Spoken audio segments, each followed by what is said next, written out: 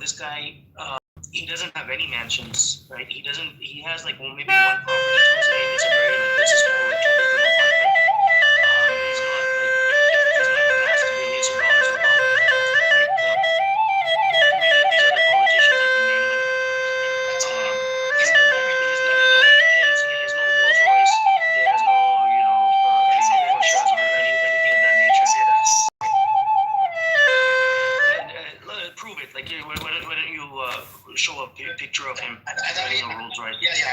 Show a picture of his mansion. Show a picture of his mansion. Yeah, right. I can show a picture of Adani's mansion. That's where all his wealth is. So, yeah, but Adani is a businessman. Adani is the second richest man in India. So, so, I'm not talking about the businessman. I'm talking about Indian public sector banks. Okay, so first of all, you don't know much about politics in India because you said Manmohan Singh's alliance was called NDA. NDA is the name of the alliance. What is alliance? UPA alliance. No, you said NDA. UPA alliance. Yeah, you said NDA. You just Googled it. No. BJP is the NDA alliance. Yeah, but that's not what you said before. UPA, so 2008 was called. 2008 was called UPA 2. Okay, because it was the second term of UPA. It was called UPA 2. Right, and currently NDA has been in power for three terms in a row. But in fact, the NDA didn't even need an alliance because the BJP won the full majority of seats in 2014. Which election are you talking about? Which election are you talking about? Last election they could not. They won the full majority of seats in 2014. No, they didn't. Right, they won 282 seats. In 2014, they won 282 seats. That's 2019. It's like your mother's a prostitute. Your mother's a prostitute. Listen. Listen. You can go to Wikipedia and check. You can go to Wikipedia and check. In 2014, the BJP won 282 seats. Okay, in 2019, they won 303 seats. You just need I think 272 seats to form the government, right? To come to power. And so they won well over that. Now the third term. You're just so nervous. I'm worried that you're going to get a heart attack. You're so. So the third term recently. You're shaking, man. You shake so much. So the third term they did win at around 250 seats. They did need some alliance partners to get over the 272 mark. But essentially. What this proves, you've won 3 elections in a row. I think that proves that the public trusts the party. I don't think it's been a long time since any party has won 3 elections in a row in India, right? 3 national elections. The only other party that's done that before is the Congress, right? And the Congress has basically ruled Indian politics for the vast majority of since its independence, and they've been notorious for corruption, notorious for looting the public. Almost no infrastructure projects were completed in budget. Every infrastructure project was basically just an excuse to loot taxpayers' money, right? And the biggest holders of wealth in bank accounts in Switzerland were from the Congress Party, right? The largest holders like many rich people, they'll stash their wealth in Switzerland. Yeah. Because and so they were from the Congress Party, right? Modi doesn't have a bank account in Switzerland, right? This guy doesn't have any properties or mansions or anything like that. He's not a flashy guy. He's a pretty simple guy. He eats from the government, so the parliament canteen, and he pays out of his own pocket. They pay whatever. It's 10, 15 cents a meal. He pays for his meal. He doesn't ask for freebies. The Congress Party, they were living in these massive mansions, right? And they weren't paying rent. The government found out they haven't even been paying rent for 10, 15. I do, you know what? I do want to say something important because I do think that the idea that all politicians are corrupt is a bit of a cliche and a little annoying because obviously some are, and of course you would have more temptation right? Think about it. Like the most I could steal. Let's say if I work at McDonald's, the most I could steal is what's in the cashier, right? But if you are, a leader of a country, you have more temptation. But that doesn't necessarily mean, right, that all politicians are corrupt. That's a bit cliche, There's some people that are, their heart is good and they actually want to help people because ultimately, when you die, the money doesn't go in the grave with you, if that makes sense, right? Are there some people who are greedy? For sure. But to argue that every politician is just that, I think it's a mudslinging, and there are other ways to attack Modi without it being like that, in a vulgar way. Now that's what I wanted to ask. Is he a failure? Did he succeed? Did he achieve what he's doing? That's more important, right? So I guess so. To put it this way, there are areas where he could have done better, right? Obviously things are not perfect, but he has by and large been the best performing prime minister that India has had throughout history, right? There's records amount of foreign investment coming into India, right? You hear the CEOs of BlackRock, Blackstone, all these hedge funds in the U.S. They're talking about where to invest their money, where to get returns on their money. Everybody's investing in India. Japan, Singapore, China. All these countries are setting up funds and investing large amounts of money in who wants to do business with India right now. And that's something that was not the case when the Congress government was in power. Right? India was known for being extremely corrupt, a very dirty and nasty place to do business. Right? Nobody wanted to invest in India. Now I think India's like maybe the number 2, or it's like one of the top 2 or 3 countries when it comes to foreign direct investment. It has to be. You know what? It has to be number 1. And I'm sorry, this is a small room, so what I'm saying, I hope it doesn't come across rude, racist, or any of that. Okay, we know the West is declining.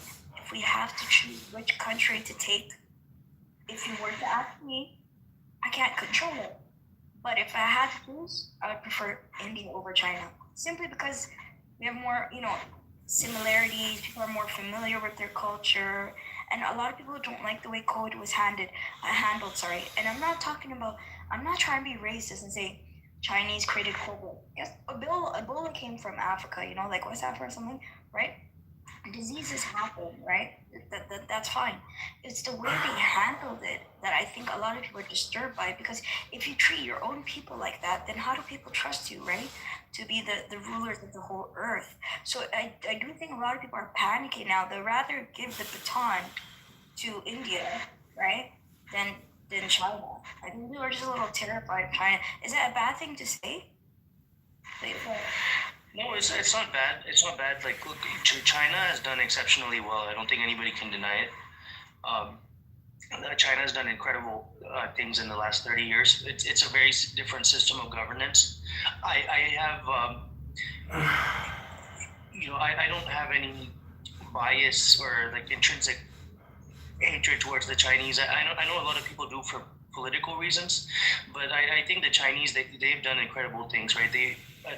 I respect what they've achieved, especially in terms of infrastructure development. India's been developing its infrastructure not at China's scale, but things have improved, right? Every single day, India has been adding like almost 100 miles of highways. That's a pretty big number, right? Maybe it's not as much as China, but India has been building its roads. Right, the Chinese, and let's just be clear here, right? They used to call it the Protestant work ethic. The Chinese have completely ran around the Protestant work ethic. They destroyed it. They outpaced it by miles, right? That's not even a debate. So we know that they're phenomenal. But what I'm saying is that just listen to what I'm saying. I'm saying if we have to choose between the two, because it's flattering enough to be the two, right? So obviously I'm acknowledging the greatness of China, right? But what people are trying to do now is like, we have to give the baton to which one. Wouldn't it be the one less foreign to what we are? So for example, Indians speak English most of the time. I'm not saying Chinese don't, but some do. But they also have a religion that people are familiar with, for example, right? Like, they have Islam, they have Hinduism, they have Bollywood. They have, I don't know how to explain it. It's just a little more familiar, right? Than let's say, for example, like, I don't know. Like, there's some cultures I would be a little confused by, if, and like in terms of adapting to them would be harder. Like, it's harder for me to learn Mandarin, right? Yeah, of course, of course. Yeah, it's better we engage with Indians that already know English and have ancient culture. So does China. It's better. Okay, let me just say this: they're both better than the West technically. If you look at their value systems and how they survived really bad things in their history, so they're very resilient and old societies that have already been at the top and then came back around. This is cycles for them, right? So this that all of that is amazing. But if I had to choose one, I'm sorry, I'd rather be India any day of the week than China. I'm terrified of China now because of how they treat their own people. I don't know. For me, it's it doesn't have to be a zero sum game. Like I don't think, I think India can be prosperous and China at the same time can be prosperous, right? And Asia, all of Asia can be prosperous, right? Extended to, Japan and Korea and Southeast Asia, ASEAN countries. I think all of these nations can build prosperity together, right? And I don't think the way China, let's say, it treats its own people, I would say that's kind of honestly, I would say that's their internal matter, right? That's their system. That's a system that's worked for them and has worked exceptionally well for them. No, Prometheus. Listen. Okay, for example, right now, you were talking about America, for example, right? What is the export of America that the whole world likes that you might think might not be that great that America produced? Like American feminism, races. What is it that you maybe don't like that America brought to the world? Maybe McDonald's. Yeah. Yeah, I just don't. I don't know what they're using. That's another one, Prometheus. Indian food kicks Chinese food's ass. It's not even a debate. See, that's another one. But going back to America, right? What I'm trying to say is that when a country becomes a superpower, like for example, Canada is prosperous, but is Canada as powerful as America? No, right? So, what's it called? Japan could be prosperous, but it's not going to be like China. It's like which one is going to take the baton of being America? That's the conversation here, not whether they can have good cultures and be like Denmark and Norway. All those places are great places to live, but they're not a superpower. Who's the superpower is the conversation we're having here. Which one will take the baton, right? Because you can have a great city and country and live wealthy. Like there's people. What's that country? Monaco. People there live well. Luxembourg. Yeah, but I think generally what's happening, at least America is the current superpower, and essentially America is hedging India against China, right? Partnering with India to try to contain China, but at the same time, America is partnering with Pakistan to try to contain India, right? And selling weapons to Pakistan, giving them tons of foreign aid, helping bail out their economy, so on and so forth. Whereas, the U.S. does naval exercises with India in the South China Sea and stuff like that. Tries to get India to sell weapons to the Philippines and Vietnam, things of that nature. So, I think America's game is to just maintain its primacy in the long run. And recently, what I've noticed is that I think the U.S. is kind of cozying up to China. If you saw Trump's recent meeting with the Xi, he called it the G2, right? And G2 basically means the only two countries in the world that essentially matter, right? The only two real powers. And I think what could happen is that the U.S. and China can end up shaking hands at India's expense. And so that it really comes down to what America's long-term policy towards China is. America's has talked about containing China militarily in the past, but at the same time, all the corporations went to China, manufactured in China, made China an economic powerhouse, right? A lot of corporations even share technology with China, technological know-how.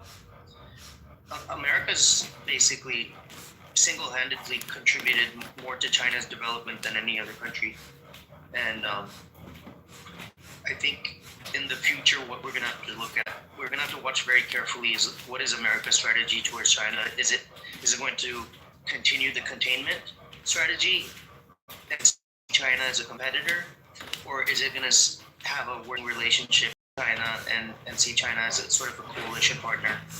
And if that happens, like these two countries would basically, I guess, bully anyone else in the world. S500. What's up?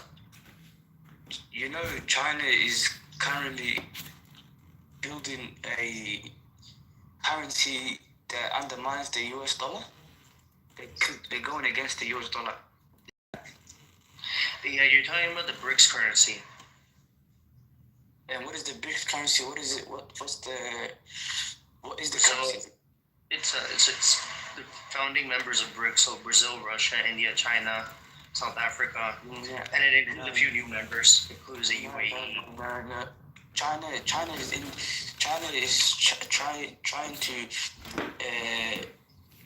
export, buy and sell without the US dollar. And how they're doing that? With gold. Have you realized they've been buying a lot of gold? As soon as Trump got elected, the Chinese bought a lot of gold, and they're using that currency to undermine the US dollar. They don't want to spend. They don't want to trade with the US dollar, so they're in competition with the America. They don't see themselves aligned with America, and America, if at any moment it can sanction them, they don't trust America. Okay, so you gotta get that. You have to understand that it's strategic what they do in China. They don't align with America. They're not united with America. America considers China an enemy. China considers America an enemy as well.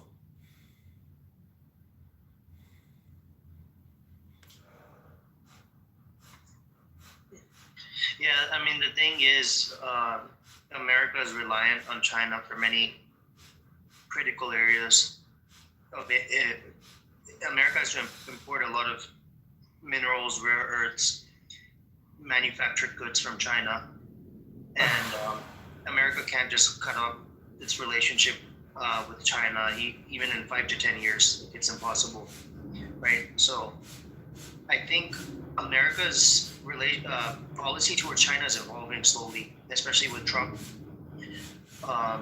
He recently said that when he met Xi a couple of weeks ago, he said that China's our equal, and we should work together more. So let's see what happens. China doesn't see themselves as equal with America. They see themselves as a developed industrial country that produces, that does a lot of things. And they're independent. They're not dependent from America. They don't need to export things from America. They don't need American products. They don't need American whatever America has got to offer. China has built something strategically where they are not reliant on America. America is completely reliant on China. America depends on China. America can't go a year without China. If China has decided to not send anything, to not trade with America, America will be in shambles.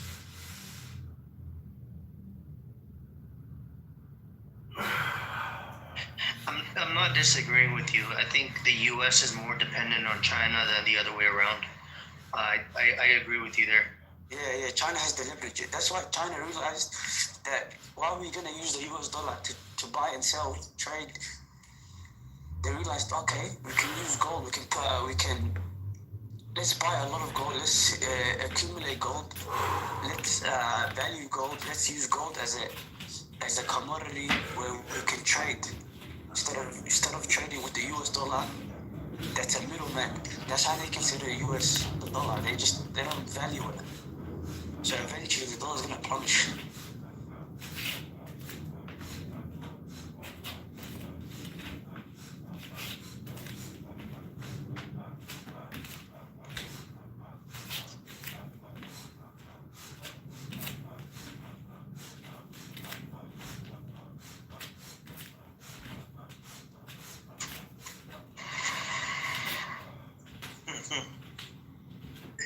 Lou's picture is pretty funny.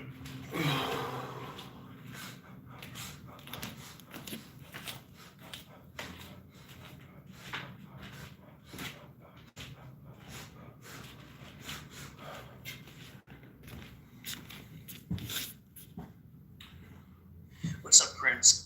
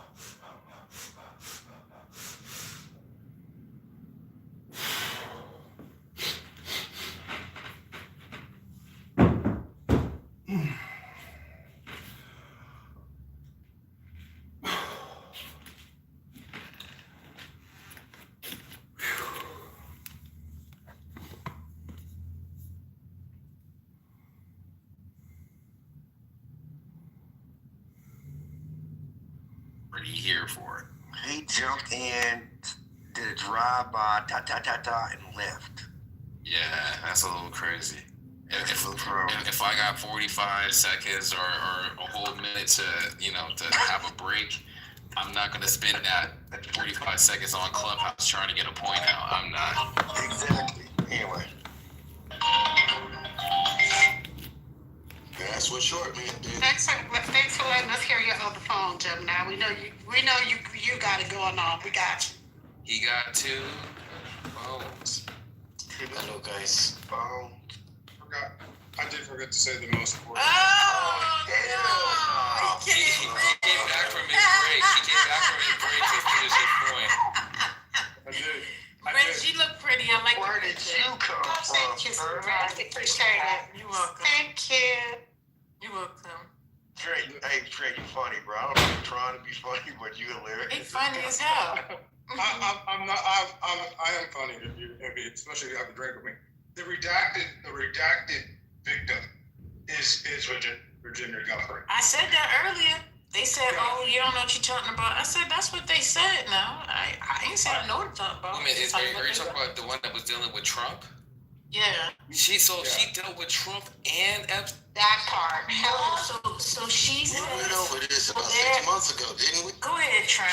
What you got? You got something? No, I'm just saying the Republicans now have confirmed. House Republicans have confirmed that it's Virginia Guthrie. I don't know who told you you weren't right, ma'am. You were spot on when you said that. It is her. What House Republicans are pointing to is Virginia Guthrie's book, in which she states, or her testimony in which she states that Trump never came onto her. I don't think that matters in this situation, because the implication that it leads to that Trump had some knowledge. If he was at Epstein's house with this girl, he would have had intricate knowledge of her whereabouts.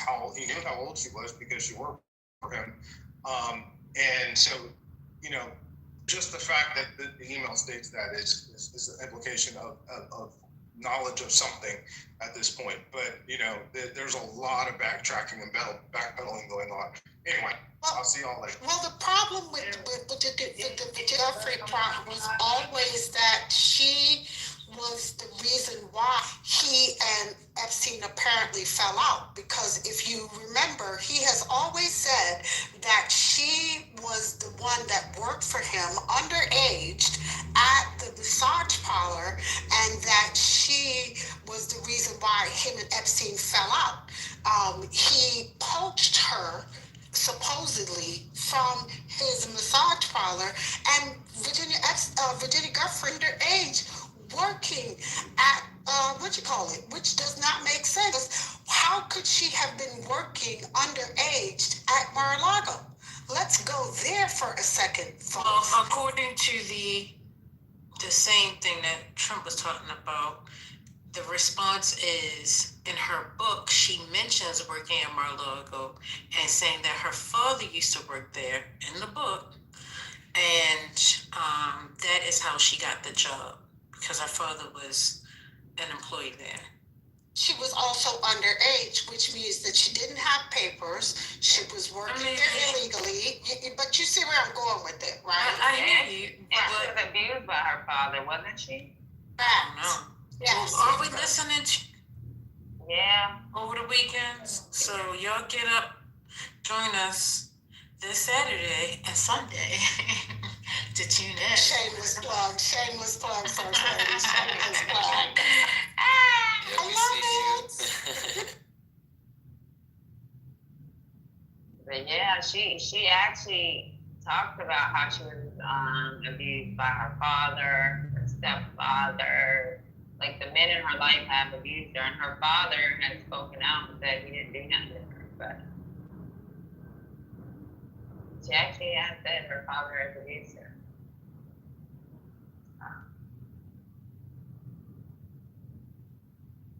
I think that portion is on the replays. If y'all go to the replays and listen in, you can get that information for yourself. All right, I ain't gonna. You sure you didn't go to school for marketing? No, I can't stand marketing. However, what I will say is at 6:30 tonight, we have a wonderful lineup for you tonight. I'm not going to tell you who the special guest is, but I will tell you what the special guest is coming to talk to us about. Yes, she's coming to talk about the future of, it's a 3-letter word. Y'all don't like it. It starts with a D. E-I. DEI. Yes, what is the future of DEI? This young lady is very well known in the community. I will give you all that information later on today, or tonight rather, at 6:30 p.m. Eastern Standard Time. So make sure you join us again. It's going to be great. If you wait 2 hours, she'll spill it. Not me, never. 100%. Gemini, We've never spilled the detail. It's our big sister who has spilled the details. Exactly. Oh, okay. Lisa. Oh, that's right. You get me mixed up with the. The two of y'all get me mixed up with Lisa. I got it. I didn't. Go ahead. Go ahead. That's was like, what time? It's supposed to be there. I'm like, huh? What's going on? Hey, how do you know that? I was. I take it the early conversation was inspired by the emails that the Dems released showing that Trump has spent hours with one of the victims at Epstein's house, and Epstein was saying he hadn't got caught yet. The question is, what's the next crisis that they're going to create to try to subvert this conversation? I'm sorry. My bad. It's going to be the health subsidies. That's going to be the next big fight. That's not till January, so we got a long time to go as far as that conversation. But there's going to be another that they're going to create, because now this conversation to go away, right? Because we're let's see. Oh, they're going to get all wrapped up in the holidays, and Trump is going to have an ice skating rink put in the middle of the White House so he can have the Disney on ice there, and it'd be a whole lot of that. Was that correct? Is that what inspired your earlier conversation? You know, we're speaking on that or no? Yeah. Which earlier conversation? From the when you were talking about Epstein and Epstein-related things. Oh yeah, you kind of switched up the conversation really quickly, so I couldn't follow. But that would be the answer, yes. Sorry, I didn't get the answer. My bad. I didn't get the answer. I don't have any treats.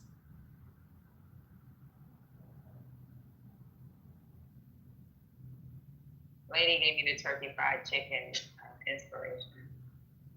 But it,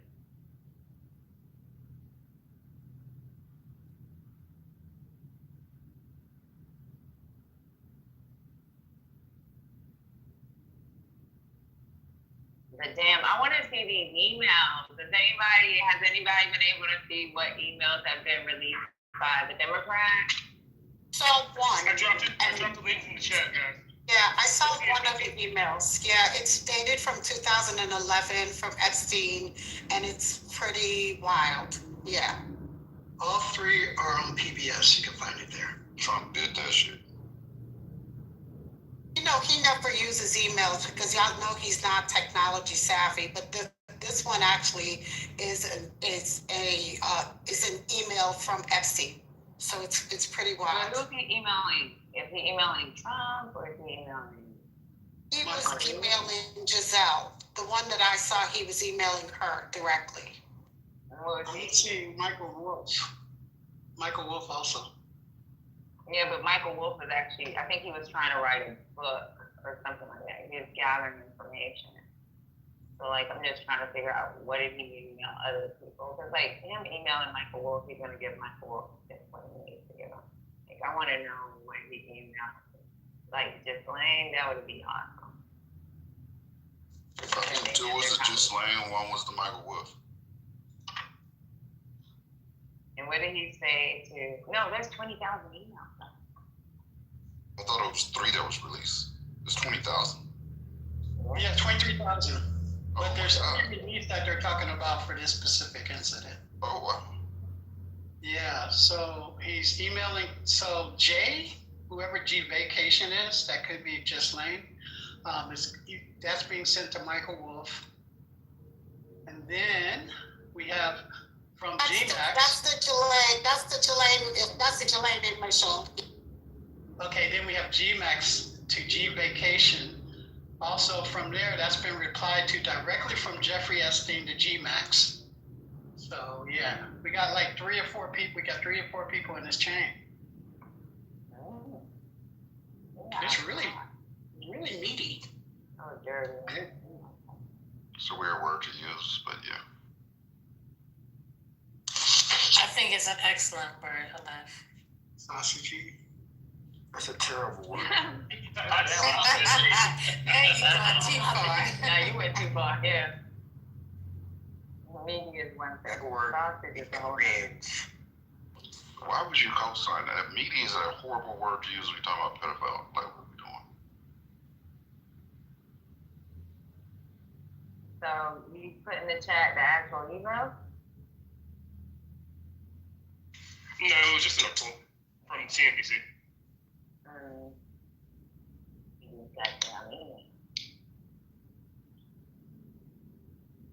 So what do you think will ultimately happen to Trump when it all comes out? Like, will they try to impeach him or? Not a damn thing. I think after the midterm, then we can like look at what impeachment would look like, right? Right. So then if we have more Dems in the seat and the numbers are looking real meaty. Probably gonna break him to the coals like they did Bill Clinton. Yeah, but I'm talking about after midterm elections.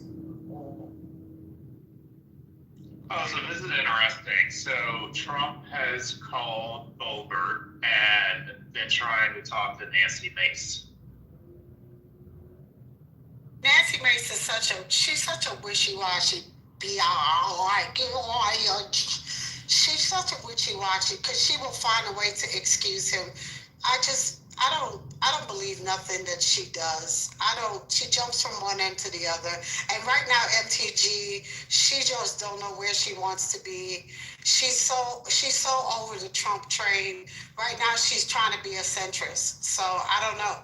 She's mad at him because he told her no, she couldn't run for the Senate seat. So she's not on the Trump train anymore. MAGA hates her currently. So she's trying to become a rhino now. So yeah. Don't believe anything Nancy Mace says. I don't. I don't Nobody trust in her. the state, Yeah. trust her. The I mean, only she rhinos couldn't I even. trust are the ones that actually came up on him on the first administration. If you're coming at the second administration, I don't trust you. Right about Yeah, that. she couldn't even get people to show up for her campaign here in her own home state. She had like 18 people show up, and they were all media. So yeah, no, she's a non-factor. And I just hope that even if the Democrats take over everything, that they don't waste time trying to impeach him. Just fix all the stuff that he broke. Yeah. Spend the time doing that. Yeah, because impeachment is a waste of time. The problem is if you're not going to remove him from impeachment, like completely remove him, it's not going to work. That's going to be the problem. It'll be a shit show. And that's why I said we need to wait till the time to see what it looks like. But you know who really is a big disappointment for me that's a part of this administration holding multiple roles is freaking Mark Rubio. I can't stand Mark Rubio. I didn't like him before, but then when it came to foreign policy, like sometimes I can actually like sit down and be like, okay, yeah, this knows what it's supposed to talk about. At this point right now, I can't stand this motherfucker. It's like he sold his soul. Sorry as hell. At first I thought he was a centrist, but now I just realize he's just a complete dickhead. Yeah, I kind of thought he would be one of the adults in the room, but he turned out not to be an adult in the room. And I'm with you, Patty. Some of his foreign policy, I was like, okay, at least there's one adult left. But yeah, after, I just lost every bit of hope from him being anything. I mean, Trump dragged him real bad. Him and Cruz. They dragged him ugly. I mean, yes. God, they talked about their wives, dragged their families, told them they could go back to Canada, talked about them like dogs, talked about their families. I mean, just disgusting. And they sold they sold their souls for $1. It's crazy. I don't think it's quite that simple, to be frank. I think you had at least Cruz, who was willing to take the insults because he realized he had to advocate for the people of Texas, and the current people in power in 2016 through 18 were the Republicans. And so if Texas was going to get anything, and senators, yes, they need to advocate for the national message, but they should, to a large degree, be parochial. They should try to bring back funds. They should try to bring back jobs to their state. That's an important role of a senator. And none of that happened, and you still call my wife ugly. What are we talking about? Stop it, Marshall. Well, no, it literally did. It did happen. It did happen. But the thing is with him, Marshall, I agree with you 100% on everything you just said. But then I still think it was I get it, a power play for the state of Texas, but then it was also like just watching him get on a plane to go to fucking Mexico and then catching him and then say, oh, I'm taking over family. Like, you could have taken on your family from where the fuck you were, because your constituents is your family. So. How did it happen when they rejected all the money for the packages? They took all the money that they got, they rejected, and they did not rebuild the infrastructure. The money that they were given to go back onto the grid, they didn't take the money, and every money that they were given for the infrastructure package, they rejected. So make that make sense of what you're telling me, because they did not take any of the money. They said it was the Democrat. Hold on, Marshall. They did not take any of the money. They said it was Democratic money. This is what they said, the state of Texas, and take any of the money. So make it make sense what you're telling me, because they didn't take any of the money, and they didn't take any of the expansion money as far as the Medicaid money.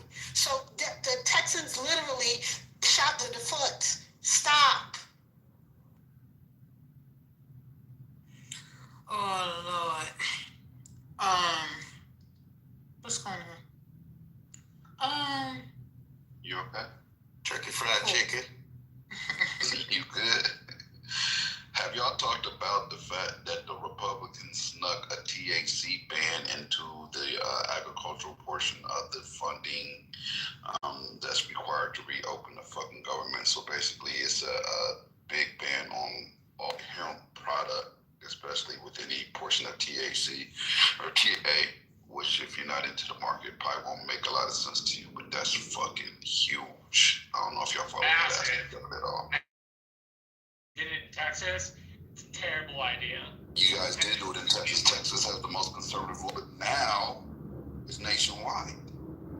Well, what I was about to say was like, that's just ridiculous. The amount of money we make off hemp as a country, turning that revenue down is just so stupid. Why did they slide that in and attach it to the fucking this? So basically, for people For that's not really moralistic following me, reasons, because they were like, nah, people shouldn't get intoxicated. That's not their thing. right? Despite the fact that most hemp farmers don't grow actual pot. Right. There's usually it's under 0.3% THC usually, right? Gemini, can you break it down, please? I know you was getting ready to break it down. Yeah, I was gonna ask you to do that, Jim.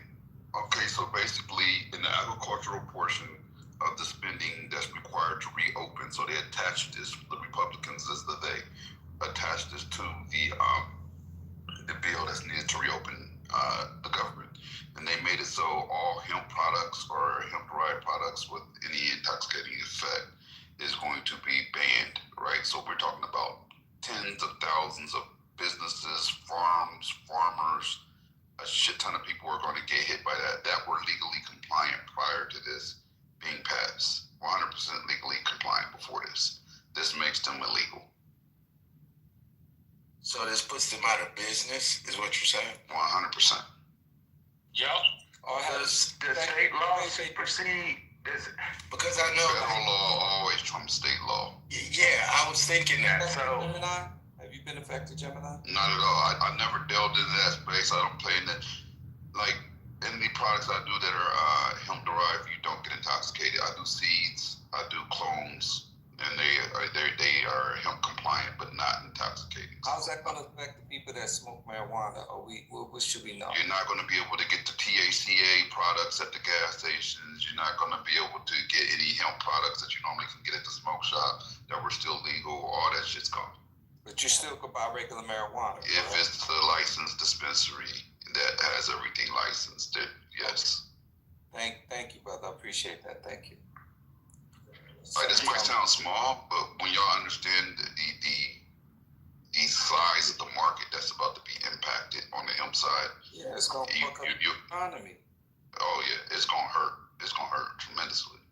Drying up revenue streams that cities and states have been getting. You know, like this is what pardon me, Gemini. I just don't know what it takes. I don't know what does it take for motherfuckers to realize that. This MAGA movement, they like I said, they spend every waking moment devising evil ways and how to just fuck with people. Robert, I will say this, it's so bad that even some of the Republicans are trying to say we're either going to soften or remove this aspect of the agricultural portion of the funding because they don't feel it's right either. So there are some on their side that even sees the liability that this is going to cause. So we'll see. It's in the House right now? Mm-hmm. Okay, thank you. So they still can do those revisions. Okay. So who added it? Who was the person that put that in? I think his name is Harris. He's a Republican. Let me look that up. I remember his last name being Harris. So basically, Andy Harris. Andy Harris. Where is he from, Jim? Let me see. Maryland. He's a Republican representative from Maryland. He chairs the House Appropriations Subcommittee on Agricultural and Related Matters. That sounds like a slithery, slimy snake. He is. He slid it in. This wasn't there initially, by the way. This is last minute. That's why a lot of people are saying it was snuck in. It was a last minute revision to the agricultural portion, like last second shit. And there's no way. Well, anyway, I'm working on something right now. A side note that extension that ballroom that they're building. I'm reading articles that saying that it's actually going to be underneath it like a database, so on and so forth. So there are other intentions, which explains why they needed that space, that 90,000. I told y'all before, mine come. Hitler built the ballroom. I told you. Yeah, that's just a cover. The ballroom is just a cover. What did you say? Think of all the technology. Think of all the people who sponsored all of that build out, right? Look at all of those companies.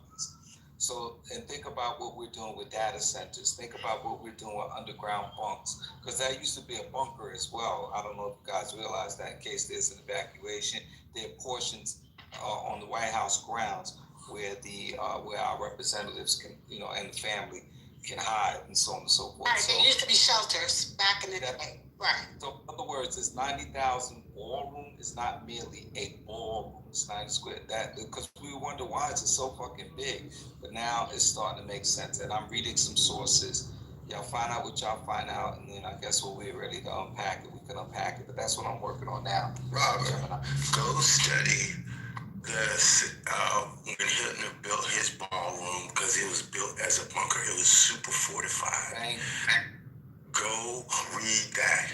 It was particularly built so they could go in, and when fit hits the fan, they could go in there and be safe.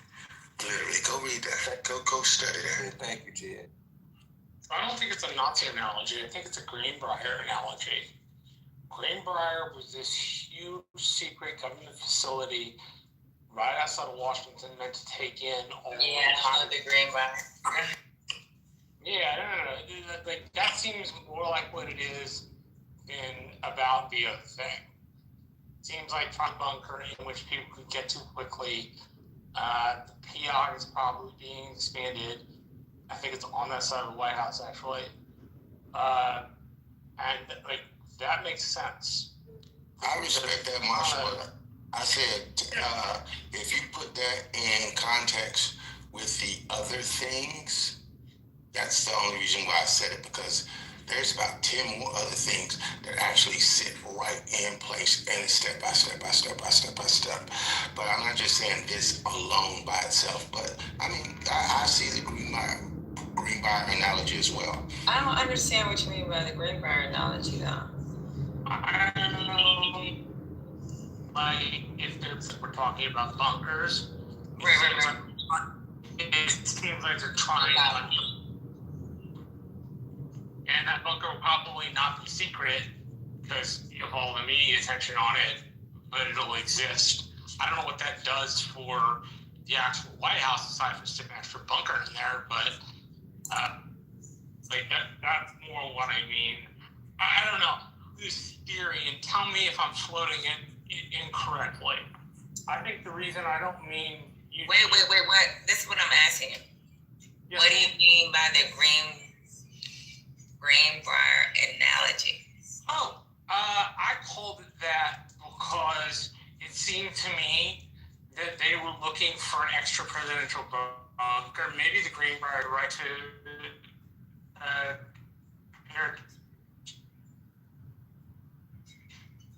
I can't hear you. Maybe Harry Truman's digging under the White House and building something. You can't.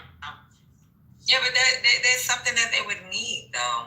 Like, we know goddamn well there are bunkers all over the United States. There's one in Colorado that people talk about.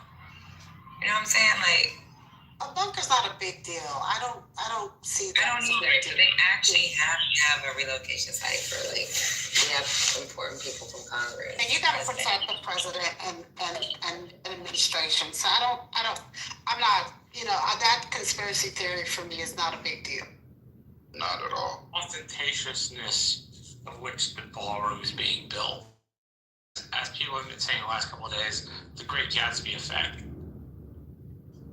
The ballroom's retarded, but the bunker part of it is that's standard procedure. Yeah. It's actually intelligent. That actually makes more sense. Right. You know what I'm saying? Right. Honestly, I prefer a saying without this ballroom, the president had no bunker or protection before this? Yeah, he has. He does. But if you're going to do an expansion of a bunker, for me, that would make more sense. And why at the White House? Because that would be a target. That's the fact. We think it would be off-site somewhere indiscreet. I mean, not indiscreet, but discreet. There's a huge target. There's a huge bullseye on the White House. Like the whole world knows where the president is. Exactly. That wouldn't be fair. Use it. That's why I say I don't understand the green. That's why I was confused. Like, it's probably the wrong analogy, Patty, to be frank. It was the word that came into my head at the time, but maybe it's an expansion of the PIOC. And it's, I think, I think it's on the same side of the White House as the PIOC. And it is. But what? Go ahead, Marshall. I'm sorry. No. I was just going to say, like, that seems to make a little bit more sense. The ballroom's indefensible because it's so ostentatious, but, building a bunker underneath, I'm with Rez here. That seems to be like bunker in the White House. Yeah, no, I meant they would expand the already existing bunker. I don't know why. For what? Because who would be in there other than his cook, his, and then even with the bunkers that they have certain people that have already been designated to go straight to those bunkers when it comes to cooks and freaking certain people in Congress and there's already people that know that they're the ones that need to go forward. Yeah, probably the improper analogy. Wrong word placement on my part. Yeah, but I agree with you on. I don't agree with you with the brain right now. That sounds like I don't understand. Wait, let's go backwards. No, it was not an analogy that made sense. I totally understand that.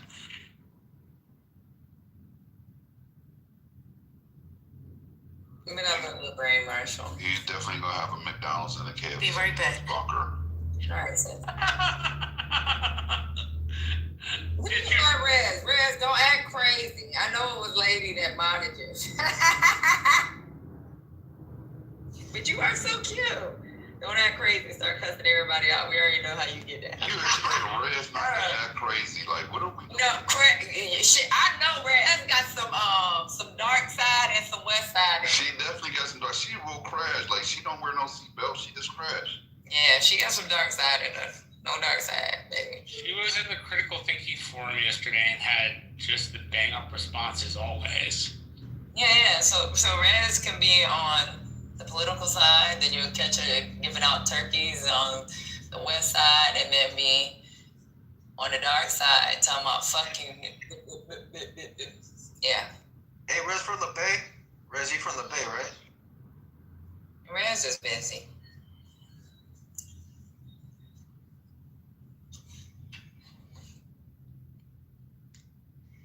Patty don't like modern people from the Bay.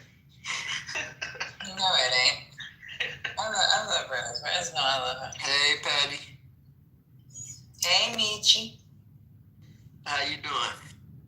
Fine. Your mama let you outside? Who? I'm grounded. Shit, let me stop talking, because I used to say that to Tio, and me and Tio the same Right. Everybody on this app do, even if they know my age, they still be like, poor baby. I'm like, I'm the same age. You're 30. How old are you, Tio? 37. Yeah. Older than me. You the baby, Marshall. You the only baby. I'm the only baby? All right. You the youngest. You know, even when I went to high school, they thought I was at the wrong school. Why? Because you... They was like, you at the wrong school, you belong next door. I said, no, I'm in the 10th grade. Hey, so I met CEO last week, and he said, you look so innocent. And I was like, huh? He's like, I cannot look at you the same on that app now. It's like all those words that come out your mouth. You look like he said I look like a sweet girl. Yeah. Because your ass can go off on some people. Listen here, mother.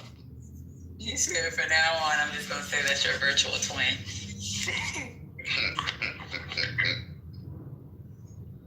Yeah, he said I look so small and yeah.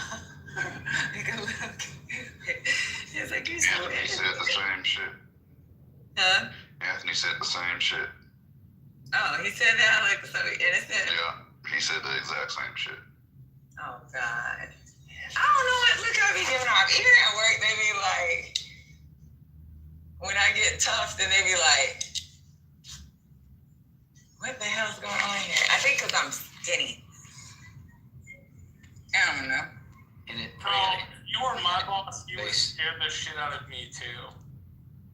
Not because I smile a lot at work. I smile because I'm used to the faking smiles for foreign people. In 14 years of faking a smile, it's like that shit becomes a permanent stain on your face. so I would think like the private side conversation would be the worst. Hey Marshall, we've noticed your work and it kind of sucks. Marshall, I'm trying to relate, and I don't have a boss. I haven't had a boss in forever. I don't know what it is to answer to somebody on that level. I'm contracted, so I guess I answer on some level, but I'm just work break, I call my work evaluation, the fuck? I call my contracting people bosses. When I work for candidate, that's you, just the candidate. They are, but I don't even need the contract, so it's like, if you don't like it, fuck you. I got 5 more contracts. So you need the contracts, you need the time. You need them. No, I'm not saying it like that. You need them because that's the lifeblood. But when you got options, I got more contracts than I have products, so I pick and choose what contracts I take. It doesn't matter. Yeah, I don't know. I'm not stage yet. Hopefully, I will be someday. It's crazy because I ain't got the hustler spirit, but my mom definitely is a hustler. To be in the military, as long as you are and reach the rank you're reaching, you definitely have a hustling spirit. It's just applied in a different way. Yeah, you're right. But she really has, like, she be making shit happen. You're talking about the independent entrepreneurial spirit, which is just different versions of hustling. I respect people that do the 9 to 5 because that takes a lot of work and work ethic as well. Like, it's just applied in a different way. Some people work better under different structure, you know? 100%. That entrepreneurship type hustler spirit, that shit, I just be looking at her like, she be figuring it out. I love that. I ain't gonna lie, like that was me 100%, is me 100%, like that aspect. And then AI really made that, like, if you have that type of mindset, it amplified it times a million. It gave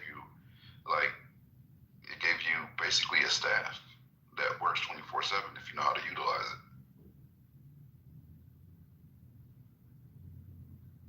Why you just be mad at life? Why you mad, Point? Come on stage and tell me why you're upset, buddy. Come up, Point. So Gemini could tear you up.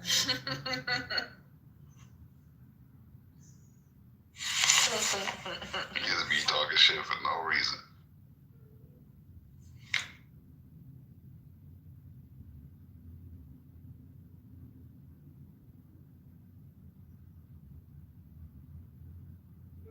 I don't know if Trump is done, Michael. So, like, I thought when they played that that video with him talking on that bus, that should have been it. But people made excuses for that shit, including his diaper wife. The grab him by the pussy video? Yeah, that was enough. Y'all didn't think that was a fucking enough? Saying I just kiss him and grab him by the pussy. I thought it was done when he made fun of the reporter with the arm. When he started making fun of folks like that, I thought he was done. Yeah, but to make fun of someone and to put action into play, like saying that I kiss him in the mouth and I grab him by the pussy, like, it's like, this dude just told y'all he attacks physically, not just verbally, physically. And ain't nobody, people made excuses for that shit. They made excuses for everything. They'll be pissed off for a second and be like, well, yeah, you're right. It's locker room talk. Locker room my ass. Could you imagine as a woman, if you're MAGA and you're in here, can you imagine as a woman meeting a guy that says I grab him by the pussy and kiss him in their mouth, would you date this motherfucker? Would you even let him call you that? Most women, no, I won't say most. A lot of women nowadays would, based on his financial status and the power he holds. Yes. Fuck that. They dealing with that at Walmart. Yeah, you're not grabbing me by my pussy. You grab me by my pussy, we're gonna have problems. I will hope so, but I think there's a lot of women that don't have the same morals you do. Is he even fantasizing about his own daughter? Right? Who sexualizes their daughter, bro? Who talks about if she's hot, if she were my daughter, I'd be banging her? Like, what the fuck is wrong with you? Or why would MAGA men make an excuse for what he said when it comes to certain shit he said? You could take the MAGA off. Like, why would men? Like, because we're fathered. Democrat, independent, Republican, and a father, period, doesn't look at his daughter in that fucking light. Period. Like, that has no political party attached to it. Yeah, that's true. And I know everybody has a mother. You had to have one to be brought into this. And it's like, how would you feel about a man that does that to your mom? Grab her by the pussy and kiss her in her mouth. What's wrong with y'all? Disgusting. How you doing, Daryl? El Normo. What's up? You acting up today? Hey, I got a question. Trying. Go ahead, Daryl. I'm tired of my second-class citizenship here in Israel. Why you said you second class? The mods, they're first class, and everybody's second class. No, that's not true. That's not true at all. Yeah, it is. That's how I see it. Yeah, especially you got a plus next to your name. We know to respect you, sir. Gemini, you know, I'm cool with you, brother. I'm over here just trolling. Yeah, I know. You already know I rock with you, bro. You already know. Well, yeah, I'm tired of being a second-class citizen. I want to be American.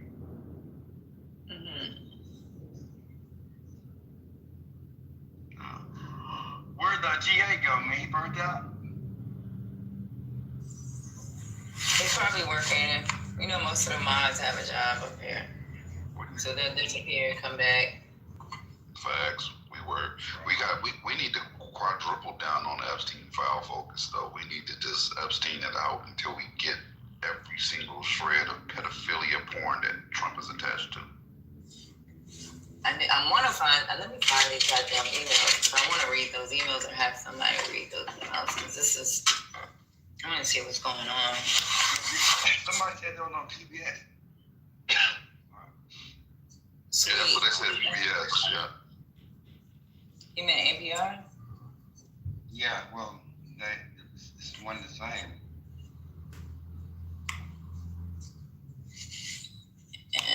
Let me see. See if I can find the actual emails, because I want those emails. I want to see what they say. Normo's acting up already. The alleged email he put in chat. Alleged. Is he allegedly attracted to his daughter? Allegedly, is that alleged too? Has he allegedly made sexual comments about his own daughter? Did he allegedly say grab her by the pussy? Is that alleged too? Did he allegedly cheat with a porn star? Is that alleged too? Is he a alleged felon or is he a real felon? Which one? Is he kind of a felon or is he a fucking felon? So I put a link in the chat for a video that's talking about those emails, and also before then I put a link to that PBS article, but that's pretty easy to find. Is it a read off of the email or? No. The last link I posted is actually two people talking about the emails, but it's pretty informative. They got they talk about some things I hadn't read. Let me see, Alish. I left. Alish. Yeah, I like that. Alish. So it's not the PBS article. No, the PBS has the emails, right? And then the latest post has the video discussing the. Oh, it has released emails. Ooh, they do got it. Drop the link in the chat. I'll put it up top. Drop the link. Okay. Thank you.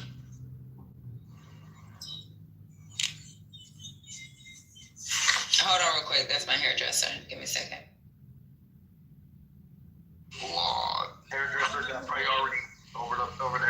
else? One mic on our good friend Point. What up, Point? Yeah, I normally get paid for stages now, but because this is important, I came up. Now we have an issue of national security. Many of you didn't read the Wolf email. That's okay, you'll read it. I read it this morning because I get these alerts on my phone. The shit I read, and all of it, was not only scathing, but frightening. Because it made me instantly think of Prince Andrew, King Charles. Remember that shit came up a little while and pulled Andrew's flag down? Because you see, the monarchy does not want to leak in the rest of the global world because, they're still colonizers. So after I read the Wolf email, it clicked. And oh shit. King Charles knew this was coming out. He knew the contents of this. That's why he's just trying to get as much distance as he can with Andrew. Now, what am I talking about? I'll just tell you 2 parts of the email that made me then understand why Trump wants to test the nukes. Remember? Right, okay, listen carefully.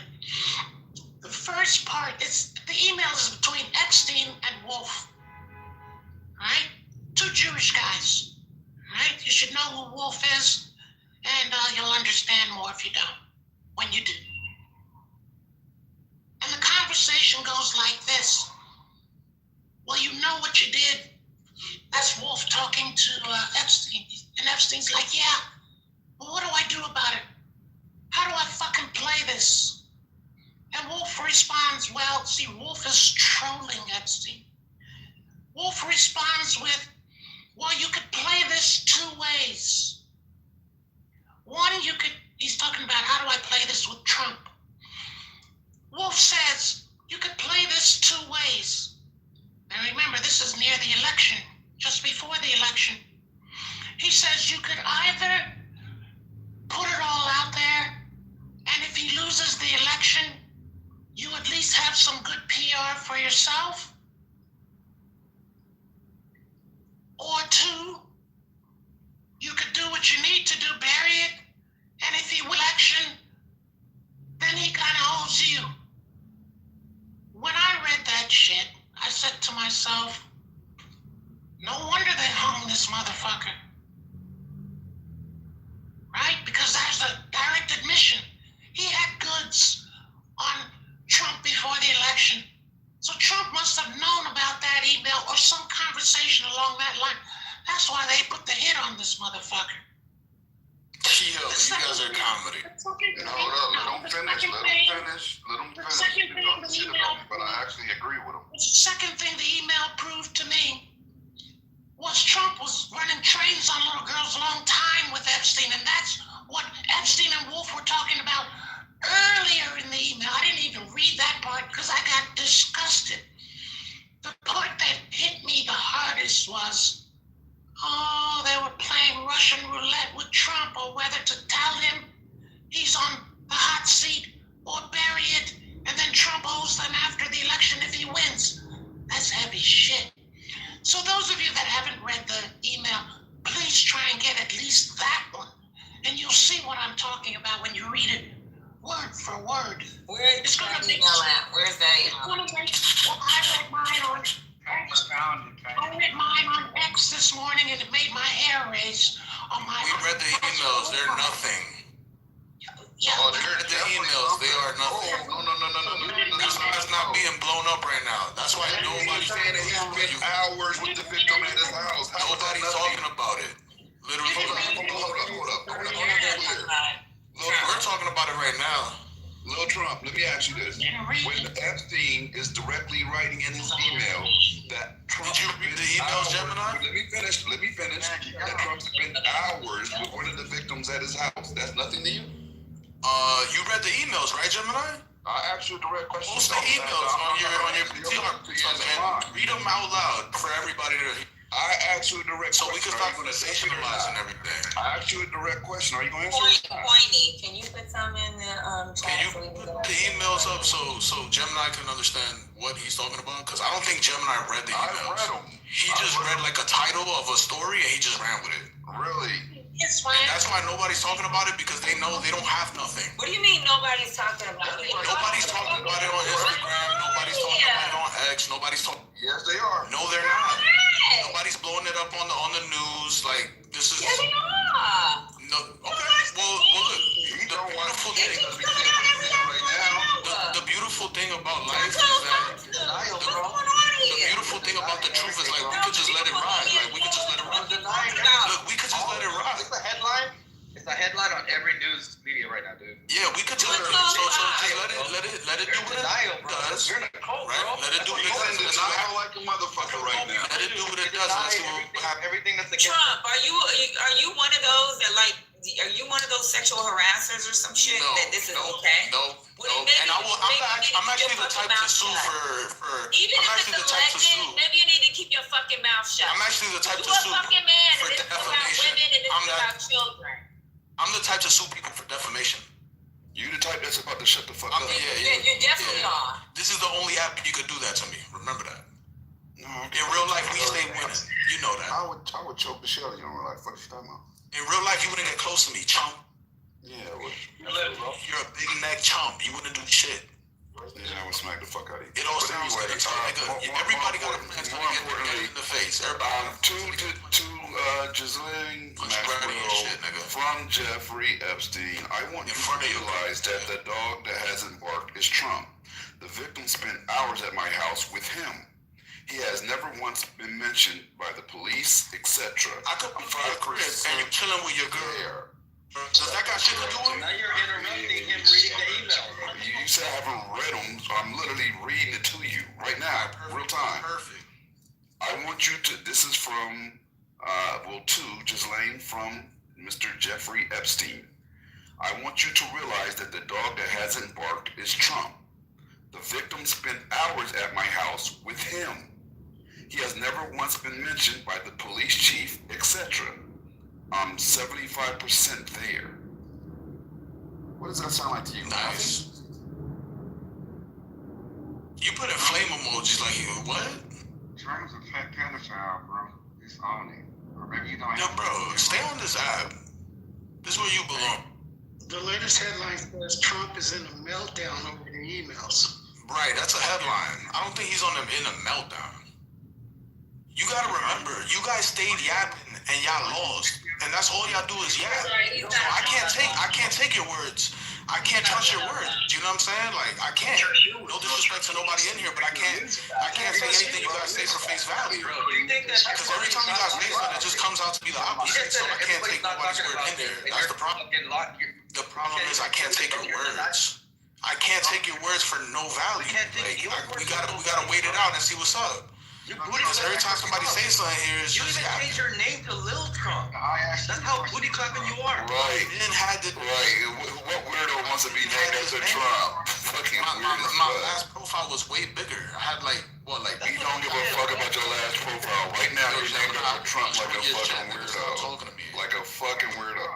Bro, you are a weirdo. Like a fucking, like a Robert Crow, nigga. You want to be fucking Trump so bad that you named yourself after him. Think about that. Nigga, you top heavy, nigga. You are in denial. The person you named yourself after is a pedophile. You're named after a pedophile. You idolize a pedophile.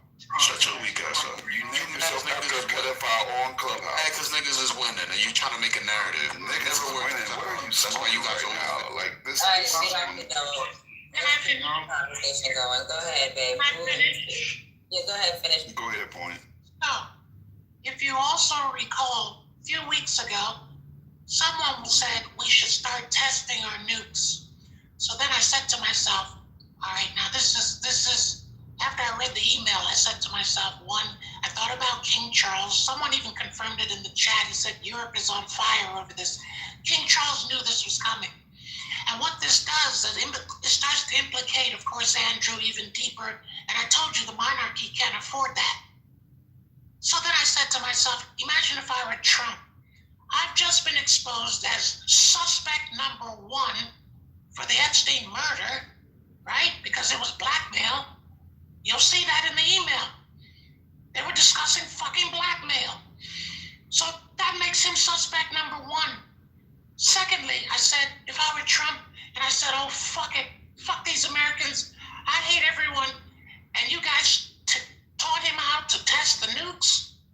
Oh, hell no. My concern now is, please, reach out to whoever you know. Tell them to make sure he has no access to the nukes for another 2 months until we resolve this. Because I don't trust him now. He may try and check out. That's how bad the fucking email is, and you guys go read it yourselves. I just want to understand, are we talking about the same Michael Wolff emails that I'm reading? The same guy that did the treasonous Russia collusion, who clearly lied about that? No, are we taking about the details of... Hold on, I haven't finished. But I wasn't finished. But I wasn't He wasn't on mute, Omar. He was on mute. He was not on mute, brother. Finished. Okay, go ahead. Let me know when you're I wasn't finished. One mic on point. Go ahead. You don't have the skills to outro me, bitch. So, my point is, those of you that go read it verbatim, you'll see the points that I made and understand it better when you actually read it. You go, holy shit. So, I hope you make phone calls to tell your legislature people and people that represent you to make sure he is separated from the nukes, because I'm nervous. I don't want him near them, because I know he will turn it on America. Thank you. Patty, is there any way you could read some of the emails for us? Man, that was hilarious, man. Thank you, Patty. Thank you. Whoever this point guy is, he just made my day. Oh my God. Yeah, Point had me out earlier, but he's on point right now. So I gotta say he made my day too. Yeah, read that shit, please. I want to hear that. Please.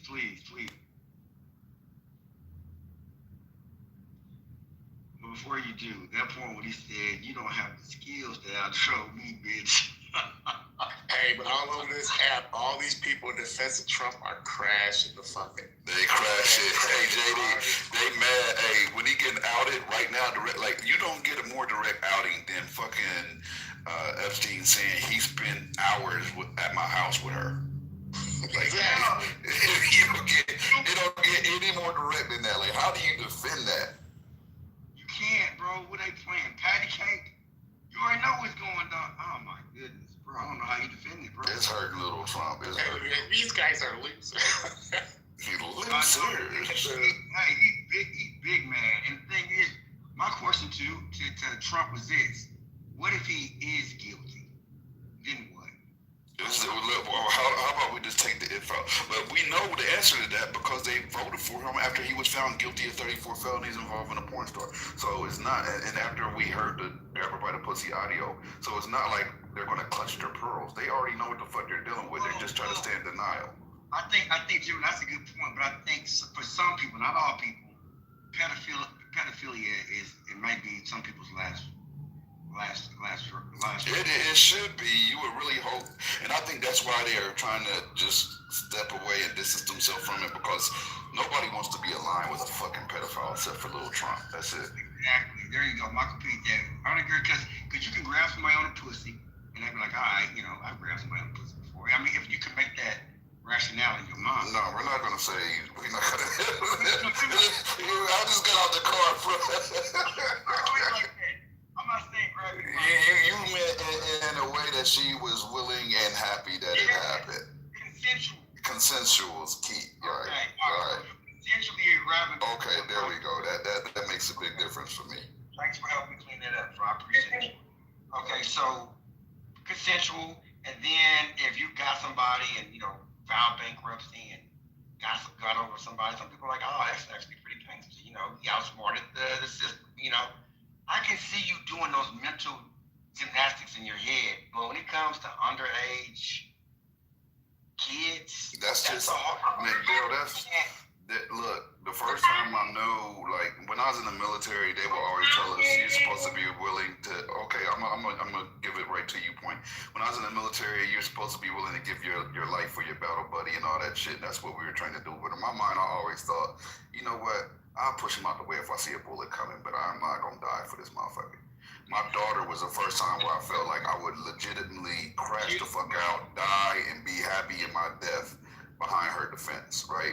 And I think a lot of like it triggered something different to me. Like the military, I respect it, but it didn't trigger that killer instinct. Like I will absolutely take a bullet for my daughter, no question about it, no maybes. That's just what the fuck it is. So I think when that father shit triggers, and they hear like if anybody has any type of relationship like that, you start battle buddies? What'd you say? You want to do it be a battle buddy? Take a bullet? No. Push him out the way? Yes. I mean, some people would. I mean, I think it's for Jim, and I respect you being honest. I'm being straight up. But would I ever put my battle buddy in danger? No. Am I going to jump in front of a bullet? I could never bring myself to that real mindset. And Gemini, you probably also feel like don't get left behind, right? Like you're gonna go back. You're not gonna leave your battle buddy either. You're gonna go back and get him. Oh fuck no! I'm not leaving them. Hell no! Never. Then you're taking a bullet for him because you're gonna stay. That's kinda. You know, then if you put it like that, then yeah. People that stay to make sure they battle buddy came out of Well, then you got a point. Because I'm not leaving my battle buddy. That's not what I'm saying at all. I'm not going AWOL. That's crazy. He's not jumping on no grenades. He's not. He's not gonna be that guy. I ain't jumping on no damn grenade. My daughter, I'm telling you, I know this might sound weird to people, but my daughter was the first time where I understood, like, okay, there's sometimes you got to be willing to die for something, like, just because based on. I don't know, the kids out of this. Go ahead, point. First, for the audience, the article, in other words, I didn't go to X, I just Googled what the contents were and it came up. So for the audience, go to NPR. Which is a reputable newspaper, and the title is New Epstein Emails Appear to Reveal More Trump Ties. And the subject is 2015 emails. This is what makes it chilling. Remember, Trump won in 2016, right? All right, check this shit out. They did a synopsis of the very part I quoted to you all, and I'll read what they wrote, because I can't do this voice very long.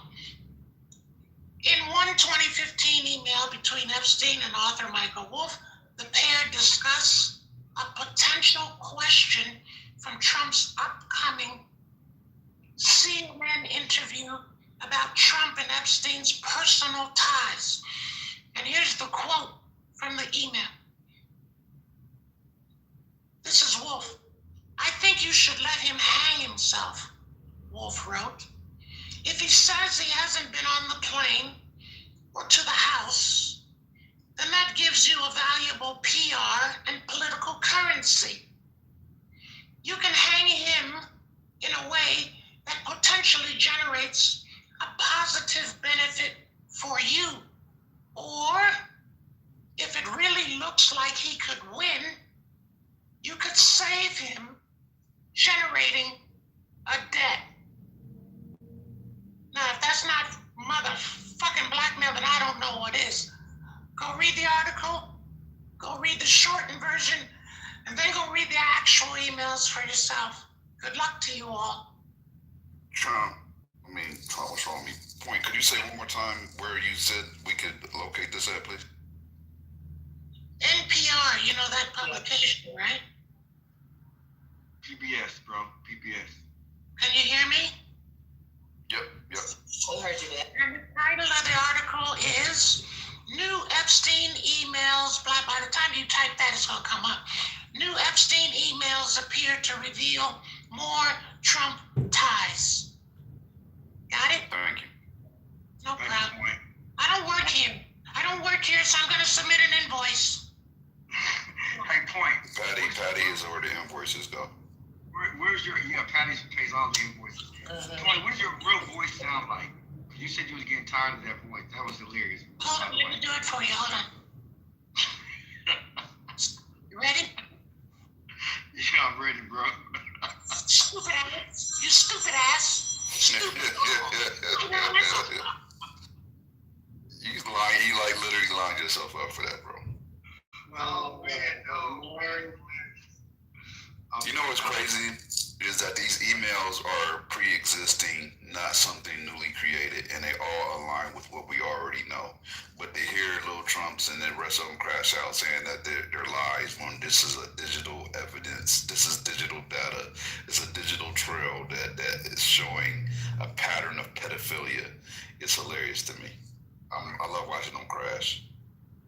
Your hero likes underage girls, and if he could, he'd be banging his own daughter. And this dude's telling you to keep his name out of your mouth, which is crazy. Like, you're just speaking to the facts, right? And what are you so triggered by? You know, like, why are you so mad? Like, he is who he is. Like, no one's talking about you. We're talking about Trump. Why are you so mad about who Trump is in real life? Don't make any sense to me, bro. I don't get it. Every man mentality. It's cult mentality 101. Tracking. You're right. That makes sense. For me, this is the cult aspect of it, right? Because if I finally found out that, let's say, Obama was a pedophile, I'd be mad as hell, but I would have to disassociate. I would not have this. I wouldn't look at him in the same light, you know. Right? That's just what it is, right? Not to put no dirt on Obama because we know he's not. I'm just saying that's where the cult-like following comes in. Like, despite him putting his penis in his girls, I'm going to blindly support that because I align with them. Yeah, and I'm not putting this on Michael, but I'm born in '84, and I don't know what Michael Jackson's done, but I know it was difficult for me growing up just with the accusation with cocaine and stuff like that, and the trials, you know, and so that was tough.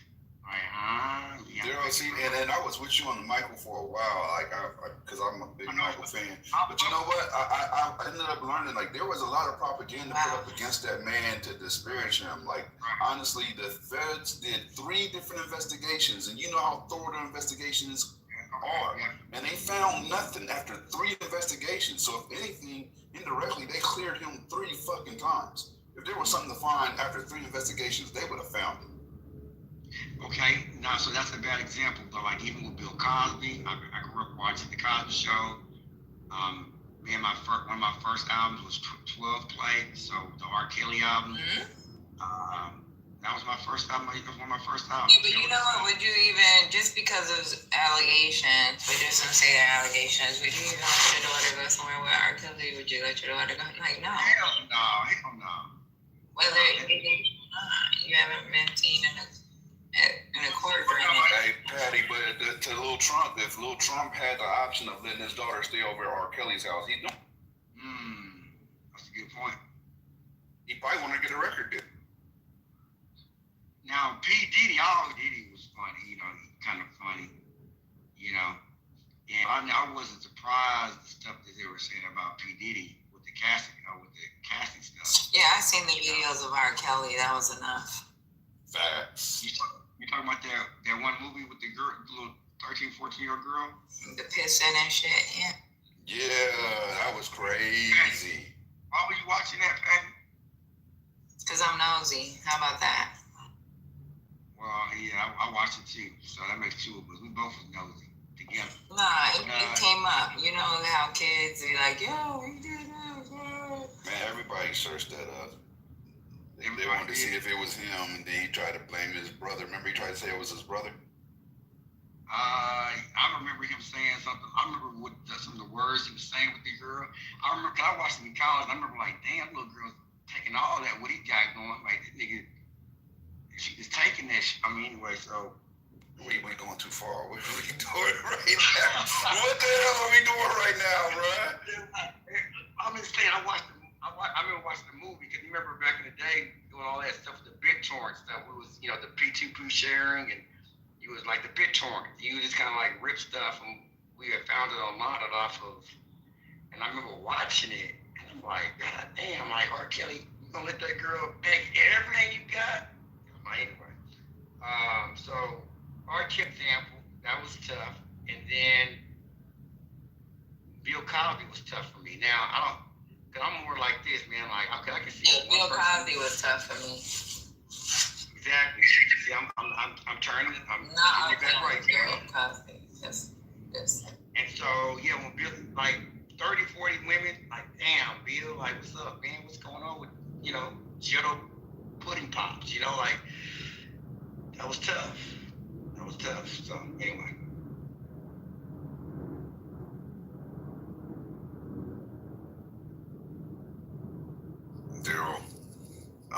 as hell. That's bro.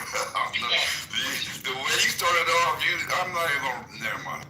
It got weird, bro. It got weird, bro. Did you not watch it? Bro, change the subject, bro. Yeah, please change the subject. Let's switch. Epstein Files. Epstein Files. Epstein Files. Epstein Files. Fuck.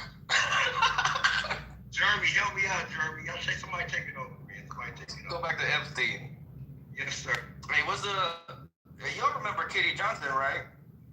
Remember we had a room where all we talked about was that case that got thrown out because she got scared.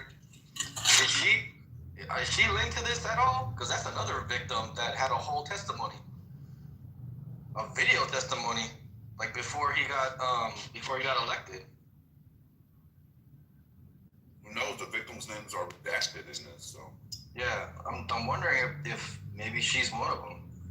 And someone said in the chat that she's still alive, but I thought she's missing. Like she's, Trump trying to unalive everybody that's part of anything linked to any case.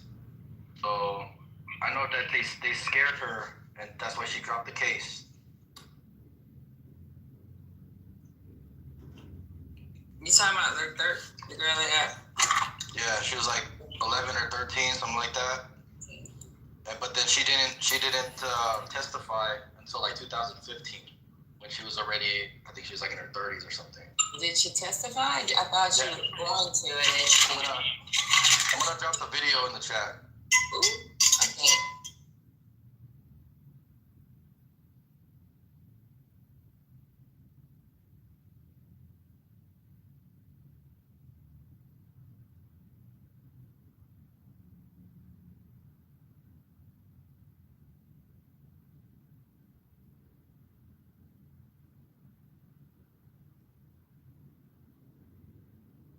This is from 9 years ago. hey, what's up, y'all? What's good? It's good, fam. There might be a couple more weeks where I see somebody fucking with these people. When you supposed to get paid, bro? Whenever I thought it was gonna be soon, apparently this fucking $500,000 provision about phone records, that shit is gonna add it longer. Hey, they just snuck all that in there, right? Oh, yeah. There's some other shit they snuck in there too. The nationwide abortion ban with the funding for healthcare. The THC, the hemp ban nationwide. A bunch of shit in there. Yeah, they snuck a bunch of shit in there. But this is shit they just did overnight, right? They did some shit overnight. Man, How do they leaving keep work. shit in though? That's stupid. Like, Yeah, man, they nobody reads that shit. I mean, But if there's shit in it's there, not like MAGA has any common sense. Like, you can't even use that kind of logic. They don't think straight. It's all corruption on purpose. yeah. But if you already know that you're suspecting them of sneaking things in, you don't trust them. Wouldn't you read the whole thing? I agree with you. How did this quote unquote got snuck in there? Yeah, I don't. Well, it almost went through, but a few people, their staff decided to read the whole thing. I think it's probably Jamie Raskin and a few others. Hey, these staffers need to start looking at AI to help them read these things, dude. That's probably what the young people did. Yeah, read that shit quicker. Isolate any additions that's outside of the norm, and then let AI pull that shit up and bring that shit to your representative. Be like, hey, this is what AI says. This shit is all fucked with. So, take a look at it. Well, apparently that's what you found out, because I didn't even, earlier this morning, I'm just now finding out about that. I was like, yo, okay. Because attorneys are already using AI to help read contracts and everything, right? Read contracts, draft contracts. Yeah, I'm pretty sure they're using AI, because remember, each politicians are so old and so the people that's working for them are not. Those are young college, like these are young people doing this work. So that's probably what I would say Jamie Raskin and a couple other his people. That's what they did. So what do we know so far? I've been out the loop all day. What do we know? So apparently there's 8 senators or some other folk when they sent this shit to the House, and the House people was like, "Nah, we not signing it," because they put this $500,000 retroactively, I guess, to pay each senator each time that their phone records were being subpoenaed. Probably because of the Epstein files. So.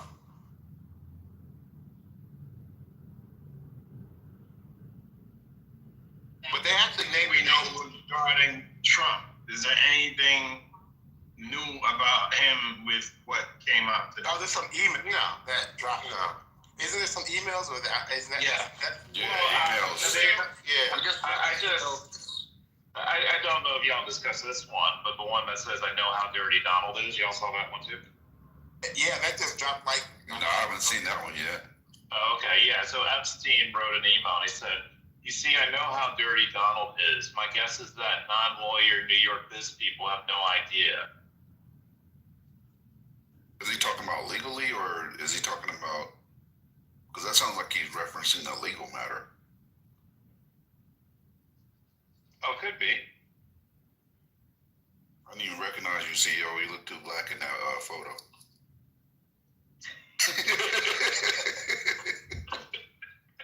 That is a wreck.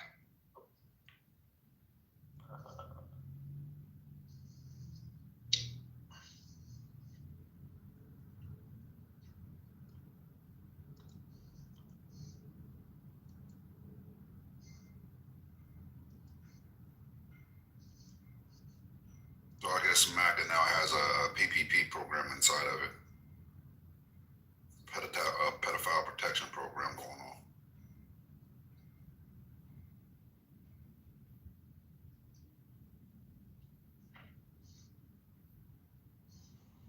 You know why this? A lot of stuff's not gonna be. These idiots, they need to actually see video. Like this, how creepy. That's how. And they're gonna be like, you know what? How do we know he wasn't intoxicated? How do we know that little girl didn't come onto him? Exactly. All this weird shit. What he said, that's fucked up. How did that little girl didn't come onto him? That is wild. That's the mindset, though, Mel. You know it. But I don't need that is, man. They're gonna trip over themselves, bro. You're not like that. So you want? And they're gonna trip over themselves trying to defend. Right. How you know? I can't wait. Hear Anthony in Lou's room. He talking about. Mickey was going.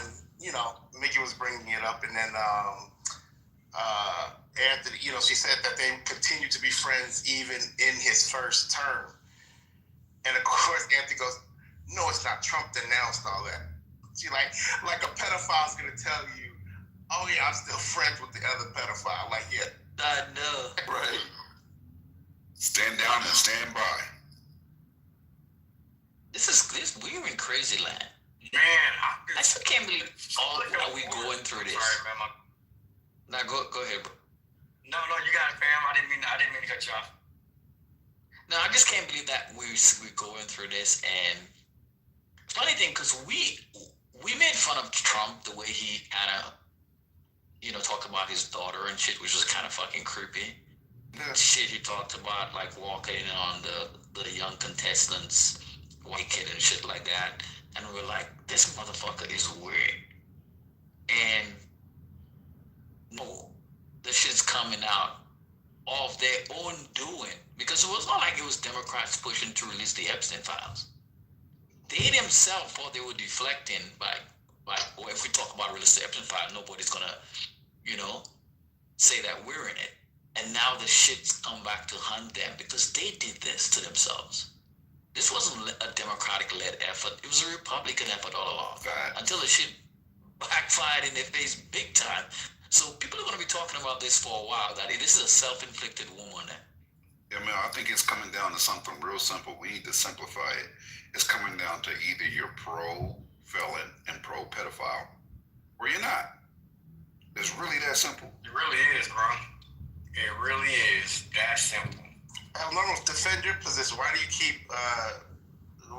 is this? I don't know. You keep saying this bullshit in the chat.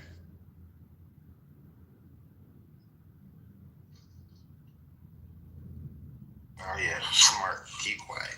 I want to crash out a little bit. Gotta be quiet. Yeah, I kind of want to crash out. it is.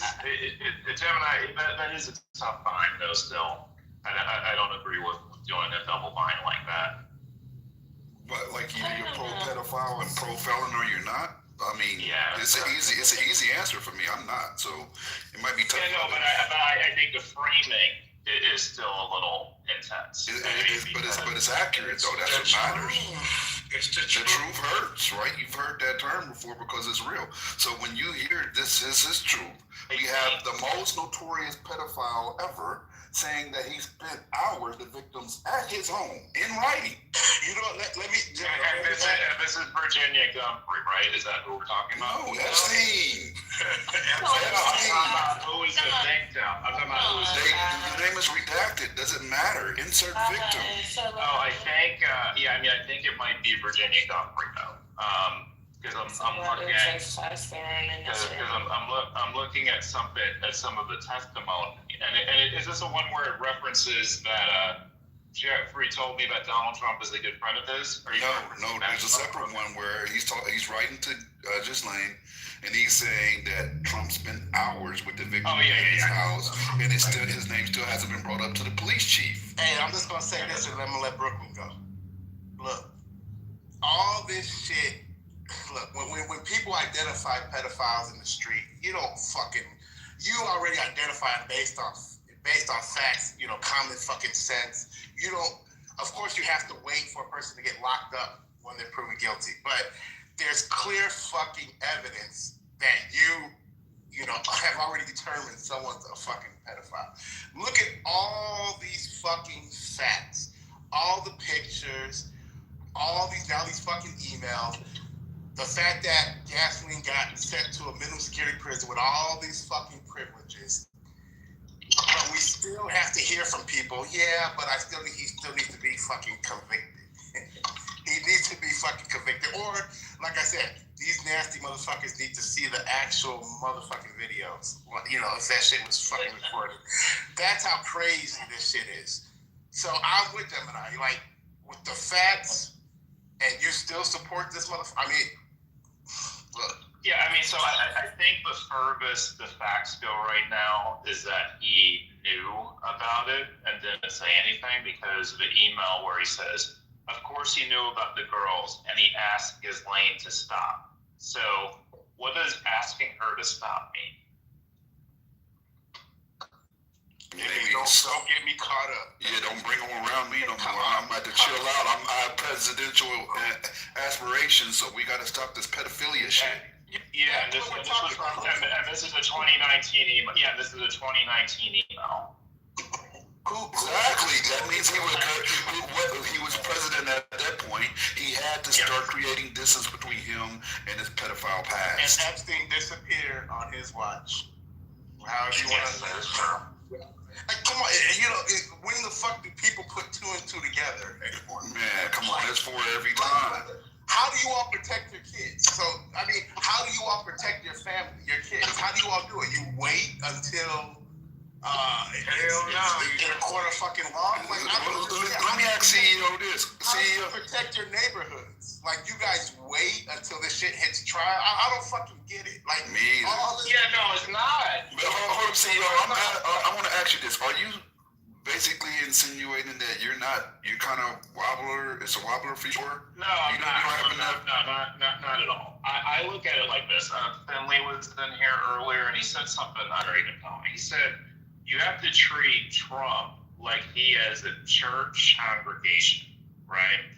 And if you were going to tell the congregation that their pastor has done something dirty, you have to do that based purely off the fact pattern, because the second that you extend beyond the fact pattern, we're going to shut you down. So I think the strongest fact, well, let me just finish this. I think the strongest fact you have, and it's criminal, is that he knew what was happening and didn't say anything about it to the authorities. So I think that's the strongest fact we have right now.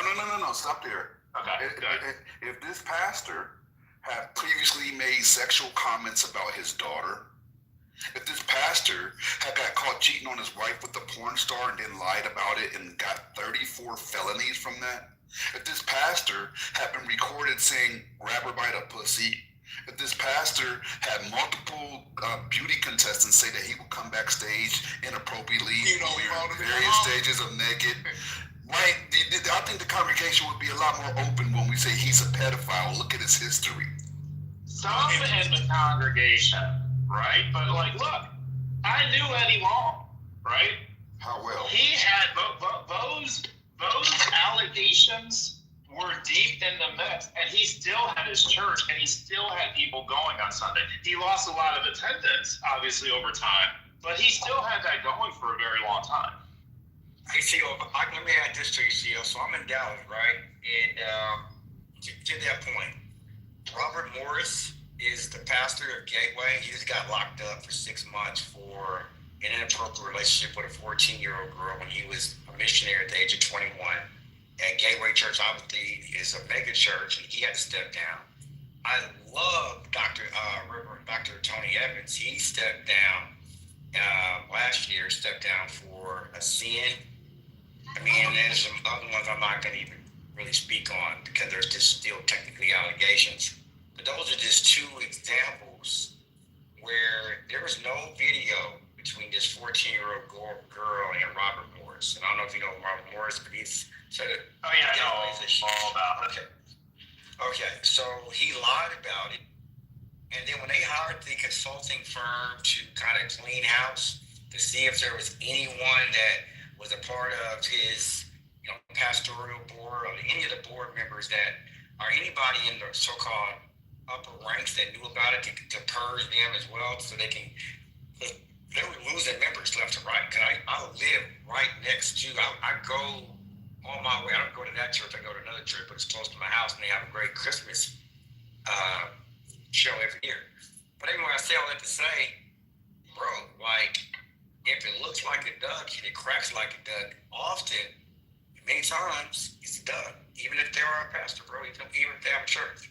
That's all I gotta say. Of course, yeah, but we're just talking about, like, and I don't know, like, if your goal is to, it depends if your goal is to persuade people or not. Like, if y'all just want to bang people, that's cool. You can do that. You have plenty of evidence to do that. You can have a good time doing it. If your goal is persuasion, you just got to go about it a little bit differently. You got to get them to accept it themselves, right? Like, if you ever seen that movie Inception, you don't convince somebody with your words. They get convinced by you prompting them, and they change their mind themselves. So you got to get them there on their own. It's true. It sounds like releasing relevant emails that directly indicate that the person that is involved as his best friend and one of the lead pedophiles of our time, wow, that sounds bad as hell, indicated him directly spending time with one of the victims at his house for hours. That's not. We're not tracking like that. Well, there's two ways to go about it, Gemma. So you basically say, yeah, this means he's a pedophile, or you could end up saying, well, the email says he knew about the girls and he asked his claim to stop. So what does that tell you? Yes, there's literally an email that says it. It says, of course he knew about the girls and he asked his claim to stop. That's like literally. No. We're talking about two separate things. Let me read this directly. Right? I'm trying to have you stack. Okay, I know what you're saying. I think you can stack this in order. The first stack you give admission that he knows about it. Right? Right, but then the second one is the direct admission that he spent hours with the victim at Epstein's house by Epstein's own right. There's no getting away. There's no spinning that. He spent hours. What do you think they were doing? Playing games? He spent hours. Stop playing devil's advocate. So that's how I'm not. I'm talking about how to tee it up, okay? Like, there's not a mag on stage right now, so I'm talking about teeing it up. So you tee it up first with the admission again. I understand, all right? So he knew about this, right? He knew about Max told us that. He knew what was going on. He knew about illegal activity, and he didn't admit it to the authorities. Is that accurate? We're gonna have to say yes. Okay.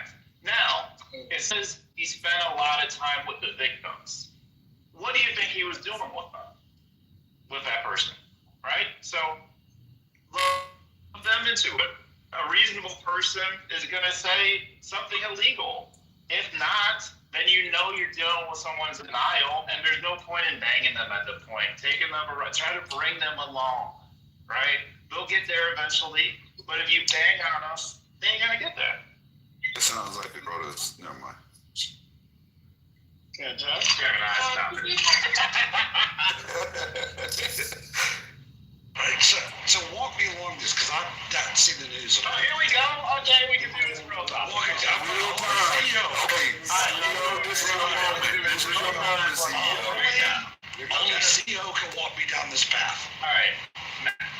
There is an email, and it says, it's to Michelle Wolf. It says, Trump said he asked me to resign. From who to who?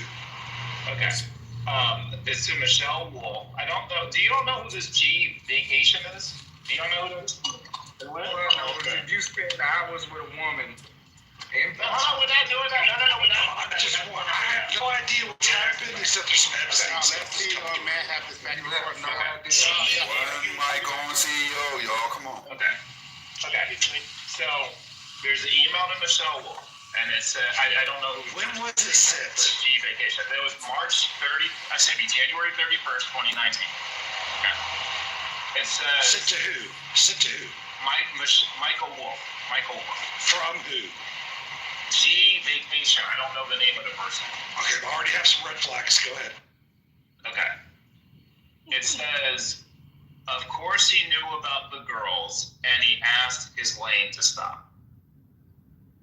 Now, Matt, how would you interpret that email? I want to know from who to who, and who's this person. Now, let the CEO and I go back and forth.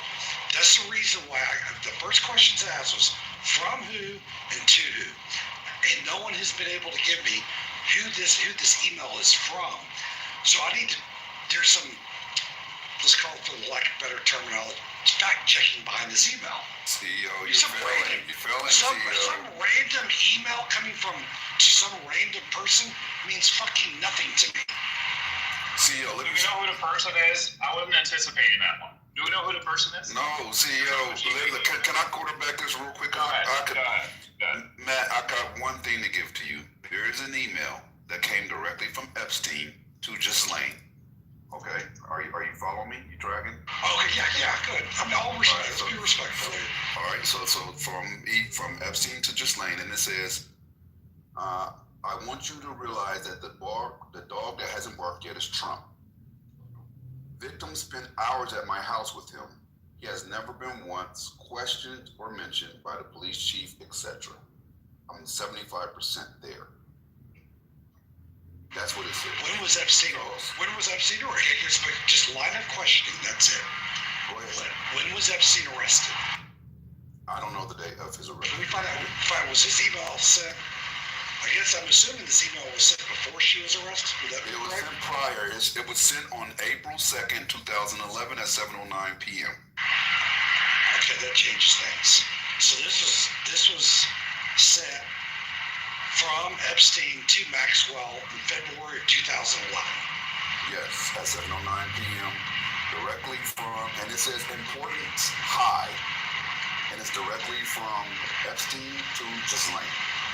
And what did it say again? It says, I want you to realize that the dog that hasn't barked is Trump. Then it says victim, meaning the name is redacted, spent hours at my house with him. He has never been once questioned by the police chief, etc. I'm 75% there. It's Epstein. Sorry, it's Epstein. Epstein to Michael Wolff. It's important to know that that victim is the girl who allegedly killed herself. That was Epstein emailing Michael Wolff. That email I just sent you. Of course, he knew about the girl. He asked Ghislaine to stop. That was Epstein to Michael Wolff. Here's Michael. Let me just add, I'm processing here. From Epstein to who's Michael Wolff? You don't know who Michael Wolff is? I've asked a question. Please speak respectful. Who's Michael Wolff? Michael Wolff was the reporter who broke the Nixon Watergate scandal. He's wrote hundreds of books right now about every president since then. Okay, great. I'm a dumbass. That doesn't matter. So, from Epstein to Michael Wolff going... The journalist, yes. The journalist. And read it one more time. He said, of course he knew about the girls, and he asked Ghislaine to stop. Okay. Now, how do you interpret this email? Interpret it. It sounds like to me, look, for the record, I've said this many times, I think Trump can be a big fucking clown. I don't agree with it. No. Just give your So, let him let it out. I don't. So when was that? Was there? Epstein was January. Epstein sent this email January 31st, 2019. Oh, 2019. So he was being. So Wolff had nothing to do with Watergate. That was Bob Woodward. Go ahead. So 2019, not 2011, because I've been told a lot of different dates and people. These are two different emails. Yeah, okay, the one I'm referencing you is January 31st, 2019. And who sent that? You got me confused. We should let him finish his conclusion. I'll land the plane. 2011, an email was sent from who to who? Matt, just give me this. I want a direct answer. What is your takeaway from the email that I gave you that was sent in 2011 from Epstein to Ghislaine, and I've read it to you a couple times. I'll read it one more time if you want. Yes, please. Okay. This is the email directly from Epstein to Ghislaine. It says, I want you to realize that the dog that hasn't barked yet is Trump. The victim spent hours at my house with him. He has never been once questioned or mentioned by the police chief, etc. I'm 75% there. Okay, what does the 2019 email say? I just need to know your isolated takeaway from this particular email is what? I don't know what all that means. He said that he's been. Who was he there with? Who was he there with? So we don't know which victim. The victim's name is redacted, but we know it's an underage girl, right? So what do you think he was doing with that underage girl? I got a direct question. Hold up. Give me 1 second, CEO. What do you think he was doing with that underage girl for hours at Epstein's house? Was he alone with Epstein's underage girl? Yes. Does it say in the email that they were alone? No, it says they were together at his house. Okay. For hours. So what do you think? What do you think a reasonable inference is from that? Why would he put that? So it doesn't look good. Number one, I know that. Now it doesn't look good. Now on the other side of the coin is I have some questions about that email. What is 75% there? What does it mean the dog that hasn't barked? What does it mean? That means Trump ain't snitched yet. Told him the dog that hasn't barked means he hasn't snitched on us. Exactly. And what does it mean? And most importantly, what does it mean that they were together? Does that mean they were together? As in just hanging out? When were they together?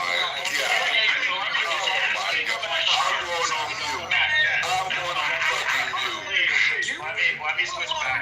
CEO, can we get back? CEO, get CEO to hide a couple minutes. Just give me CEO a couple minutes. One Michael CEO. Come on, let's have some.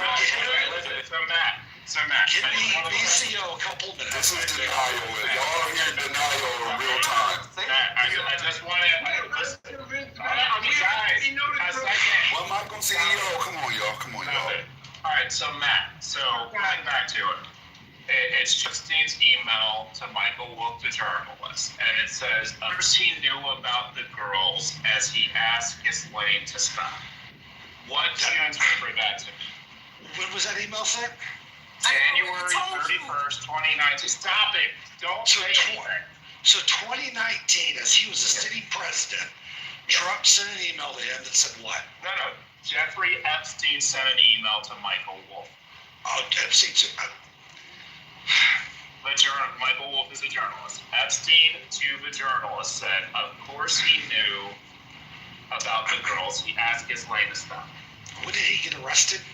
He got arrested in July 2019. Yeah, so he's under investigation. He probably was. Look, I mean, it doesn't look good. I'm not saying. Look, I'm saying it doesn't look good. What I'm saying is that 2019 email, I don't give two shits about, because at that point he was under investigation, and I don't give a shit. The 2011 email. So what is your theory? What is your theory on the meaning of the email? What is it? 2019, dude, he could, to throw the city president underneath the bus, hopefully the investigation will go away. Okay, so your theory, I just want to play that. So your theory, hold on. So your theory is that Epstein was throwing President Trump under the bus. To get away with a crime? No, underneath the bus, as in, put the president's name in there, and then maybe we'll give the attention to the DOJ like it did in 2007. And it can either go away, or it doesn't make sense why he would put Trump's name in an email in 2019. Now, Matt, this was when Attorney Barr was the Attorney General, and there's a sitting policy not to prosecute a sitting president. So why did this journal come out with it? Why would the journals come out with it in 2019? Well, this is an official. Just going through an official channel in order to get him what he wanted. Yeah, it's 2020, 2021. It's an official document, Matt. It's not. Why wouldn't? Okay, here's my question to you: why would? I agree. I agree that this happened. Why? So I'll ask questions. Why are we just not finding out about it?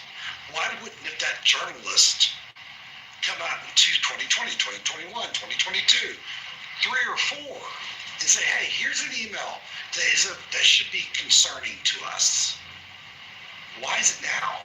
Well, it would be part of an investigation, and he would just be allowed to release it. Oh, fuck yeah, he can release that. I guess the law would prevent him from releasing that email. Nothing. He can release it. Just call the New York Times. Why wouldn't he release it? Man. So therefore, with him keeping that close to him is alarming in and of itself. So why would he keep that close to him? I don't know. That doesn't make sense to me. Yeah, that's an extra question to investigate another day. But what is your takeaway from the email? I want to investigate it for another day. That is concerning. Those emails are concerning, but I have a lot more questions. I need more context. I need to know will you commit to giving us a firm answer on your interpretation of the email? And I am looking forward to more feedback, more information coming out about these emails. But you'll tell us what you think it means by this time tomorrow. I can probably tell you what it means in the next 45 minutes. Okay. I just need to know more about it. This is the first. So you'll tell us by 5:30. You'll tell us by 5:30. It is good. I'll repeat it. This is alarming, and I have a lot more questions. One of them: why would this journalist hold this email close to him for 5 years? And I think that's a fair question. I think that's a fair fucking question. CEO, is that a fair question to ask? Why would he? Well, it's both fair and not relevant meaning. So sure, it's a fair question, but it's not relevant to the maybe he's holding. Yeah, what's it? what more, find out much more information. It's concerning, very alarming. And I want to ask some more questions that I probably can get answered by chasing a rabbit down the internet for 30 minutes. And it may not be what I want to read. You're more concerned that the reporter didn't release it rather than if Trump actually did this act of... We don't... why didn't he release it? Hold on, there's got to be a reason why. Let me just say what ALO put in chat. So do you understand that these are from Epstein's estates? These were sealed. So this is unsealed stuff from Epstein's estate. But the journalist had the email. He received it in his inbox. You could have printed it out, scanned it to a PDF file, and fucking given it to the press. Why didn't he do that? Is there something else that we need to know to put this in context? Or what? I don't know. No, there's more that you probably need to know to put it in context. Yeah, and that's fine. Look, I think the only children and potentially women. I'm going to give some people the benefit of the doubt. I'm going to ask questions later because I hear information today. That doesn't mean I have to get a firm feedback today. It just means I have some questions. You know, it's funny though, Trump gets the benefit of the doubt, but when these victims came out, fuck they're lying, they're grifted, they want a payday, they're just doing this. You know, it's funny. You give this motherfucker the benefit of the doubt, but the fucking victims, fuck them. That's why I said they don't. I never said that. They're alleged victims. And you don't give them any benefit of the doubt. They are alleged victims. Just because someone says something doesn't mean I believe them, even if it's a female. Whatever. I mean, that's fair, due process and all the good stuff. No, due process, my ass, bro. How much more evidence people fucking need? I mean, I get it. Despite not liking due process is still a thing. It's what we've been complaining about in the immigration. Yeah, but that's not the point I was making. Yeah. Save it for the birds. That's not the point I was just making.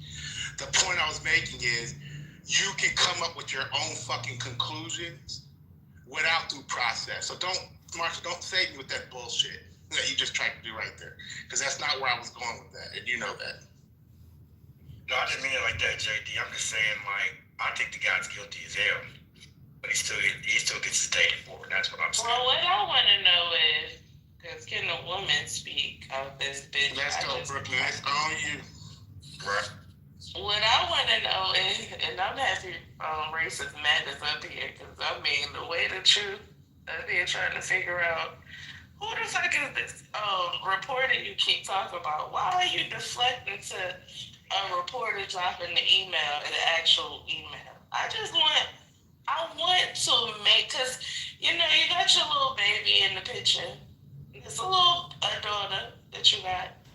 And the fact that you got a daughter, I would have thought at this very moment in history, on October 12th, when that one email dropped, you would be like, oh, okay, I done went too far. But no, you. And your asthmatic sounding ass is on here still trying to figure out a way to... You know, they're going to go to because he's just going to leave. Tell me he's going to leave. The fuck if he leave or not? Yeah, so... if you want an echo chamber, I'll leave. But if you don't want an echo chamber, did I ask you to leave? If you a punk ass bitch that don't want to get talked to, then leave. Otherwise, if you a man, stick around. Because this is what we want to talk to you about.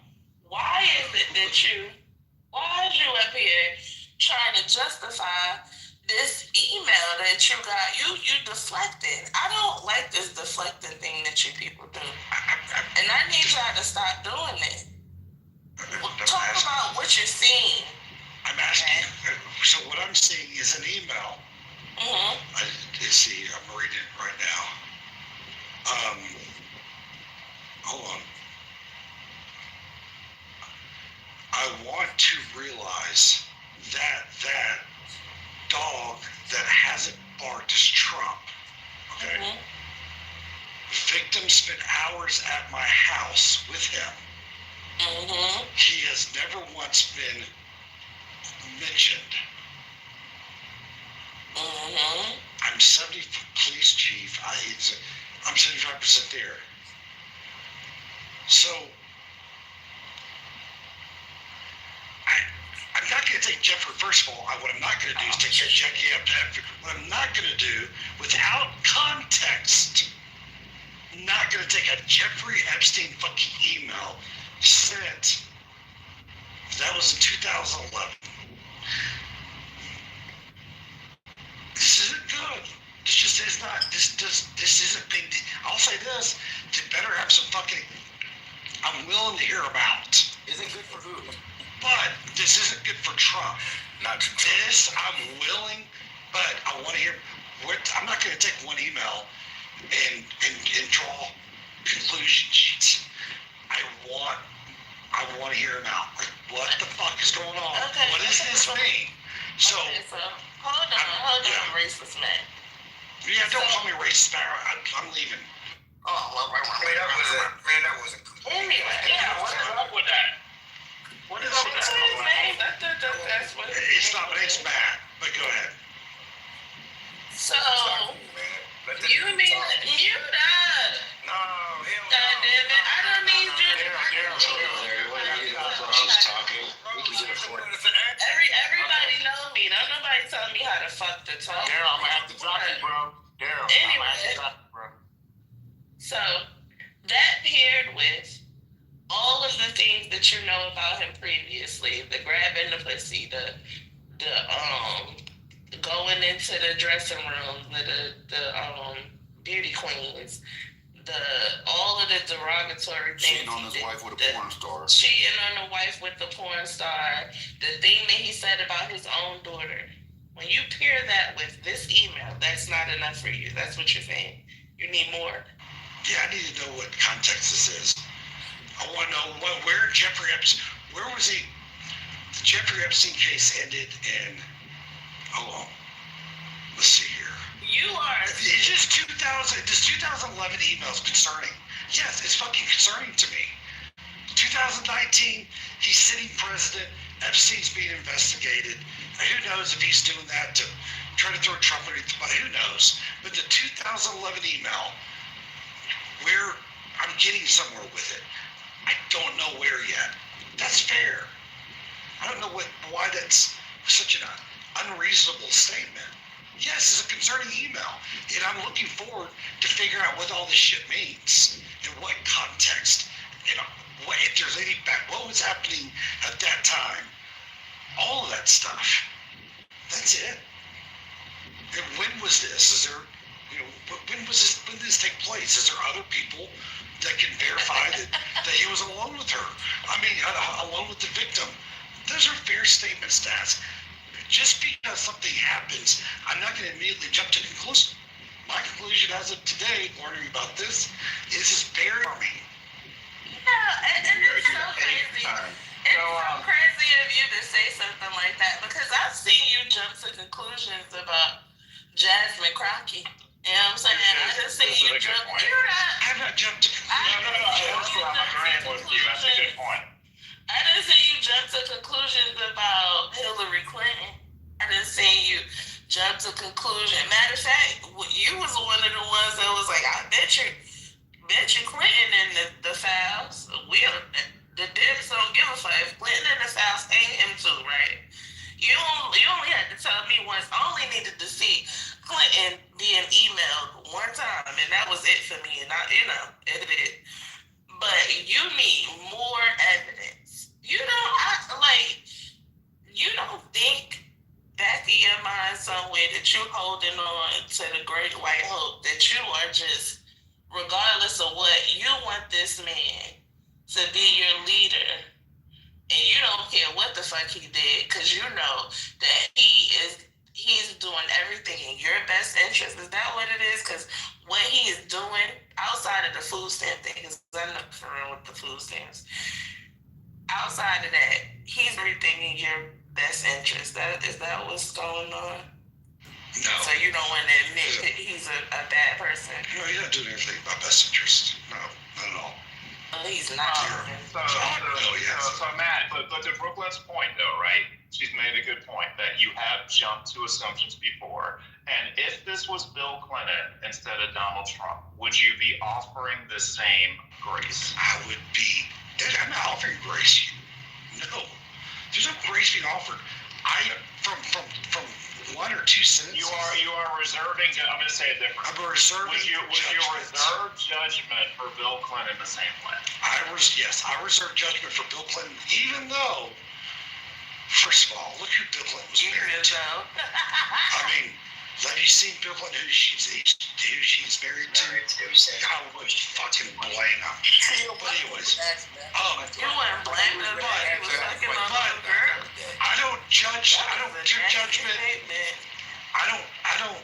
Maybe she's just a mean person. Pardon Clinton for being a pedophile because of who he's married to? No, I don't. That's what the whole room just said.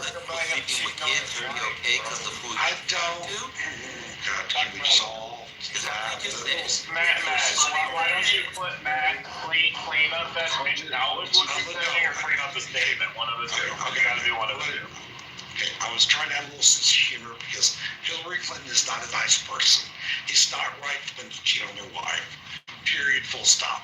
With that said, it's alarming that Jeffrey Epstein had a painting of Bill Clinton in a dress with red high heel.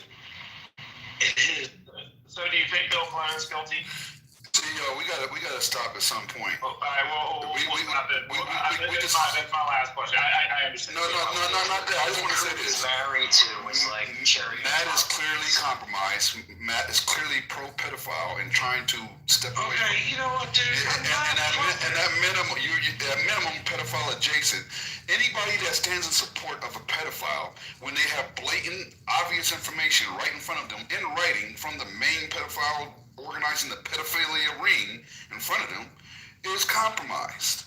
So let's just say what it is. Matt is pro-pedophile, and that's what it is. Let's not try to convince him anymore.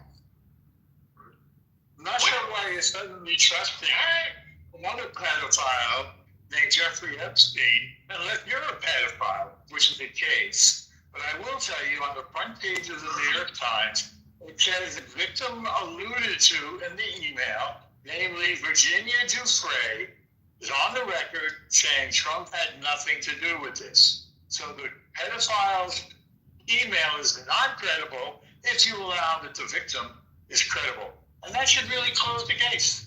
End of story. It doesn't close the case at all. Actually, what we're doing, instead of trusting a pedophile, is we're following the information, and it leads us to wherever it leads us, right?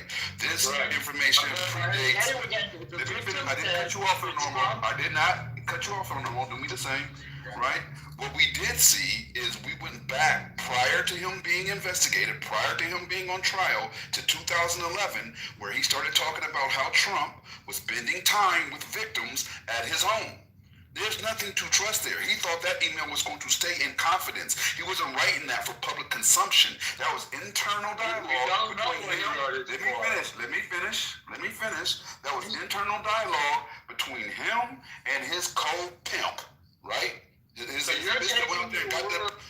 me finish, right? So once we see that type of dialogue, to say that we're trusting anything other than just looking at evidence for face value, is false. We're looking at evidence that you're trying to suppress because you understand the implications. It's out there. Yes, you are. Exactly, it's out there, so we'll deal with it. We know for sure that Epstein, we do know that Epstein for sure said he was spending hours with victims at his home and that he hadn't snitched on them yet.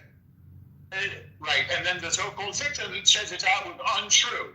So do you want to trust a convicted dead criminal, or do you want to trust a victim? Where does it say that Virginia Dufresne is the one in that house with Trump? It doesn't. It does say it's in the emails that were unredacted. The Republicans. It's literally redacted. The Republicans released an unredacted version of the same thing. This is like the front page of the Times. Why don't you educate yourself and read all the information that's out there? And Virginia Dufresne is only one victim. How many victims were there? The Republicans released the unredacted email named Virginia Dufresne. Virginia Dufresne testified that Trump had nothing to do with it. Now, what do you want to believe? That wasn't her testimony. No, that wasn't her testimony. Incorrect. Let me just read it. I'm going to read it, okay? How's that for you? All right.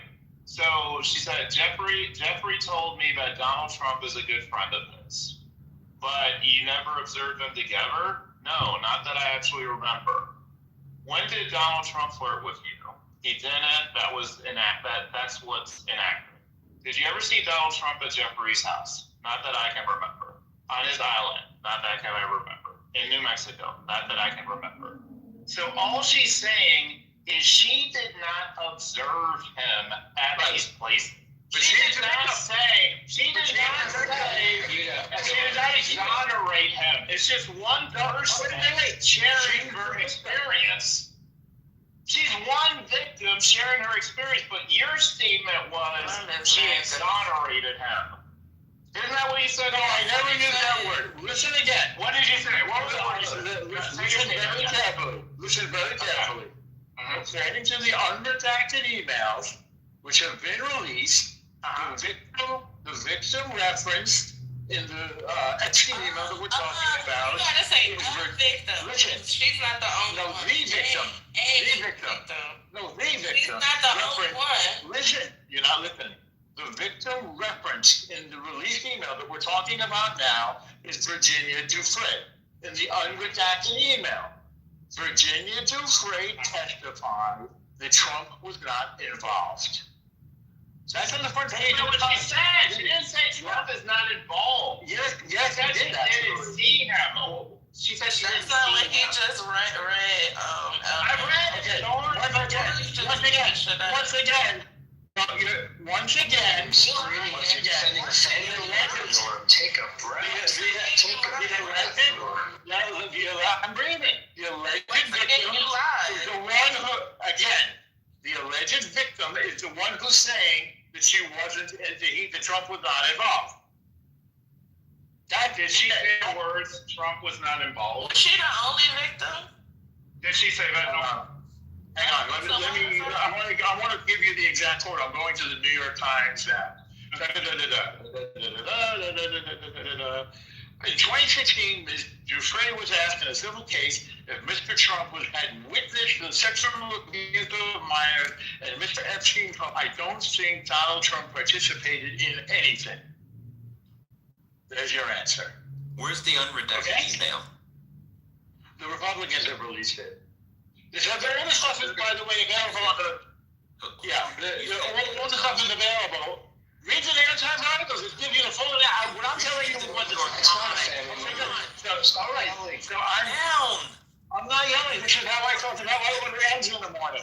This is how I talk. You see me every single day. I'm not. I'm just giving you the facts. Why aren't you focusing on the facts? You calm down. Chill out all the time. You chill out. So on Wednesday, I'm reading it. Good. It's like your personal homeboy. No, it's not like my personal homeboy. The facts are my personal homeboy. Oh my God, bro. Come on, Norm. Yeah, oh my God. Mute up, Shut Norm. up. Mute up, bro. On Wednesday, Republicans on the House Oversight Committee said on X, the victim the email exchange referred to was Virginia Roberts, Giffrey. That's you in the word. Who was 16 when she was recruited. Okay, where's the unredacted email? You said that I could see the unredacted email. I didn't say you could see it. I said the Republicans. Excuse me. I said the Republicans released it, and you have just... You're lying. You just lied. You just lied, Norm. Okay, well, what we're going to do is move him down, because what Norm said initially was that we all could see it. Now he's saying that only certain privileged people were able to see it, and apparently he was one of those people. But let's say that's true, right? Let's say that this frightened young girl, after seeing the person that trafficked her was unalived in his jail cell, decides, I don't want to implicate any more powerful people, so I'm not going to say anything. But Epstein himself is writing this way prior to this. Like, she said that in 2018 or whatever, or whenever that was, where actually Epstein said what he said in 2011 about him spending time with her. So which one would be more accurate, right? The trafficker that doesn't have any strings attached at that moment because he's not under investigation, he's just living his life, or the girl that just watched the trafficker get murdered and now she has to implicate a president? Why the fuck would you do that? You don't think witnesses get intimidated by far less? Come on, yo. I mean, so year on this is, what year now? The first email I read was from 2011. April 2nd, 2011. Trump ran in 2012? 2012. Yeah, I think he ran in 2016. Right? Yeah. Oh, so this was the one that trying to get him to be president. We're trying to get president. Breaking, you don't know that Gurjal was signed in. She has now signed the petition. The petition is now over the top officially. Done. For the Epstein files, right? Yeah, it's at 218 officially. The 50th signature. People all day. Matt said earlier, he'd been calling people all day to get them to take the 4, to get their names off, the 2 of the 4. I heard that too. Off the petition, but they did not. It is now officially. It's locked in. It can't be reversed at this point. It's locked. So it'll go to the Senate. Wait, do you think, let me ask you this, So that's important, though, that Mason Boebert then, in fact, now they kept their signature on. They did. Hey, Go, let me ask you this. Do you think that we will receive a full unredacted version of all the Epstein files, or it's going to be the version they want us to have? Not in our lifetime will we see a full one. And some people will, like our grandkids, but we won't. That's a fact. They got videos, tapes, audio recordings. I know this involves intelligence agencies and all types of stuff. And anybody gonna see that shit. That's a fact.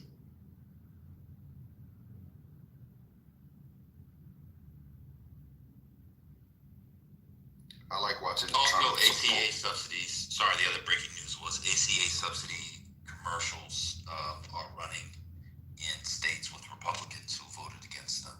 $1 million plus ad, 30-second spots already running, including Ohio and Alaska. Was this orchestrated by Democrats or the Democratic Party? They couldn't have been. They couldn't have been. That the 8 people aren't running for election, and they it's magically 8. I don't know, man. It's almost like it's almost like it was orchestrated and choreographed and staged. But hey, it was magically just 8. You needed 8, and you just happened to land on 8. And it just happened to be people not running for re-election. It's just a series of lucky dice rolls. Just a series of lucky dice rolls. It's almost as if the team that everybody said to know they were doing, that had the biggest blowout win in an off-season election in our lifetime, maybe in 50 plus years, might actually know what they're doing. I don't know, but don't spoil it. Somebody on the stage, maybe the person talking said as soon as the government will open, they'll start Jeffrey Epstein stuff. Yes, others are going to open it. Oh, that was me. You sure? You done? Yeah, I gotta get off. Don't spoil the surprise. I just got it. What I miss? Nah, he was cooking. Go was cooking. No, I missed a good.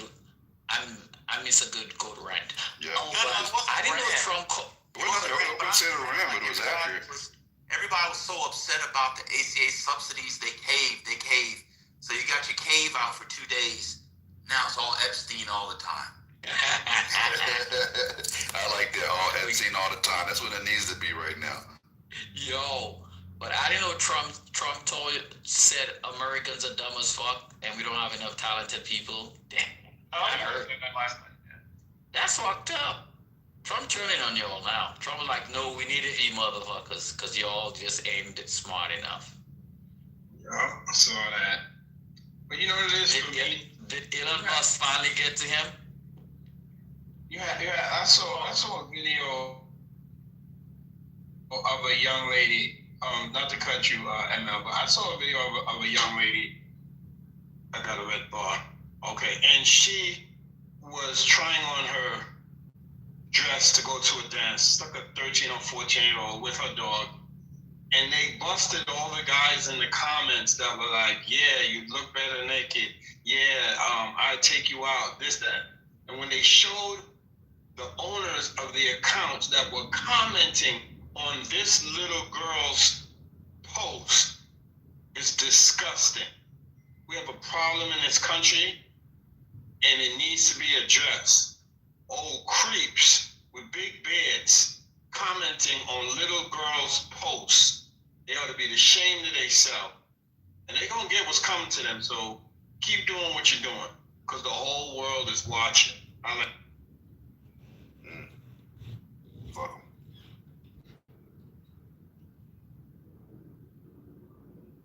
So you think Trump is going to reduce the 100,000 he slapped on H-1B visas? To get more intelligent, air quote, people in. Yep. Probably. And MAGA still doesn't get it. MAGA still doesn't get it. He's fighting for the small man. Go ahead, Trump. Continue to fight. Nobody believes that. No, there's no way they believe that. They believe that. This shit. He's going out his way to take snap food out of their mouth. Like he's snatching plates off the table. Yeah, Mel, he's literally snatching plates off the table. Like, doesn't care. I don't need this. He's getting all the Mexicans out and all those rapists out. So no, bangers are cool. That's all it's there. That's it. That's what I voted for. That's what I voted for.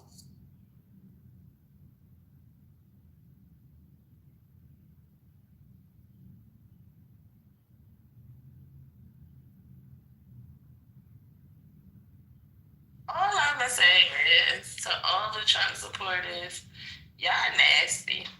Y'all are nasty, nasty people. And I don't know. Y'all, they say I be being too violent, but I think violence is the only answer for you niggas. That's it. Well, one party has turned into the pro-pedo party. I mean, that's what it is. You have to sit down and respect their political decisions. Oh, fuck that. We gotta respect their pro-pedo decisions.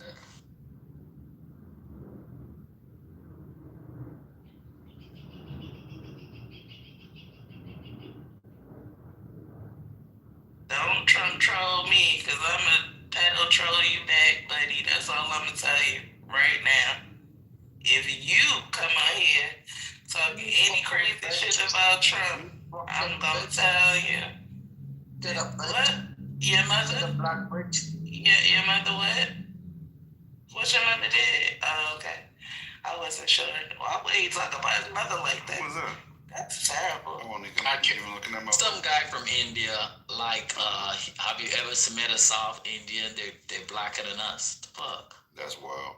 Nipsey was in Y'all some colorist motherfuckers, boy, from India. On the way that they prepare their food, they better leave me the fuck alone. Because one thing about it, we sometimes right here. Street food, is that where you going with this, Brick?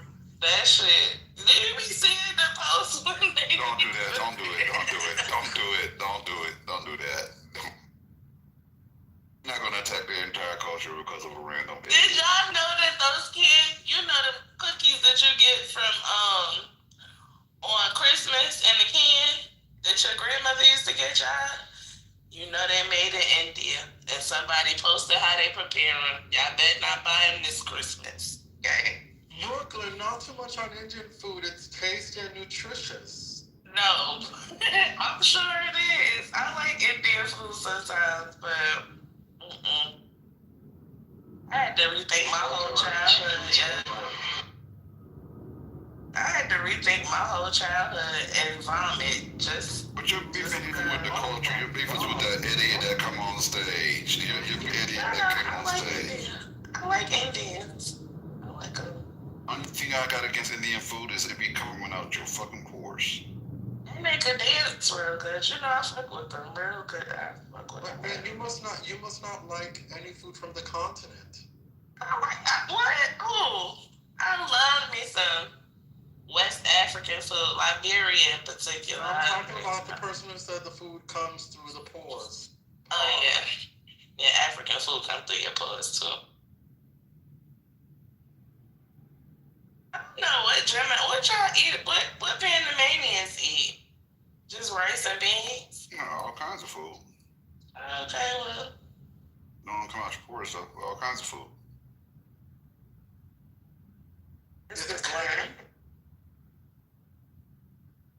You know, obviously there's gonna be a lot of seafood too, because they're isthmus, so.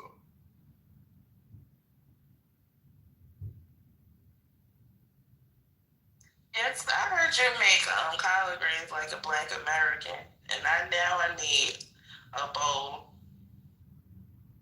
Who? Call it kalaloo. Same thing. Y'all call it.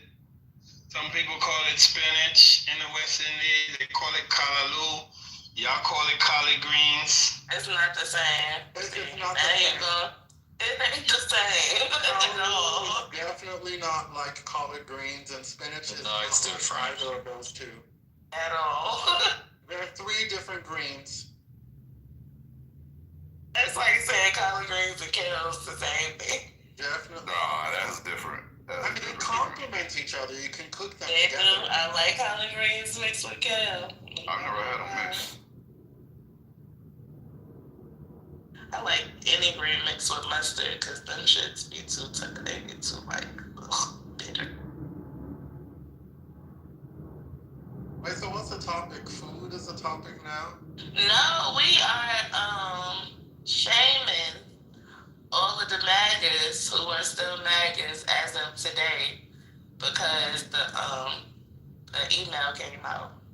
Is it true that you guys are allowing Black MAGAs to experience racism just because they're MAGAs? I heard that happened sometime last night. Is that true?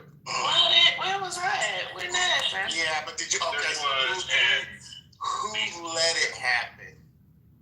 Probably CEO. Absolutely not. This was in Lisa's room last night. Is what is being referenced to? It was in Lisa's room. So people were saying because a Black person is MAGA, that the Black person deserves. People were saying that in the chat, not on the stage. That was a chat conversation. Only in the chat? Yeah, only in the chat. Okay. And how were the people in the chat who engaged in such behavior? Man, who are you to question that? Move on. Yeah, we're not having this discussion. Yeah, Kate, I don't know who you are. Yeah, I don't care who you are either. This is not a any question I want. Yeah. I never heard you offer anything you... Okay, there you go. It's on. Yeah, and I'm not doing that. You're not going to do that with JD. Yuck. Hurricane. You play that game with somebody else. You're not I'm not disrespecting. I said we're not on that conversation. When a man is disrespecting me, I don't give a fuck. Get the fuck out of here. Shut up. You came in here disrespecting him. You came in here disrespecting him. This is my house. Daddy, let your JD drag Yucks. What are you doing? Let Yucks get dragged.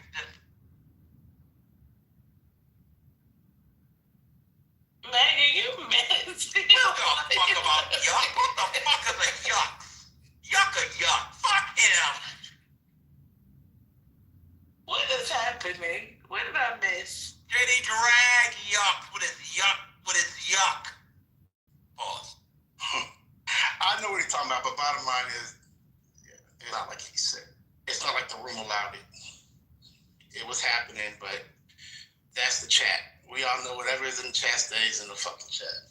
We're not, nobody up here pays any mod up here to sit there and read a fucking chat all day. Don't be nice to him. Fuck him. I'm dead.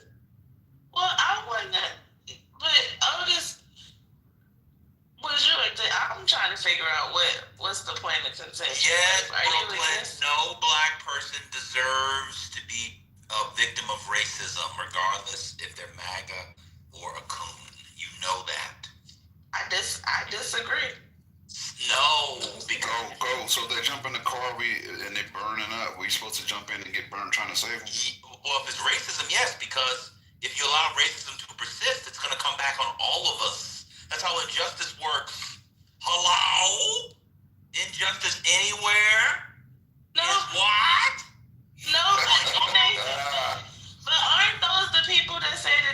experienced racism. I've It doesn't experienced it. matter. It's not about the individuals. It's about the system. We must defeat racism in all its forms, and then we deal with the coons in house. Hey, go. I agree with you to a certain point, right? Like we have to defeat the system because it's systemic, isn't right? Is and that way it impacts you, MAGA or not, right? But what I don't agree is we can't go out of our way to save a coon. Like at some point they're gonna have to either save themselves or the Darwin theory applies, right?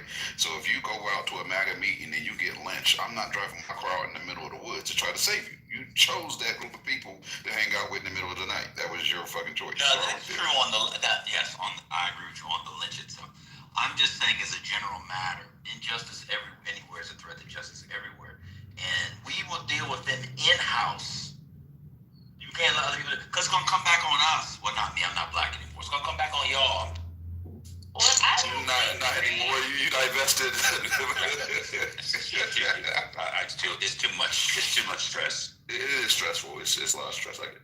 Well, as a black woman who is a part of the 92%, I don't give a fuck about them. I really don't even see black no more. I really be wanting them to get their heads chopped off, but that's just me. Right? So, they're gonna come right after that. Yeah, well, see, I have to fight though, so they can come after me if they want to, but it's not gonna change anything. They're gonna always be racist towards me. It's these people that say that they've never experienced it. They don't see color. I want them to see color. I want them to see color. I want the MAGA niggas to see color. I think everybody was like, yeah, hey, they shouldn't experience racism, and people are using examples as if they went out into the woods and they're experiencing racism, and I'm not gonna go out there and save them. And it's like, that's not like, just in general, you shouldn't want somebody to be experiencing racism. Like, I think I felt like everyone should be agreeing on that. Like, that's fucked up. Solana, you didn't catch the analogy. What I was saying is by driving out into the woods in the middle of the night to save you from your MAGA friends that are lynching you at the MAGA party, then I would be placing myself in jeopardy, which makes zero fucking sense. I heard you. I didn't say, right, having a situation, you're making up a situation in general. That's what I heard MAGA say, in general, and everybody's making up situations.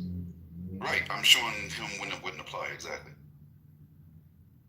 We attack the system because it's systemic, but not going out my way for a MAGA.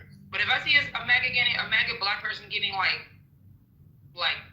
fucked with by somebody, like I'm like we're in an event or something like that, and they get started with a fuck with, if they have a face on like what the fuck, then I might be like, whoa, what the fuck? But if it's like they're sitting there and just taking it, yeah, they can go ahead and deal and accept that if they want to.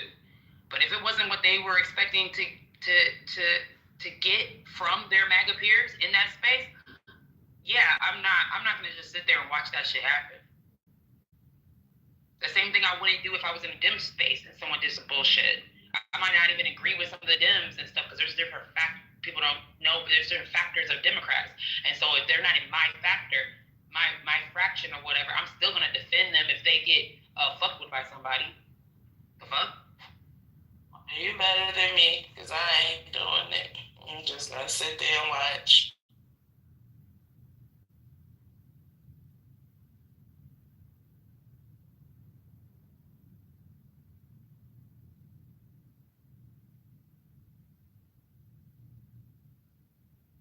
So that mean to tell me these people at the MAGA meeting, right? They all rallying up with their little I love Trump card signs, and then they just automatically see this one black one, and he got an I love Trump sign, but they want to turn on him.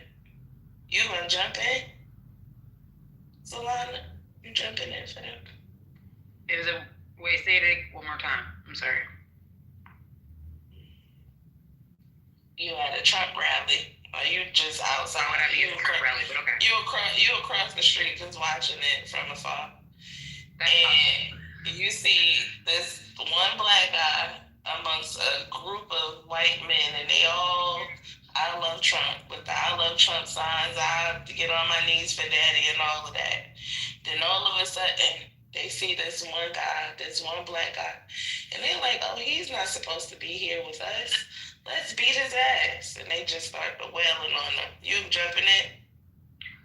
No, because I'm one person versus a group. That's just illogical. What if it's you and a bunch of yous? Like, it's you and 5 other yous. Are the yous going to jump in too?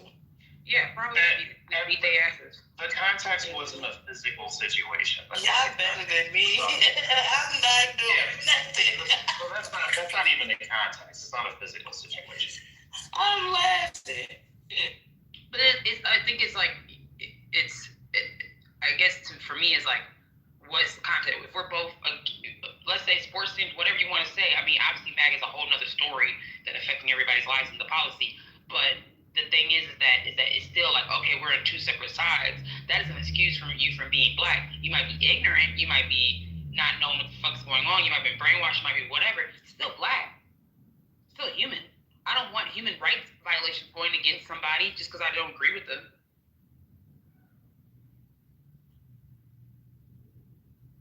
You guys are very, very, you have big hearts. And I understand the premise, right? Like, you don't want to see one of yours. But if this is the same person that was willing to go against what the best interest was for us as a culture, as a person, as a black man, right? And they're completely undermining and allowing the oppressor to oppress even more effectively by leveraging them. Good fucking riddance. Yeah, I think the people, if someone says that everything you just said coming out of their mouth and they completely understand what you just said, then yeah, I think that's a different story. But I think people think that they actually know all that. Well, let me tell you something. I'll tell you my reason why. Actually, I'm not gonna lie. I understood your last point. Let me tell you a reason why, because I already know the mindset of these MAGA niggas, right? So it's this black man, I guess a male, by the name of Sig on this app. I know y'all know Sig. Y'all have heard of him before. He happens to be black and MAGA, right?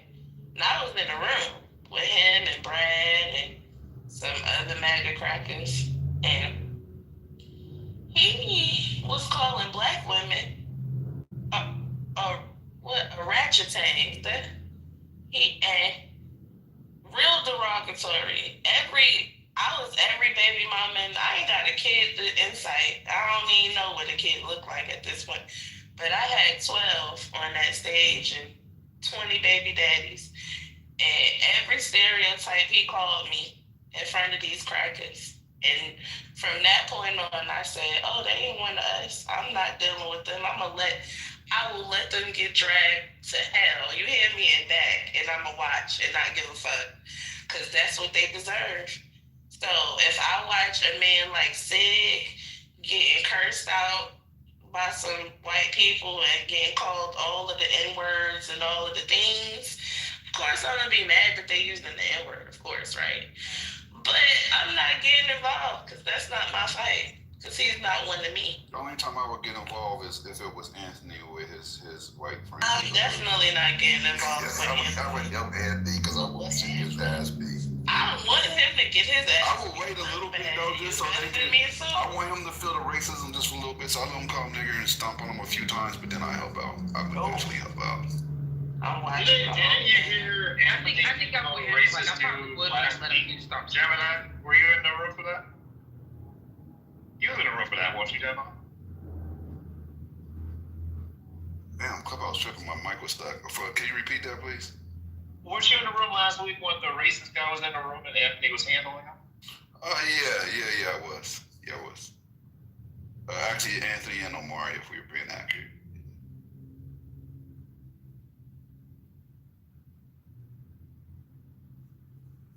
They got handled. What are you talking about? It's one person that's a MAGA that I'm gonna probably help out. Just one person, and it's Notorious. And I know that a lot of people don't like Notorious, but out of all of them, he is the least problematic, and he's actually has come to my defense when people were being racist towards me. So he might be the only one, but the rest of them, they could go. I don't care. I think people think like the awareness that you have, people project on other people, and we're showing like people don't actually have the same awareness. People don't have the same like they don't know how to read dog whistles. They don't know how to read red flags. Like they don't know. And some people just don't know how to read a lot of things. So I have learned in the journey or whatever of this politic recently is that I might not want to have that empathy for some motherfuckers, but Solana, this is like, first of all, I will say you've made some valid points, like to the point where I will concede to portions of what you said, right? I'm not just fighting to be right, but I think, and when I say I think I speak for others in the room, we have a particular type of coon. Like we have a well-developed coon in this room, right? Where they actually are, they're intelligent enough to understand a lot of the different factors that you said people don't understand, but they deny it based on their political allegiance, not based on the facts. They know that they're full of shit in that moment. They'll concede like that. They're damn near trolling when they say it, right?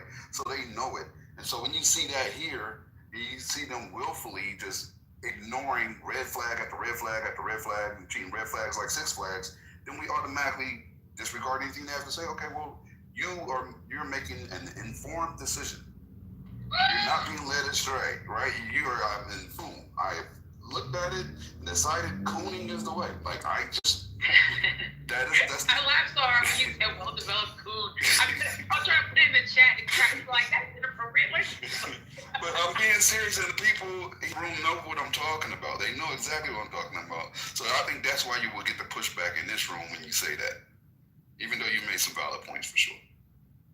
I know plenty of well-developed, coons. I get what you're saying.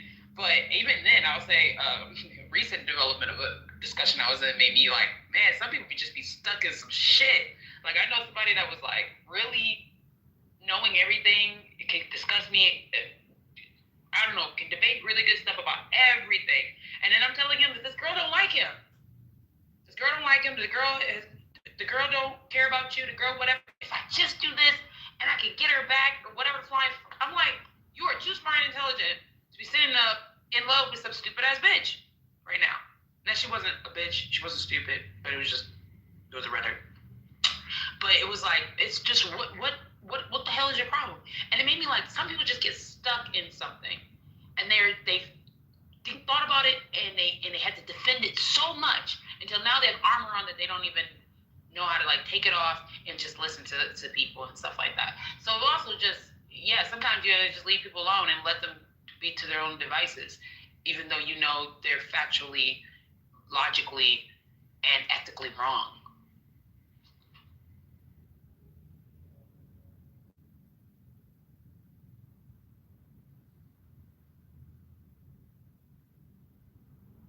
Just summed up all the MAGAs. Yeah, I'm telling you, anybody that matches that ethically, what I just said, anybody, put it on anybody, and whoever whatever, you can't figure out that the fucking human rights violations that are happening, the constitutional rights that are happening, or constitutional violations that are happening, everything that's happening that's just fucking wrong. Like, how can you not see that? You could the fuck? I can't help you at that point.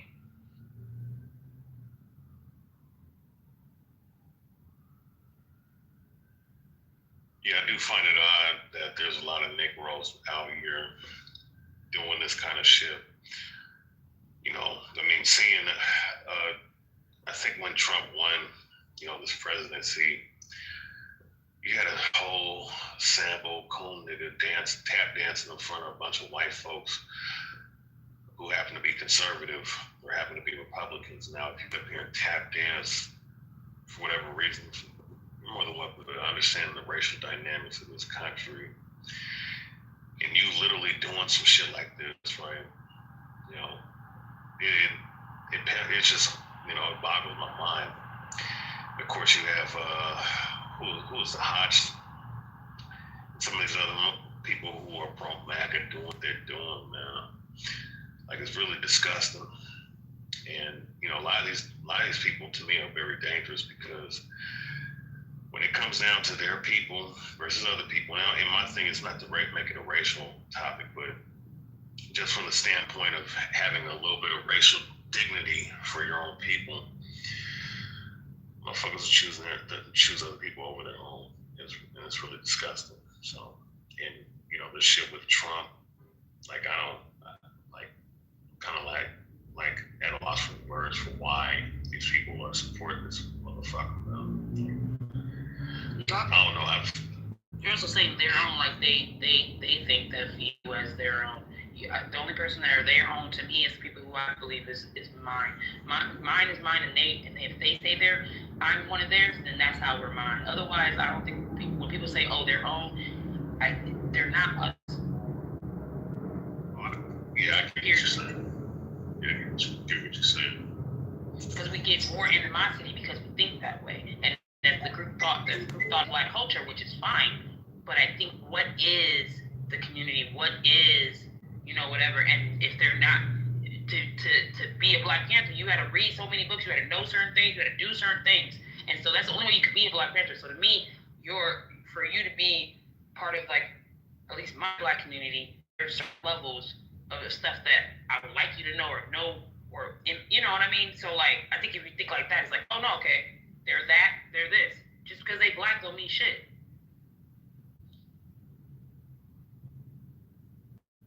Yeah. No, I mean, you know, that's not all skin let them get their ass whooped though. But I am gonna look at them like, should I let them get their ass whooped? Well, some people get what they ask for. Well, I wouldn't let them get their ass whooped. That's what I wouldn't do. I would jump in and make sure the getting jumped on, and then I'm gonna bring him back to the spot and tell him where he's at. Now you understand. Now, this is for people that have not. There's people who sit there and say they've never felt racism. I felt it my whole entire life. And it is obvious. If you are that blind, you know, you're a special child. You didn't live definitely in any kind of regular, I'm not even gonna say the ghetto. You didn't live in a regular neighborhood. You know what I'm saying? So the play is to make us all blind that racism isn't real and all that kind of stuff. It is real. What it is what are you going to subside to? What are you willing to fight for? Now, if you're a Black man and you want to go over there and deal with them white boys, handle that. I'm good, whatever. Because we already know what it is. It's the tiki towards whites. The play is what it is. And it's not even political. The whole thing is, like, we've seen in our past history as Black people, and then our own people join with white people in our own destruction, right? If we know what we know now, if we had a time machine to go back to the time when they killed some of our leaders based on the intel that they were getting from people that were in their own groups, would you not excommunicate them? Would you not feed their ass to the wolves? Like, that's how I look at it. I look at MAGA. I look at MAGA like they're them. They are the sellouts. They're the ones that will, you know, if we having a meeting, they going to the FBI and they telling them the whole meeting and they telling them who the leader is. And they'll even take the gun. They're even going to take the gun from the FBI to kill the leader of the meeting. You understand? So why the fuck would I, in any fucking way, support, defend, or any of that to any of them? I'm trying to figure that part out. Okay, this is what from my response, young lady, You remind me of Harriet Tubman. You remember Harriet? You know who Harriet is, right? I do. Yeah. I'm gonna shoot it before this nigga get on the boat. If this nigga go on snitch. Exactly. He got to go. Got to get out of here. So, nigga, he got it. You can't get on the boat. No. You dig what I'm saying? So I understand exactly where you're going. But these coons are in a different level now. They wearing ties and suits and they running for you. You dig me? We don't know who the coon is until we find out, oh, this nigga's a coon over. Yeah, that's a big thing. Like, you don't know who's in the, like, they're in black organizations, and also how they're cooning is actually different. Because you'll have people who say they think they're doing it for the. Some of them still have like the black community in mind, quote unquote. They're like, well, somebody got to go over to the Republican side. We got to stop being in the plantation. We got to stop doing this and that, doing that. And it's like that double spy shit. Yeah. They always. Some people do that shit. Some people will say like, well, that's a bad organization. Yeah, it's a couple things. I've only met like one black person actually. This is the weird part and why my empathy is probably where it is. I only met one black person that was a MAGA person or Trump or whatever, because it's changed over time, or even Tea Party, that was that they were solely just about themselves. They said they don't care. They don't give a flying fuck about anything. This is where they love to be and whatever, and they left it at that. There's still I think what we're talking about when it comes in the black community about like the community and this and that and that. There's like a tinge of it, especially if they're Black American and they go over to that side. Now it's a little different, obviously, when you're talking about the diaspora, because you get some folks that they're completely brainwashed to shit. But I'm just saying, like, I think that needs to be I just be analyzing that when I have interactions with POC MAGA people, and I ask questions, and it's very interesting. It is interesting. I mean, it makes me wonder, especially whenever we see how Trump definitely wants to be. You know what I'm saying? And they letting all this shit happen in his first term. You know what I'm saying? And now, as soon as he jumps into office, we're going through shit again. You know what I'm saying? And then people want to sit there and be like, yeah, Trump is great. Woo, woo. So I'm like, for real? That's crazy. Yeah. And I'm going to be straight up. I know Trump people who are in charge of nonprofit organizations that help Black people. When I'm saying like they're everywhere, and that they like their mindset is just like, I don't know what the hell they're talking about sometimes, and I have to have a real conversation with them. I'm not joking. Like, I'm around a lot of different types of Latinos and Blacks that their mindset around why they're supporting Trump is not what you think. Well, yeah, okay. You kind of secluded that to the brown people, you know what I'm saying? And that is, I guess, what the conversation is about, is why, as a brown person, would you be a Donald Trump supporter at all? That's kind of weird, right? You know what I'm saying? This motherfucker is 100% against all of us. He's sending the military into our cities to, apprehend us? Get us deported? I was born in Phoenix, Arizona. Where am I gonna get deported to? You dig what I'm talking about? Like, there are people that are legitimately from here in America. They're jumping through projects and like they're doing raids and oh my God, we're eradicating the mice? Nah, really? John. But you know what's crazy? So, I guess a new representative got sworn in and now voted to force a vote on releasing the Epstein files. So, right now. Yeah. Oh, Shawty, I know that. Breaking news. She's already signed it. Thank you. Yep. She signed it. They put it in. I think it's getting ready to go for a vote, right? Yes, that is correct. Yeah.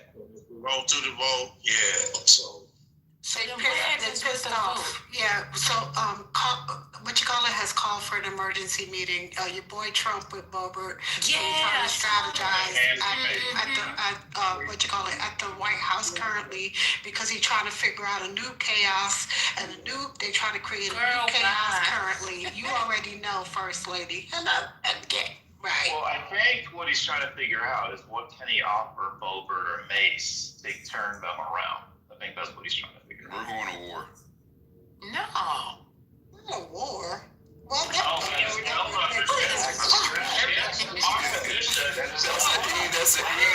biggest distraction. No. That is not that far fetched because we're positioned in Venezuela already. So that isn't that far fetched. Between Trinidad and Venezuela, they've been trying to fight. So You're better off. I'll say this for everybody. You are better off trying to talk about the worst case scenario and see if we can get away from that. Because so far everybody is underreacting to every goddamn thing that's happening under this administration right now. Thank you. So I didn't overreact. We're going to war. yeah, but they still trying. Listen, it's the spitball effect. Keep throwing the spitballs to figure out which one's gonna land somewhere. It ain't war with China, First Lady. It's all right. What? It's not war with China. It's Venezuela. Y'all gotta stop saying that word. We're not going there, okay? I think that we are going to get the subsidies in result of hiding these files. What? How are we going to get subsidies off hiding the files? Well, if you take a minute and think about it, you'll get the answer. I took a minute and Well, you didn't take long enough. Take a few more. didn't say the question, so for real. I'm saying they're going to make a deal with that. That's what MAGA said. So I'm going to go with MAGA and agree with MAGA. Some kind of way they're going to figure out a deal to get the subsidies. And are you talking about the Ukrainians that's going for terrorists? No, that's not subsidies. No, no. Oh, the subsidies, the healthcare subsidies. Never mind. Yeah. You remember him saying that, CEO? Yes, That's exactly what it said, yes. Mm-hmm. That's what's going on. First Lady, I didn't hear that. Can you talk a little about who said it? Because that's a great idea. MAGA said it. Great idea. It's a great idea, but it's still going to go against the ACA, you know what I'm saying, and all that, and us getting health care. You know what I'm saying? I mean, I don't know if y'all got great insurance, but I don't. I'm going to tell the truth. You know what I'm saying? I'm worried about that. I'm concerned about it too, but what she's saying is if they make a deal to not press forward with the Epstein things and they sign off on the ACA, I mean... Thank you, Sandra. I'm sorry, and I hate about the victims. And you know, as much as it's come out, that shit gonna finish leaking eventually. It don't have. They can leak it. The chess move is. Go ahead. I was just gonna say they can finish leaking that shit after we get the subsidies taken care of. I'm more concerned about that than anything. And people getting their SNAP benefits because that was crazy. Lord have mercy. So it's a buy-off. That's what that is. Gives them a couple more years.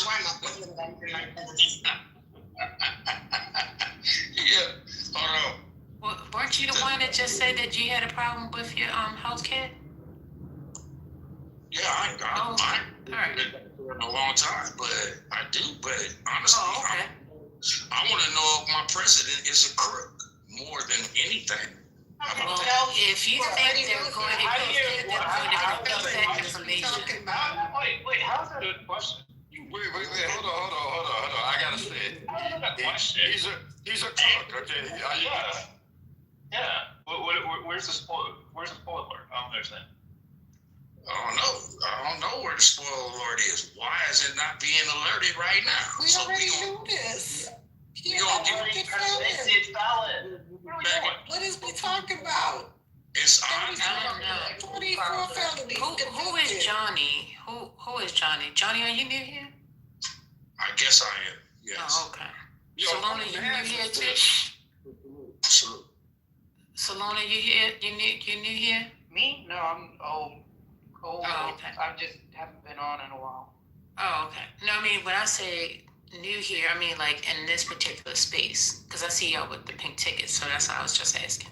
But I think I saw a few people that are here. Maga, do you still think that it's possible that they might be able to get the subsidies? Of course. All things are possible. All things are possible. All things are possible. That strengthens who? Ha, me. Amen. In Christ Jesus. Amen. Hallelujah. White Jesus. Wait a minute. I can't do this one. Who is Hey, miss. Good afternoon. Good afternoon. We have a visitor in the goo. He was entertaining. Oh, you do? No, the gentleman who's just. Oh. The other gentleman. No, He's right there. You talking about John? Yeah, I came up in the goo because I thought he was entertaining. Yeah, we just talking. That's all it is. We just talking. We shooting the shit, but we talking about politics. Gentleman is saying, you a Southern man? No, I'm from Bakersfield, California. I thought Chris. It's all good.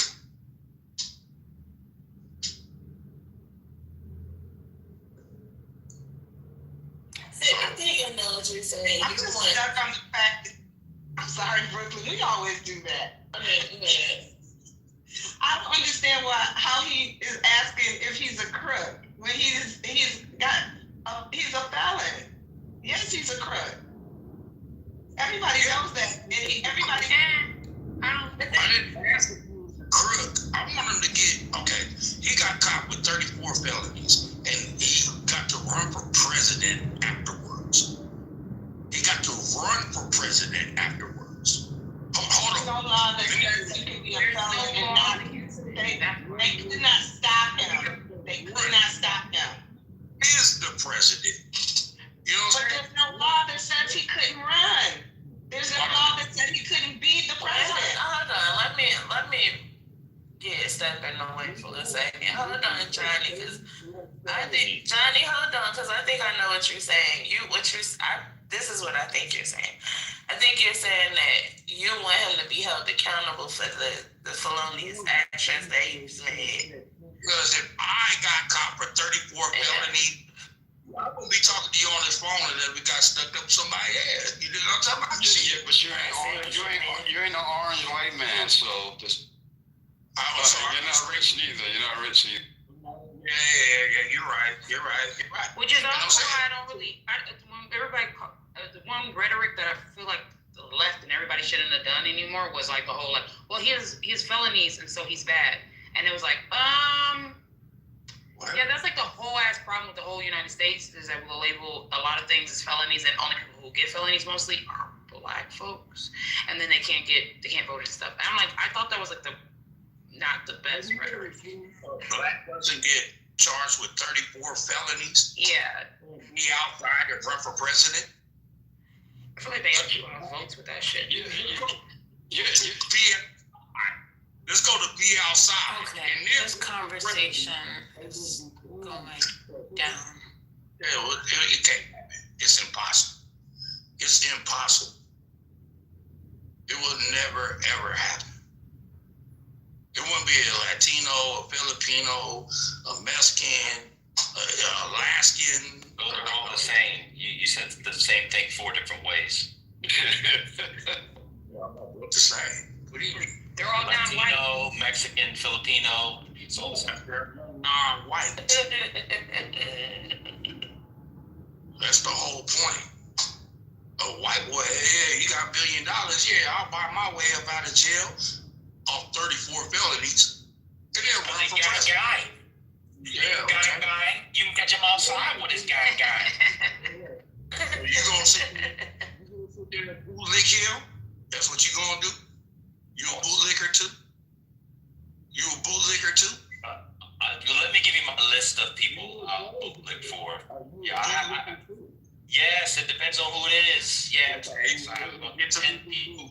Police, like the boots. Will you lick Khaleesi's boots or just making sure? No. We'll see something.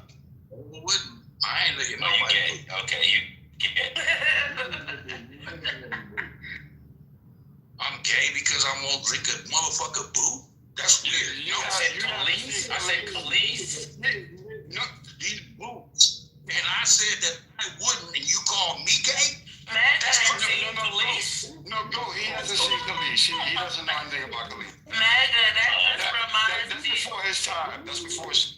Maga, that reminds me. The other night I was watching Reasonable Doubt. Do you watch Reasonable Doubt, Maga? Yes. And they played the Khalees song, and I thought about you. I was like, yes. Oh, look. I like the lady in Reasonable Doubt too. I lick her boots too.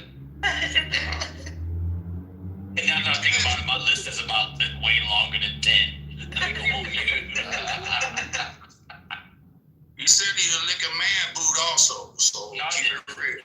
No, I didn't. No, he did. No, he didn't. He said Khalees. Check Khalees. You don't know who Khalees is, so you got. Man, whatever, bro. That's cool. We're a quick commercial. Stay calm of a break on a Wednesday. Welcome to Politically Correct.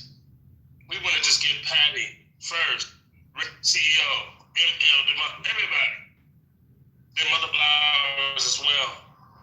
We love you. And thank you for keeping us politically correct. Because you know First Lady and Patty will come at you like, you know, you better get it correct. Okay, just as long, don't start singing now. Welcome to Politically. No, I said don't do it. I said don't do it. Thank you. Jesus. Now I got to stay on you because I got to keep you in line. You be out of control. Okay.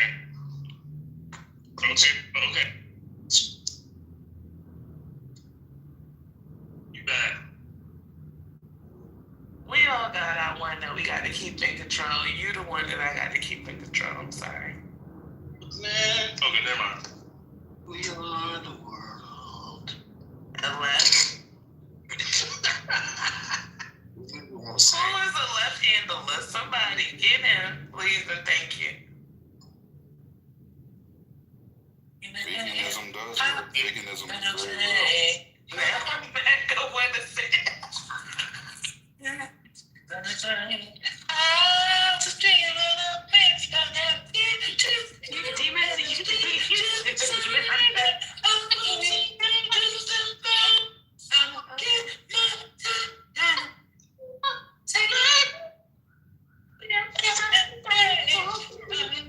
What the fuck are y'all saying? Like, what the fuck is going on? He's singing that fucking demon shit that what's the K-pop demon? Oh my god, what the hell going on? I'm so lost right now.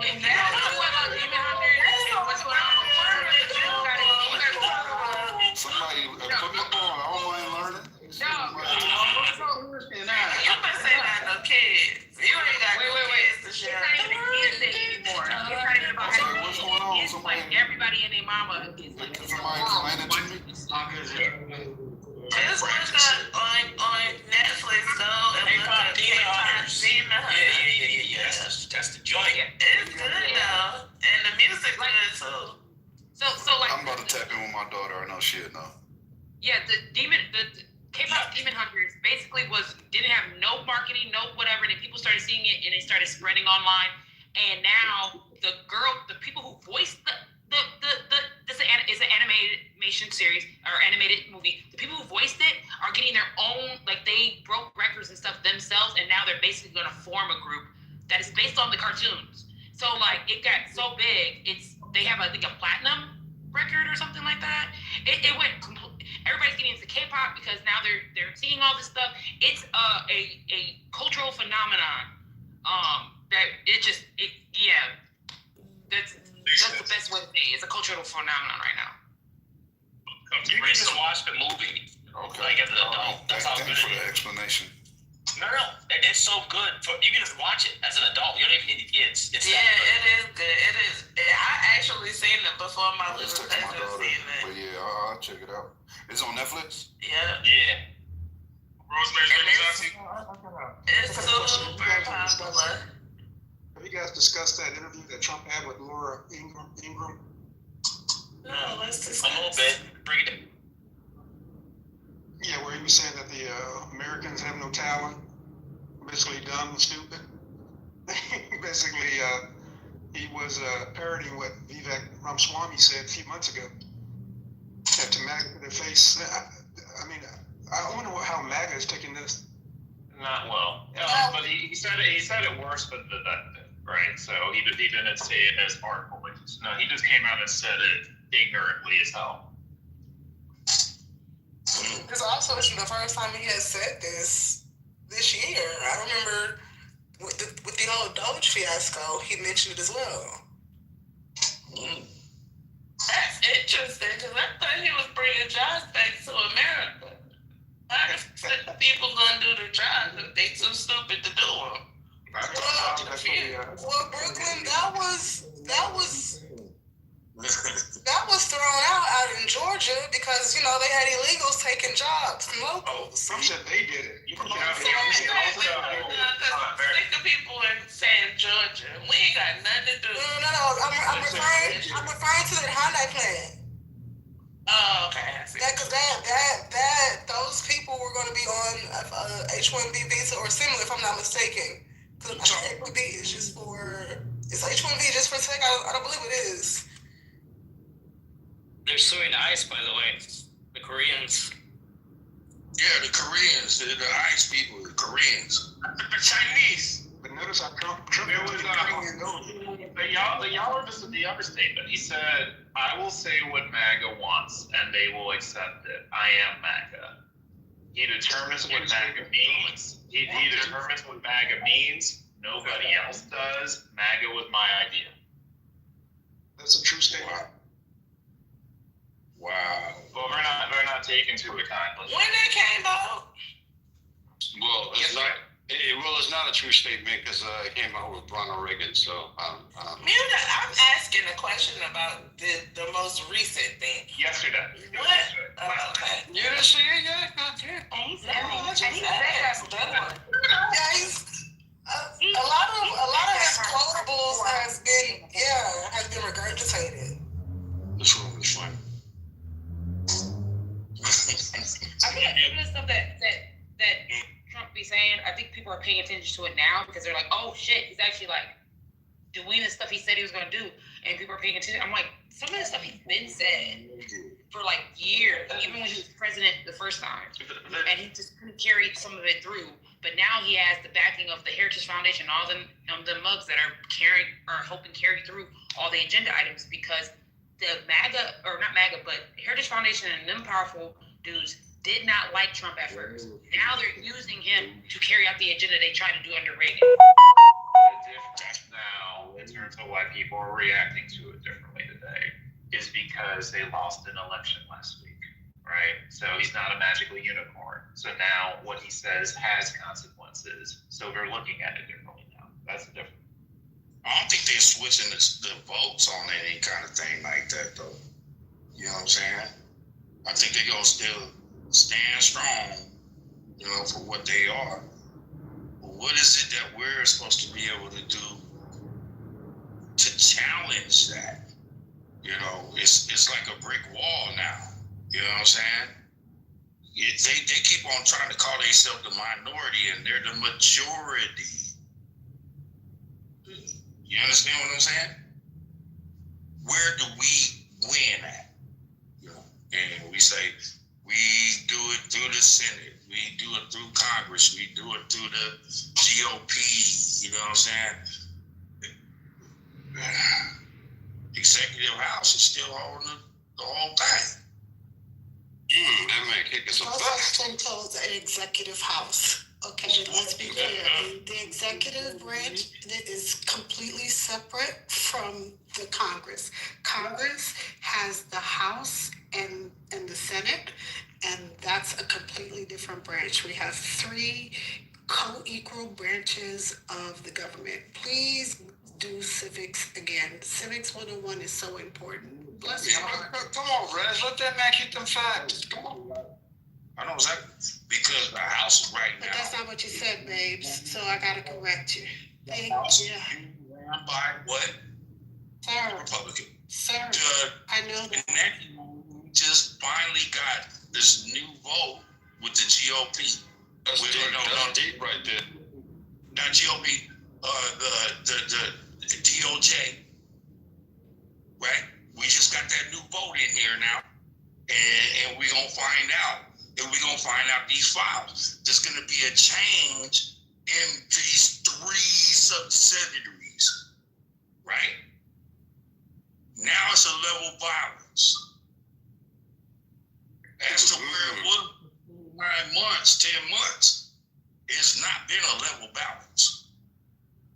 Donald Trump been able to run around that motherfucker like the white boy is shining in the goddamn tricycle. Fuck out of here. Back. It's a conspiracy. Oh, it's not a conspiracy. This is what's happening. You asked me a question and I'm sitting there like, how is this being allowed? You right, brother, you right. The how is being allowed is kind of like, how is it not too though? How's it like, not? How would it not be? Like if there's no rules against one thing, there's no this against that. The only reason why certain things work in our government, I think that's what the problem is. People don't think like this. Everything is basically an honorary system, and if you have respect for it. So like the court system only works, especially for higher up systems, if they have some kind of other system support. So if you don't do something that the court told you to do, right, the cops will come and get you. But when you go into the higher courts, the governments are doing it out of respect more so for the court. They're not doing it just because. And the president doing what the Supreme Court tells him, it's just out of respect. It's not. He doesn't have to do it because he has no one necessarily above him except he doesn't have no one above him now. He has the Congress that can kick him out, but he has the control of the Congress, so he doesn't have like the checks and balances. Like that's the problem right now. We don't have the checks and balances like we usually do. So a lot of this stuff can be allowed because that's where the system is at the current point. What you're just saying is that we don't have a judicial branch to check him. Wait a minute. Wait a minute. Did y'all take Civics 101? Nope. Are we serious right now? Hold tight. Hold. I don't think you're getting what I'm saying. We have a sweetheart. Stop. Hold tight. Did y'all take Civics 101? Do we not understand that a country of laws? Do y'all not know we have a constitution?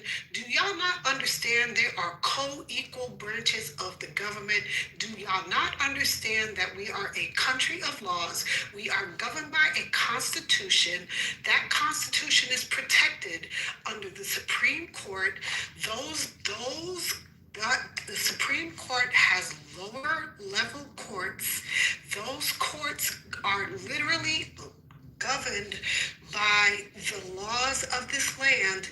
That Constitution, those amendments, we literally have a Congress that passes what's called laws. They are the power of the do we not understand how this works? I need y'all to go back to civics.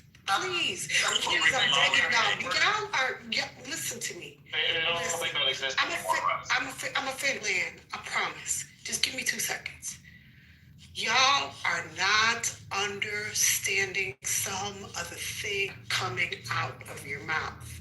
It is not making sense. Please go back and learn 101. Thank you. Are you particularly talking about me, or just want to make it clear? Are you particularly talking about the stuff I just said? Hi, are you particularly talking about my statement? I just want to make sure before my next statement. Hi. Okay, well, I doubled down on what I said. Well, shit, the government need to have the civics class too. At this point, is what the fuck. 100% agree with you. We following the rules no more. Hey, Harvard does a free civics class. I'll post it. Thank you, JD, because Jesus Christ, we are in trouble. Can't keep using his name like that. Man, pick the law every day. It's not that we don't understand it. It's the fact that they are circumventing. He's circumventing everything. He's got the Supreme Court in his back pocket.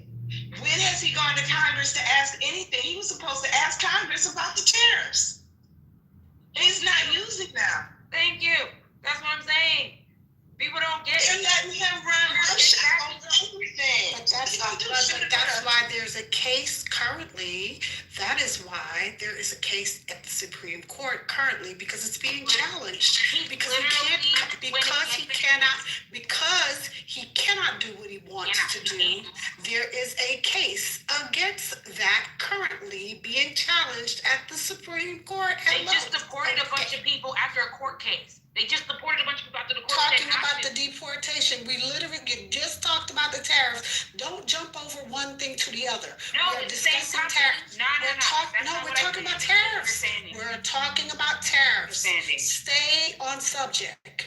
We're talking about tariffs. The current case at the Supreme Court is out about tariffs. It has been challenged currently. That wasn't the point. Oh my God, Jesus Christ.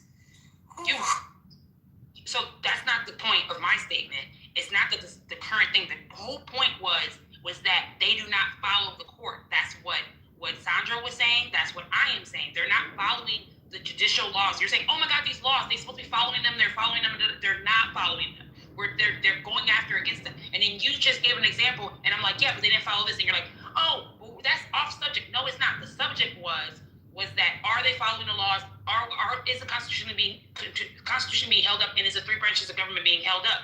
And the example of them deporting people after a court case, saying they shouldn't be deporting people, is an example of them violating the Constitution and violating the court's decision. Solana, I am not telling you that they are following anything. You are jumping off subject because what she was talking about was tariffs. And I am saying there is a current case at the Supreme Court discussing tariffs. We can't jump from one thing to the other. Either we're going to talk about one thing or we're going to talk about something else. I can talk one by one. There are currently individual cases that are being challenged and that have been upheld. There's a current case right now that has been literally challenged at the DOJ, and the DOJ was struck down. There is a case of a Haitian immigrant currently that was struck down by not the Supreme Court, but by the appellate court, that there was a Haitian immigrant that was unlawfully detained, and they tried to literally strip him of his rights, and the DOJ was their argument was struck down, and he has won his case. There are several hundred of them. Yes, some have gone through, some have been denied, some haven't. I can't speak to each individual one, and I can't speak to every individual one that has been worked. So time out. So I think something happened, and I don't know what and where, but we were talking about laws and stuff. We were talking about whatever, and I think someone brought up tariffs as an example, not as a change of subject, not as the subject. And so a couple of us were still on subject of that, and then you went to tariffs, and then thought that we were upset on the subject. So I think we all got mixed up for a second, and that's what just happened. So I just wanted to make that time out. Solana, you're so polite. That was nice the way that you said that. She really is. Hey, Solana, it's good to see you. I'm down there in the goo listening. Happy to see Solana back, but starting to get a headache. So I just thought I would come up to let those who aren't familiar with Solana know that she's very familiar with civics. She could probably teach a class compared to a lot of the people in here that talk civics. She is very well versed in politics. She just hasn't been around in a while. So, and the second thing that I'm gonna say, and then I'm gonna go back to working, is that we were following the discussion, and the points that Solana was making were relevant. But I think that some of the things that were said were probably, I don't know, there was maybe some distractions or it was misheard, but the points that she was making was relevant, as were the points that was it Sandra, was making about them not adhering to what laws of the courts rule.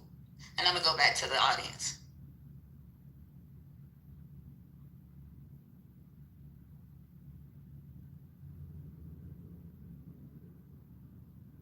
I just like how polite you are. You can go ahead and tell us some more about civics, Solana. Whatever. Thank you. Thank y'all for the compliments. That was cute. I came, and I want to say also I came on to like say hi to y'all, to people I know, because I saw somebody on Instagram and I thought about everyone, and I haven't been on here in a minute, and I think I missed y'all a little bit, even Maggie's ass. You haven't been radicalized yet? Somebody wanted me to ask you in the chat. One thing I will say, I haven't been radicalized? Who said that? Oh, I'm been radicalized. I'm probably toned down. I'm practical. I'm radicalized and impractical. I'm more lefty than most of the people I vote for or work for or be around whatsoever. But I do understand that I want to help people, and people are hungry. So. I was from the conversation, and I was going to say, I think that both sides made good points. Trump does not give a fuck about a ruling. He will go against a ruling. Y'all remember earlier when he was told to return, one of the guys that got extradited without due process? He was ordered to return. Yep, and he didn't. And there's been multiple other instances. And also, going back towards the tariff court, the tariff case that's currently in court right now, they had oral hearings for that earlier this month, and it didn't go in his favor. Like, it didn't go in the admin's favor. It doesn't look good for them on the outcome of the tariffs. It looks like they're going to lose that. Thank you. Yeah, the lower courts look like they're going to get substantiated. Like I said,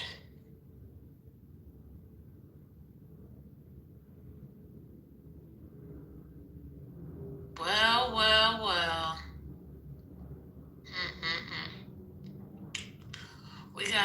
We're at the top of the hour, 6:01 p.m. where I am. And in about 30 minutes, we are going to have a discussion on DEI. So I hope you're prepared. I hope the MAGAs can make it. It's going to be a quick discussion.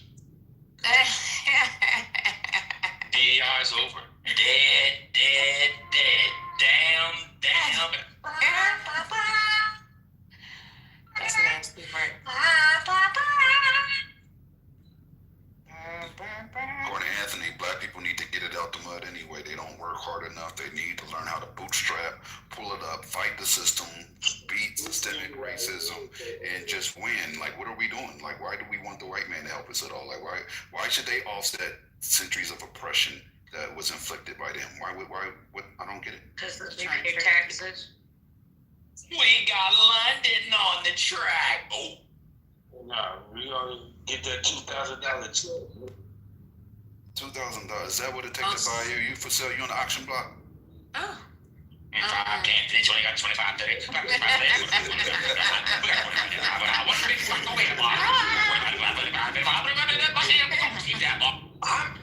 I'm waiting. Good strapping young buck. A good strapping young buck. One second, Fly. God darn. Sheesh. I know y'all probably read this earlier, but just for those of you not have heard it, Donald Trump tweets out, or he Truth Socials out, the Democrats are trying to bring up the Jeffrey Epstein hoax again because they'll do anything at all to deflect on how badly they've done on the shutdown and so many other subjects. Only a very bad or stupid Republican would fall into that trap. The Democrats cost our country $1.5 trillion with their recent antics of viciously closing our country, while at the same time putting many at risk. And they should pay a fair price. There should be no deflection to Epstein or anything else, and any Republicans involved should be focused only on opening up our country and fixing the massive damage caused by those Democrats. Thank you. I wonder where TC and Anthony are at. That's what I'm waiting for that. He did that in front of one of them conservative statues, like John Stonewall Jackson or some shit. Well, no, because El Normo right there, Fly. El Normo, he right there, Fly. I said it. He was defending Fly. El Normo, he right there, and he was defending them earlier. So you get at him. What? I mean, I said this 2 weeks ago when I was talking to Anthony and TC. I said, when it comes out, when more stuff come out on him, how are you going to feel? When there's more connections to child trafficking and the pedophilia, how are you going to feel? What can you say then? They're signing something to say. Your voice, I mean, because listen, no matter what you say, if it's a defense, it means that you stand for it. And to me, you're putting yourself up on stage, basically putting yourself on a shooting range. You put yourself up on this post, and you're waiting for everybody to execute you. That's honestly what you're doing. But I'll let you go. I want to hear how you can defend this. What is it that you think is being defended right now? Pedophilia. No, we're looking now from a state criminal. That's what we're looking at. We're looking at a what? No, hold on. What do you mean? You're on the post. Are you a Nazi, bro? What the fuck are you doing, bro? Are you a Nazi? What are you talking Excuse me, What are we Mr. Johnny, please. I'm just No, you don't ask somebody a question like that. He's actually Jewish, so that's really offensive. Okay, can you find yourself behind the mic? Yeah, I didn't know he was Jewish. But that's the reason why you gotta I know what put people on the. I'm saying that's the reason why you gotta learn people. Can you just place yourself behind the mic? Go ahead, Fly, and Eleanor. Also, that was me that said putting people on the executing them. My bad. Because that's what you're doing. When you sit there and you defend pedophilia, I mean, I would hope there's a lot of motherfuckers that are willing to execute when there's just one guy defending it. Otherwise, I mean, we have a bunch of other weird pedophilia-affiliated people in here, but hopefully it's one guy on the stage. But I would love to hear you explain just your take on it, because it sounds like you were defending Trump in here earlier. So I just want to hear your take. I'm not going to interrupt or anything. You have the floor, Eleanor.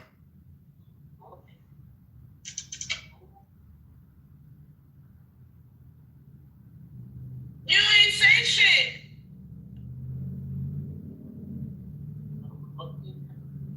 He's having mic problem, sounds like. You gotta leave it till day, because we wouldn't have gone here hear you talk. So You want to hear your pro-pedophile speech, so please fix your mic. And this fool Norm is always doing this punk ass shit. Everybody's wrong. Yeah, he's defending the shit. He's been defending it. No, he hasn't said anything yet. Oh, yes, he has. The first lady Today, right now? Today, yeah. he's been defending that back and forth. We've been arguing with him all day.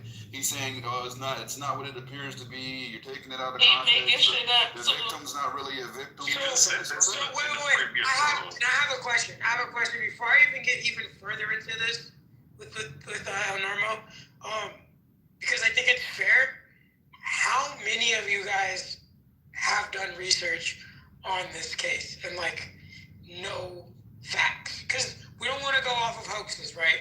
We don't want to go off of assumptions. And when we do things, we want to go off of facts. So I just want to make sure, for anybody who feels like they want to throw anything out there, we get off on some curveballs like we just did 5 minutes ago. In what case? What case are you referencing? In what case am I referencing to facts, or what case am I referencing? Yeah, what current case are we trying to get the facts for? Okay, for this Jeffrey Epstein thing. So there's no current case, so not current case, but there's facts on the current situation. Allegations, yeah. Allegations. I mean, they're not allegations for Epstein. First off, those are not He's been charged with this before. So we're trying to substantiate the facts that show that Trump is a pedophile. Yeah. I came out with them emails today. You know what I'm talking about? You ain't heard about what that? Yeah, old boy was up in there. Yeah, that's what we're Johnny. That's what I'm trying to get at. People were saying they're like, well, there's not circumstantial evidence. Well, I'm like, if it barks, it's a dog. So when you look at the email and you can pick that apart and see what they're talking about. That's kind of hard for me to defend that and anyone to defend that and be like, oh, I don't know, maybe it's a coincidence. So a dead convicted criminal wrote an email. Why are you finding that credible? By the way, I'll add something to it. His best friend. No, it's not his best friend. It is his best friend. As much as he wants, yeah, you can claim. I want to move on from that because he threw him out of his club. But let's move away. Dead man tell no tell. All right, Fly, you said you was going to let him talk. Now let him talk. Nobody ever said that anybody was anybody's best friend. That's a bit of nonsense. So we have, if you look at the New York Times, there's about 3 articles about it on the front page on the website. And according to the New York Times and to the unredacted emails, the victim that Jeffrey Epstein refers to in that redacted email leaked by Michael Wolff is Virginia Dufresne. According to, again, on the front page of the New York Times, Virginia Dufresne is on the record saying that she did not see Trump involved in any of these activities. So any implication that Trump was messing with this child is refuted by the child herself. That's the point that I was making. Where can I see the unredacted email? I'm not sure. Refuted by the Go dig into the Times a little bit. They make. He read it. He was reading it. Normal. Have you seen the unredacted emails yourself? No, the Times reported on it. No, the Times reported that that Republican said that on X, but they don't have the unredacted email either. So here, I'll do you a favor. When I'm not driving, I will send you a video of her saying opposite. I can do that for you. That'd be fair. I don't even know what you're talking about. I would love to hear that video. Hold on, Fly, yes, please send that video, please. If Virginia Dufresne implicated Trump, then he would have been in trouble a long time ago. So I would call that. You're talking about Virginia Dufresne? Yeah. Dufffre. Dufresne. That's her name, Dufresne. I believe it's Dufresne. I always talk about the name. It don't matter.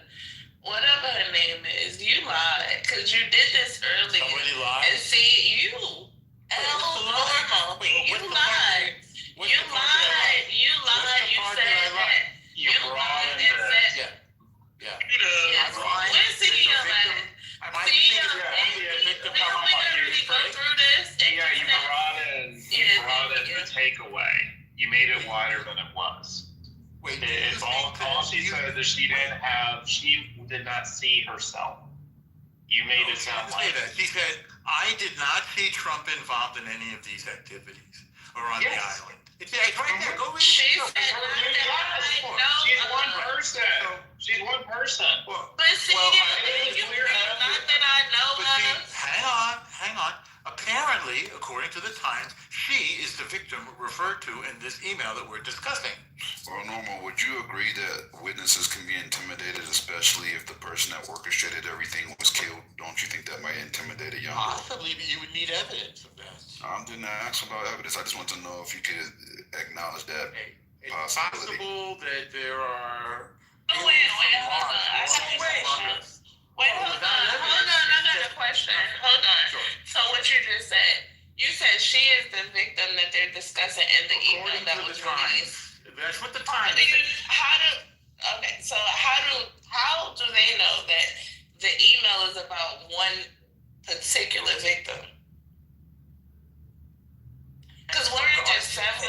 Weren't there several different victims? I'm answering your question. According to the Times, because the Republicans released unredacted emails. That's how. Next question. What I'm saying is, even in the case, along with what was released, right? Say that again, please. There were several. They did not name a victim. The original statement that was made did not name a victim. The email that he sent did not name a victim. If redacted means it's left out. And so because somebody said it was her, it's her.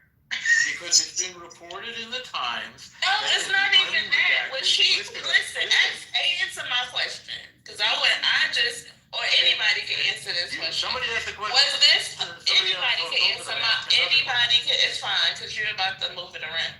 Anybody can answer my question.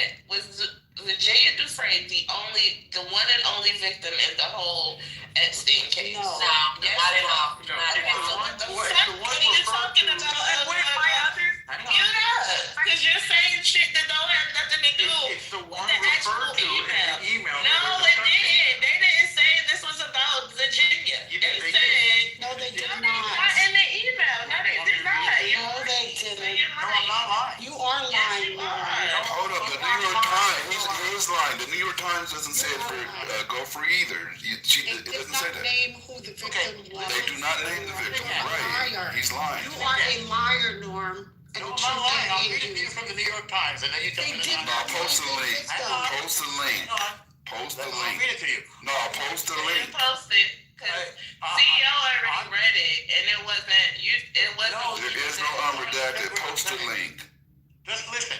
On Wednesday, Republicans on the House Oversight Committee said that the victim the email exchange referred to was Virginia Roberts Dufresne, who was 16 when she was recruited by Mr. Epstein's longtime associate, Ghislaine Maxwell, while she was working as a spa attendant at Mar-a-Lago in 2000.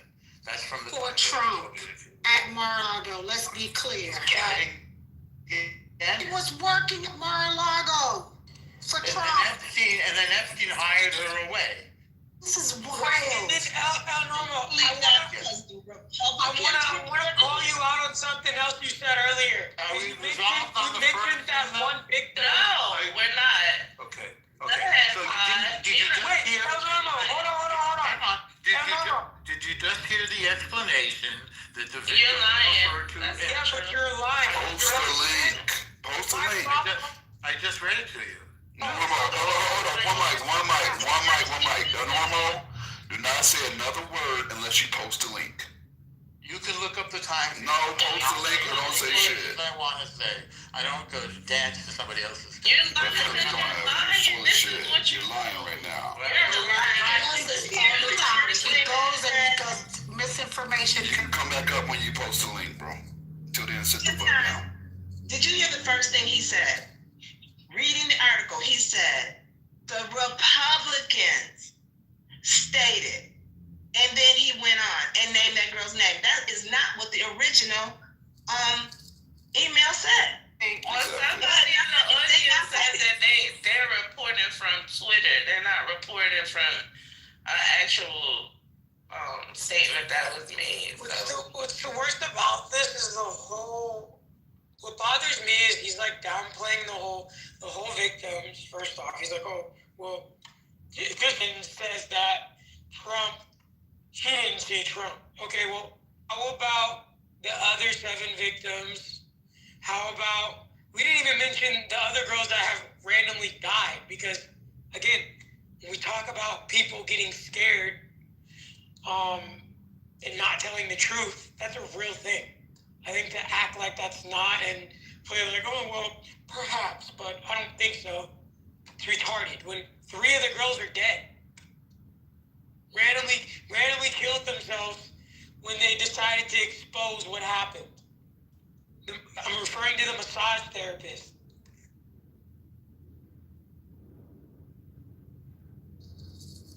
That's funny. So the article leads with Republicans said, which makes it, you can't make this up. Which makes it even worse. Right. It's just what they say, as usual.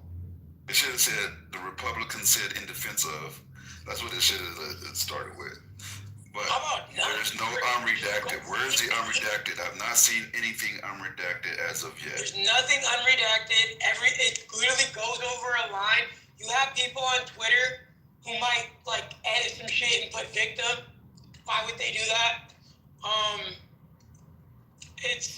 You're not gonna find much. So for him to be like, they're referring to blah blah blah blah, they're not. It's kind of generalized, especially when you read it. I don't think there was even a name drop. I think it was more generalized. No, I hate to do it.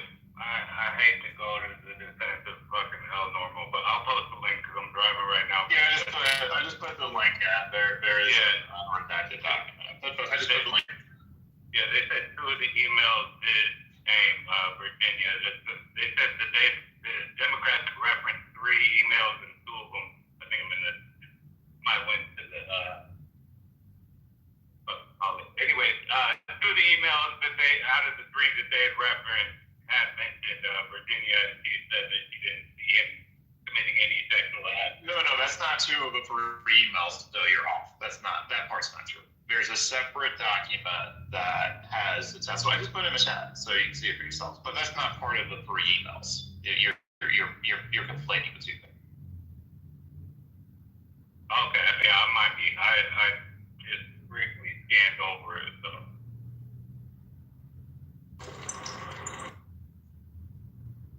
This whole darn thing is a mess.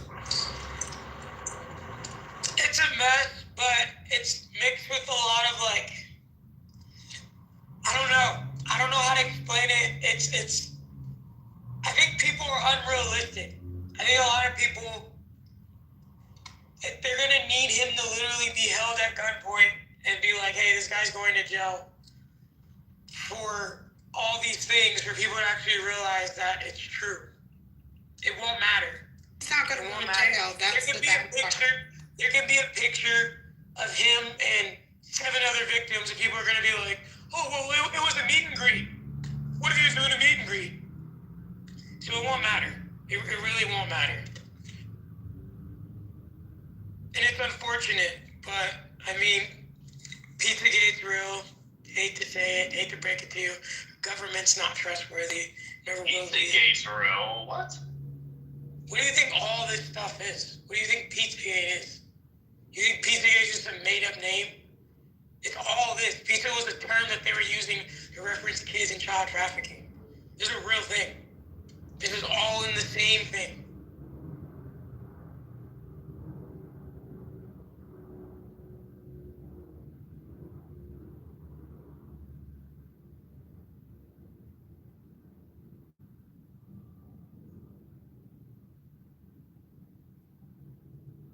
I hate Clubhouse. Wait, so this headline says bipartisan push to extend Obamacare subsidies for 2 years. What's going on? And by the way, it's that can't be happening. Day 43. I'm trying to tell you what they saying right now. That can't be the case. The Democrats caved. They can't be getting that, or they couldn't have orchestrated the Epstein thing to come out. It can't happen. It can. And we got 8 minutes till the hour. Who's trying to come on stage?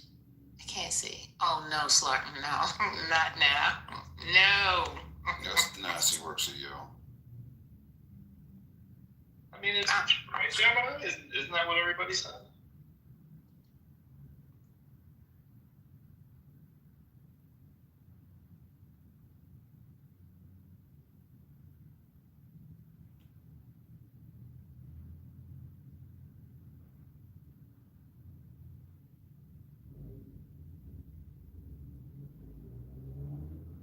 Alright.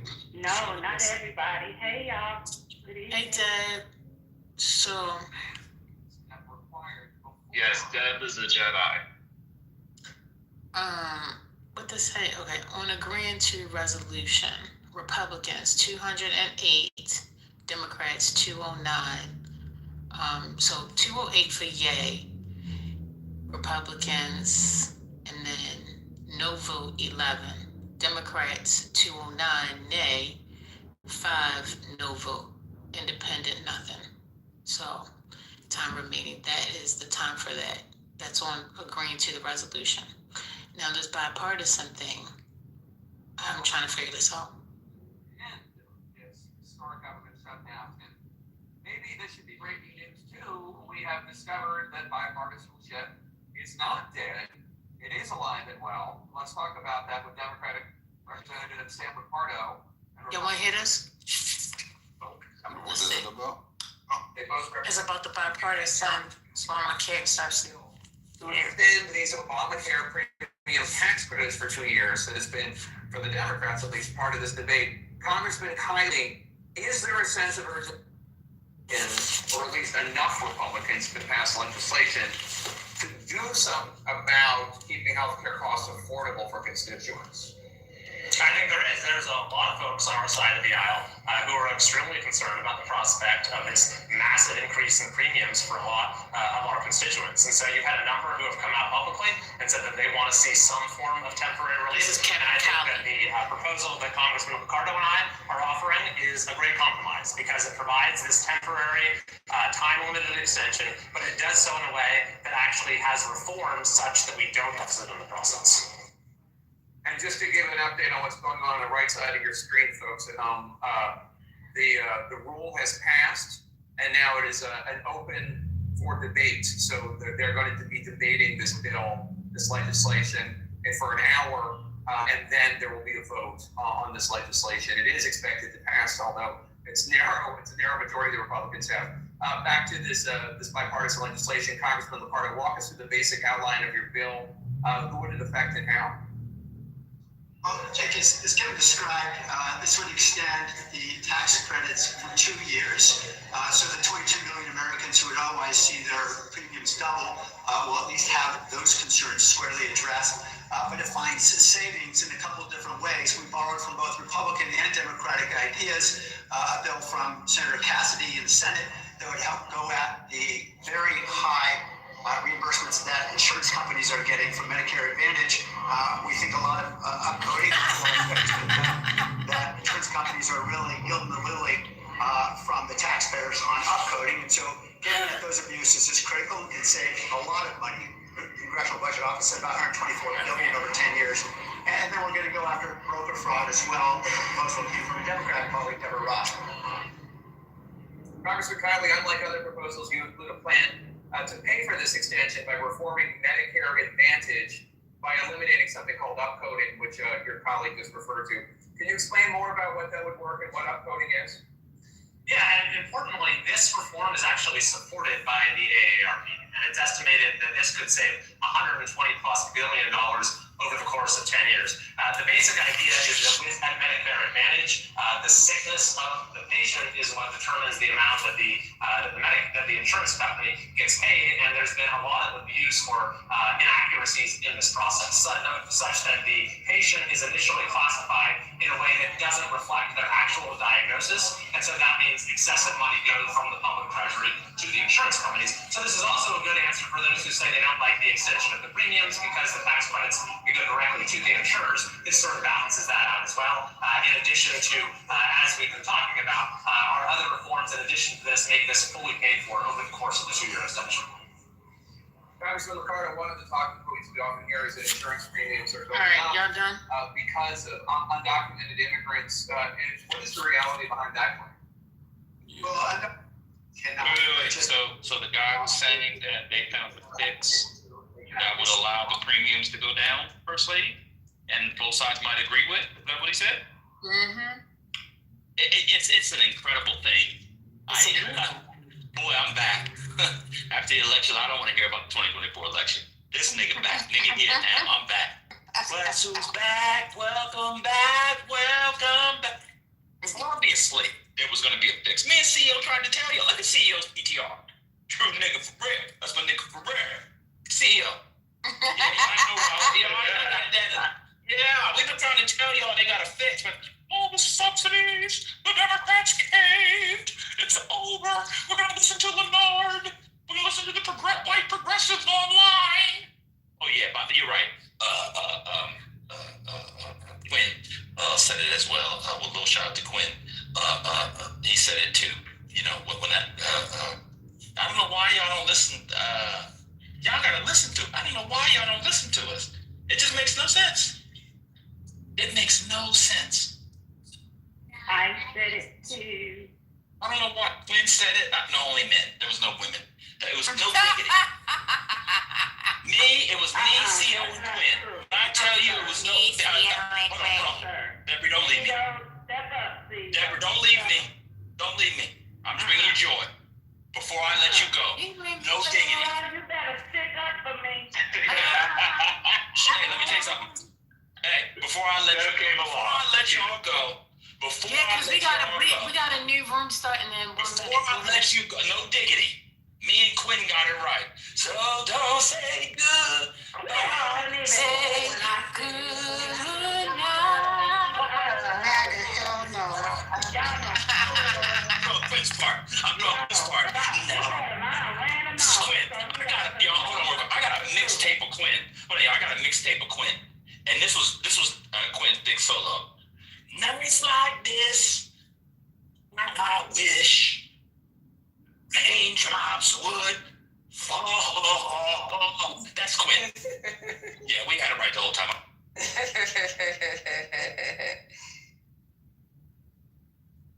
The white people are confused. The white people are like, what are these jokes? I don't understand these references, these allusions. Don't mute me, girl. Who muted? I'm sorry, I might have done something. I was cleaning my screen so I could get a closer look at MAGA up here. Y'all were out here muting this stage. I'm sorry. I was cleaning my screen, y'all. All right, I'm up to going over. Start the room? Yeah. Okay. That's all right, Deborah. I like the way you work it. No diggity. Here we go. Wait. I got something for Quinn since she's starting the room. All right, y'all.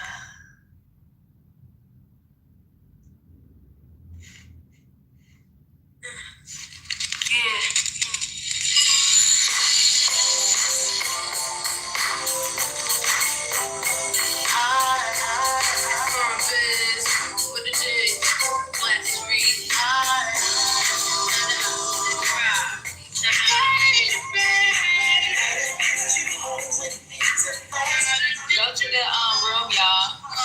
Take your time.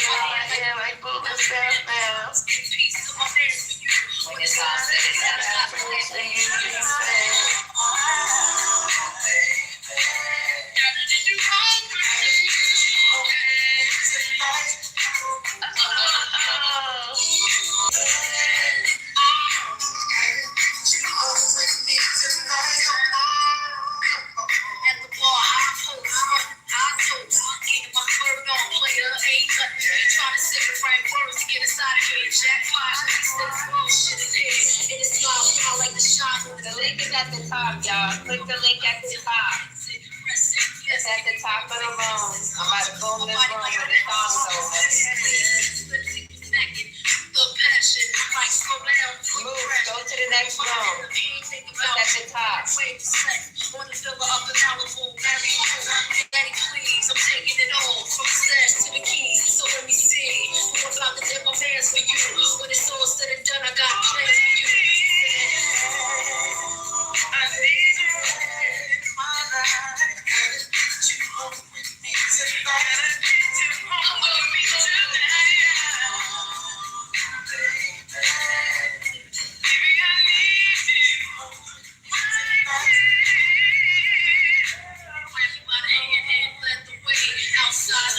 talking the ballet. Mine started to spread a million miles away.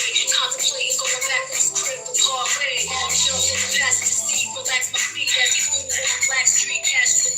And we cruised the metro on premium petrol. Eyesight for my thighs and couldn't let go. Top twerking, you're making me high. Like Tony, work me, take me up high. I know it for a second and then my mind went. Sex all around the car, isn't it ironic? That reality is so breathing heavily, but still in control. Lost the shot, roll, put my hair on his leg. With sex in his eyes, he turned and then he said,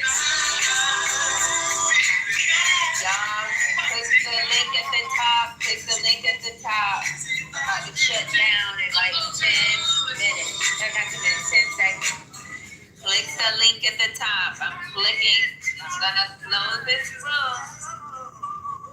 Aye. I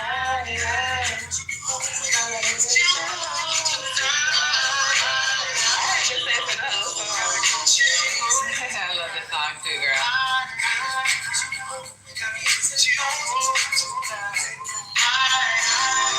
I was a little girl singing this. I had no clue. You didn't know what the fuck you were. I knew all the words too. I should be ashamed, but I see y'all in the next room. Alright. Y'all go to the next room. I'm about to break it. Adios. Goodbye.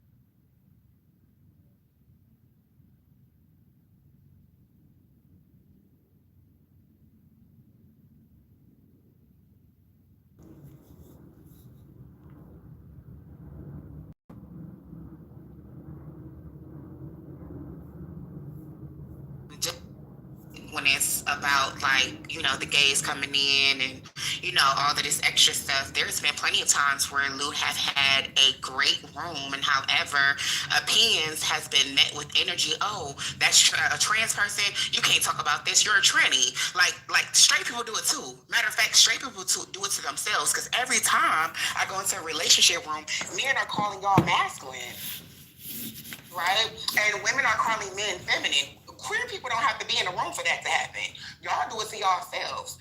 Then when a queer person do come into the room, y'all make situations about their queerness, and y'all bring that up. So I have seen that plenty of times. I'm sorry, Ayana has seen that plenty of times. I'll be on mute. I come in, add value to the conversation. However, my transness is put face forward in a conversation. So I don't understand. Like, I get what you're saying, and I understand there can be people that can be loud and boisterous and come in the real rooms, just like there are straight people that do the exact same thing. We understand these are things. There are men that come in and attack women. So I don't understand why y'all putting like all gay people into a monolith to think that all gay people act like women when we know something is called DL, where these men fuck women and they fuck the community and they act like men, or y'all protect them, right? And I think that they are gay, but however they are because they act so masculine, and you can't believe that they like dick up their ass. TC, what's your thoughts on this topic? You're an expert in this. No comment, bro. No comment, bro. And that was real nice, Lou. You've been perfect all day. What is going on? Hey guys, can we move on? What happened with the Epstein files? Can I say something, man? Yes, do you think Theo got a? So anybody cut Theo off? Dr. Nirvana's gonna shoot you. Yeah. Thank you. I just want to talk to the sister Lux, right? Because I remember when I first encountered Lux on this app, man. We used to just always get into it, man. We used to crash out, man. I heard a story about this guy, Peter Nygaard, who was harvesting uterus to research. I was triggered. So after that moment, I would attack Lux consistently, man. Because, you know, I care about the babies, man. I don't want black women to kill the babies. But I realized it's, you know, as I've been back on this side, brother, and I've been listening to the Queen Lux, man, I realized there's redemption for people. God forgives, brother. There is redemption for Lux. I believe in 5 years, Lux will be a full-blown conservative woman. Traditional woman. Can you add on about her IQ, her high IQ that you accomplished? Listen, I knew Lux was a little bit savvy. You know, she's been in the street, in the trenches, right? So you pick up a little bit of skills. But Lux is IQ sex worker or former sex worker. I don't know if she does that, right? She sells pussy for a living, be for real. But she You can never get in the room. I think you show something you don't have. But you give your pussy away for free and you're mad at me. I'm not judging. Let Theo give her flowers. Let Theo give her flowers. Everybody say it with me. Not on stage. Say it in the chat. Let Theo give her flowers. Let Theo give her flowers. Thank you, brother. I hope them bitches die. I just wanna land on this, man. I hope them bitches die. Someone said how much, Lux? I wanna land on this. Shoot everybody. Shoot everybody. Shoot them niggas, man. Shoot them. So I just want to land on this, right?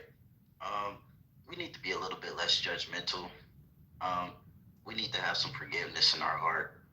Go to God. Seek God. Let the ancestors work through you, because the ancestors are working through Queen Lux. And embrace tradition. Respect the ancestors. And submit to the patriarchy. If I could say something, Lou, real quick, I think the biggest lesson of this whole conversation is about authenticity. I heard something said earlier about people's voices.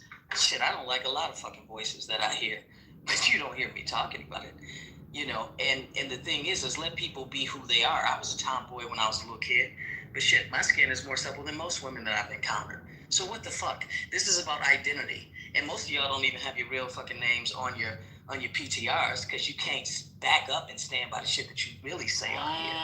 But if you want to talk about somebody being authentic, I respect people that are authentic. And we got here partially because it's people on here and in the world who the loudest fucking talkers. And the bullshit that they do behind closed doors is reprehensible. It's not what you do, it's how you do it. I just want to say once again, it's like. Hold on, Lux. Let me just point this out. Now, I'm just an observer, right? Now, when straight black men come off their mic, even if the woman disrespected the man first, and he respond by saying, bitch, it's outrage. When a gay man calls someone a bitch, alright, it's period pools and Lou, I don't think anybody period pooed me. The issue is that y'all don't stand. So here's. So who can I call a bitch in here? Wait, this is good news for you fighting black people. Wait, Lou, did you hear this? Angola and Botswana team up to buy global diamond giant De Beers. We're talking about hood gay shit right now. You know, I can't stand you Negroes. I literally can't fucking stand you. Africans in the room. That's why the immigrants are smarter than y'all. Y'all arguing about pussies and they buying diamonds. Oh my God. Wait, first of all, Mickey, you actually started this. You started this whole thing and you left, and then now you're trying to change the subject because you know what you did, man. All right, let's pass it to Corey. Okay, but this is gonna bring diamond power back to Africa. This is a big fucking deal, y'all. Get the business clear, and then we'll get back to the topic, ma'am. The pussy business. No, this ain't got nothing to do with transgender or pussy, and well, I don't know what the fuck that is. All right, Corey, Lou, do you want to be able to call women bitches unencumbered? Yes. Is that what this is? 1,000%. Okay, can we put a brain in the chat? If y'all are can I get a bitch pass? Please put a brain emoji in the chat if I can get a bitch pass. I'm a crash right now. Because he's up here bitching now. He's up here bitching now about him not being able to call women bitches. In the chat if I can get a bitch off. Allow him. I ain't never black straight men were the ones who started calling us bitches first. Hold on. When did y'all start calling us bitches? So we gonna go. So Jasmine, I love you. Tradition. That's what Theo just said. And allow me to call. That's what Theo. I have moved. Say Lou. Call emulating women. Call emulating women bitches. They don't mind. Can somebody properly second? Can anybody? All right, we got a second. Can anybody come in? Is there any objection? No objection heard. Lou, please feel free to call whoever you want a bitch. It's Robert's Rules of Orders. If the price is high, I'm sure you will. Hold on, bro. It's time. Yo, I'm tired of you dumbass bitches. No. How you feel? How does it feel? If the price is right, I'm sure you wouldn't be mind caught a bitch either. It's a market. It's a nice person. Now, Lou, what's also is the fact that when I was actually met content. Wait, so I was actually met, and I think it's not fair to say that I wasn't met with like discontent and like just upset. Everyone's just pissed off, right? When I called her a bitch, people were actually upset about it. The difference is that I didn't give a fuck about who was upset. Y'all be backpedaling on your disrespect. Y'all backpedal when people call y'all things and all of this nonsense. But however, I stood in it because it's always gonna be fuck that coochie munchie eating ass bitch. Okay, Jordan. Wow. Damn, baby, you really want my attention and I can't get mad because I'm well, great, look, now. All right, wait, hold on. Before Corey, I'm gonna let Corey go real quick. Put a 1 in the chat if y'all want to continue talking about politics. Put a 2 in the chat if y'all want to do this Bullis Gotti room. He's ready to address Nadi and the allegations that she brought against him. Let's see where everybody at. Corey, do your thing while we see the votes. Yeah, Jordan's done for the night. That's all. Y'all really want me to talk to Bullis? Jordan and Corey are married. Do it. They are hood gay, they're black first, but they can get on some gangster shit, all right? I fuck with Corey. I fuck with Corey. I fuck with Jordan. All right. Pause. They're cool brothers. All right. They're Black American brothers, and salute to them. All right. I can't believe you just agreed with that pause. Yeah. All right. Real quick. Let me see. Okay, all right, let's bring, all right, wait. Hey, Lou, I gotta say, bro, the gays in IGB, though, they are cool, though, bro, for real. Yes, Like, they are cool. Wait, can I ask the question? They don't lead with their gayness. They get on blackness, but then if you talk about them, they're pause. All right. Yeah, Lou. What did something happen within a few hours? I was touching grass and sand. I just need to know what I'm walking into. I don't know, but Bullet Scotty just hit me and said he needs to address the rumors. He said that's not him in the video. Y'all do this every night at 8:30. That nigga said that's AR. Lou, is this like? Wait. How? Now all of a sudden that's AI. Y'all already had. Listen, we already ran content about bullets before with Ion, and that was years ago before all this AI shit had happened, right? He can't run away. I don't think y'all realize. Wait, because people said it's old content. This is new. Hold on, Nadia. Let me just let everybody know in the chat. So there's a new video that just came out today, 10 a.m. Not the transgender porn. Well, I've never seen. Not the mother kicking down the stairs. Specific to Naughty and Bullets talking on a conversation. I don't know what will happen. And they was having all type of wild, freaked out talk. Yo, this is how I know. Cash apps involved and all type of shit. I feel like Bullets be trying to out himself because we didn't even know about this shit. Now he about to make us all know about this. No, they just went about it today. It was like Wack had a whole room. Yeah, Wack exposed. Everybody was in the room. Yeah, we was trying to defend itself. We exposed him. This happened this been happening since a year ago. I have messages too. We're gonna make a new room in IG. He gonna talk all fucking night now. He not gonna stop. But Lou, I thought everybody was joking when they said he pushed his grandmother down the stairs, but they were putting the links in the chat like, why do we continue to platform him? He literally did that. You could hear her, and she sounds very much like a grandma, like an old time grandma, right? Not like a grandma to be in the club at 35. Like she kept saying. He was speaking to her very ugly, and they played that clip. Like, I don't really want to hear his ass. What he chooses to do. He said that we should do the content. What the fuck? Right, but I don't want to platform him. Like, if we're to. Plus, I don't. Let's do the content of Bullets. Oh, because I'm happy that Angola is buying the beers. Like, he really pushed his grandmother. Like, that's some. Wait, hold the fuck That's some bullshit, bro. Hold the I don't want to hear that shit. And he was on live, and his little grandma kept saying, "Stop pushing me, man." That shit broke my heart. Fuck that nigga. That's foul. Like, what the fuck? We black. You don't do that shit. You don't put hands on your grandmother. Like, what the fuck is wrong with? I thought that shit was a joke, but he actually did that. Man, forget that shit. That's fucked up, Lou. He like to put his hands on dick too. Lou, I got stuff I have to do. I don't.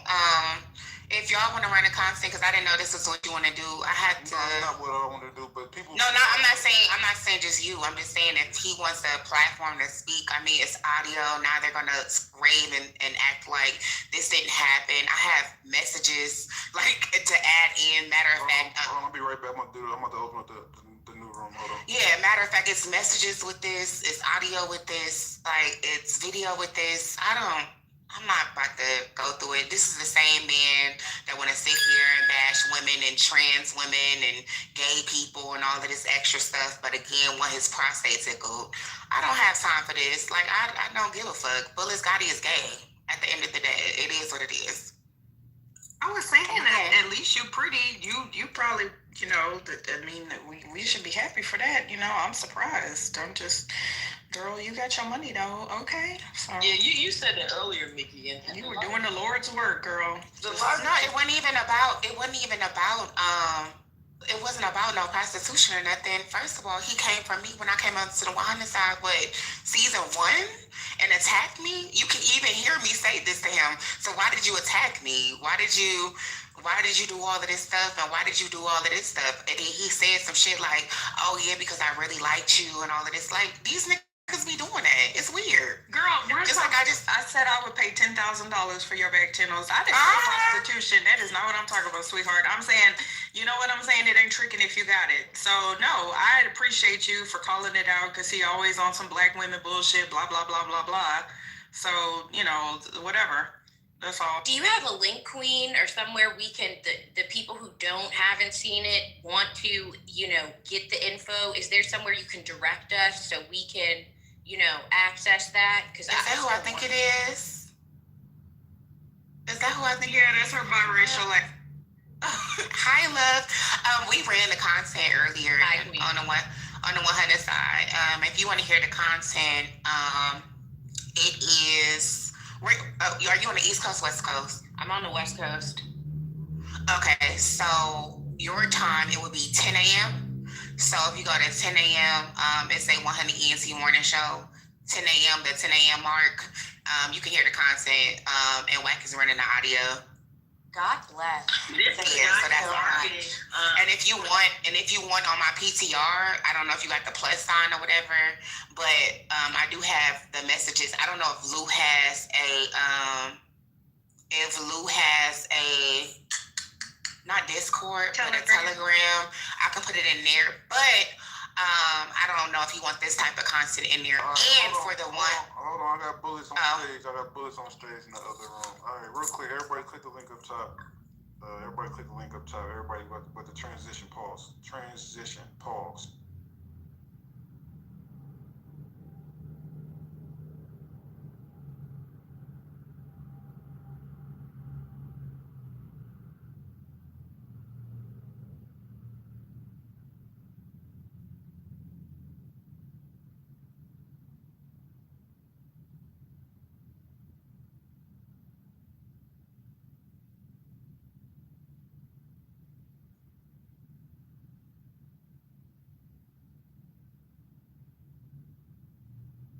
Yeah. Hey, what's up? Oh, okay. What we doing? Transitioning to this other room. Oh, up top? Yep. Oh, okay. Ooh, Lord. I'll be on mute for this type of shit. This ain't my lane.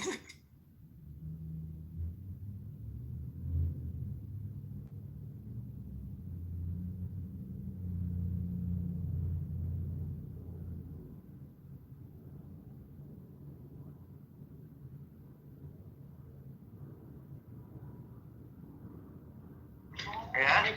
Where she at? Not too far from her, because I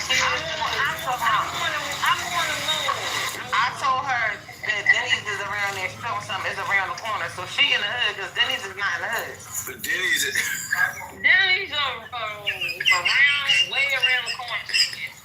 Yeah, that's over there with the white. You in the hood, mama. Talking about something Yeah, she knows she in the hood. That ain't no hood for real. Yeah, that is. I go to my Royal Farms and order the same thing you just ordered right now. I'm going to pay $17. So yours is definitely in the hood.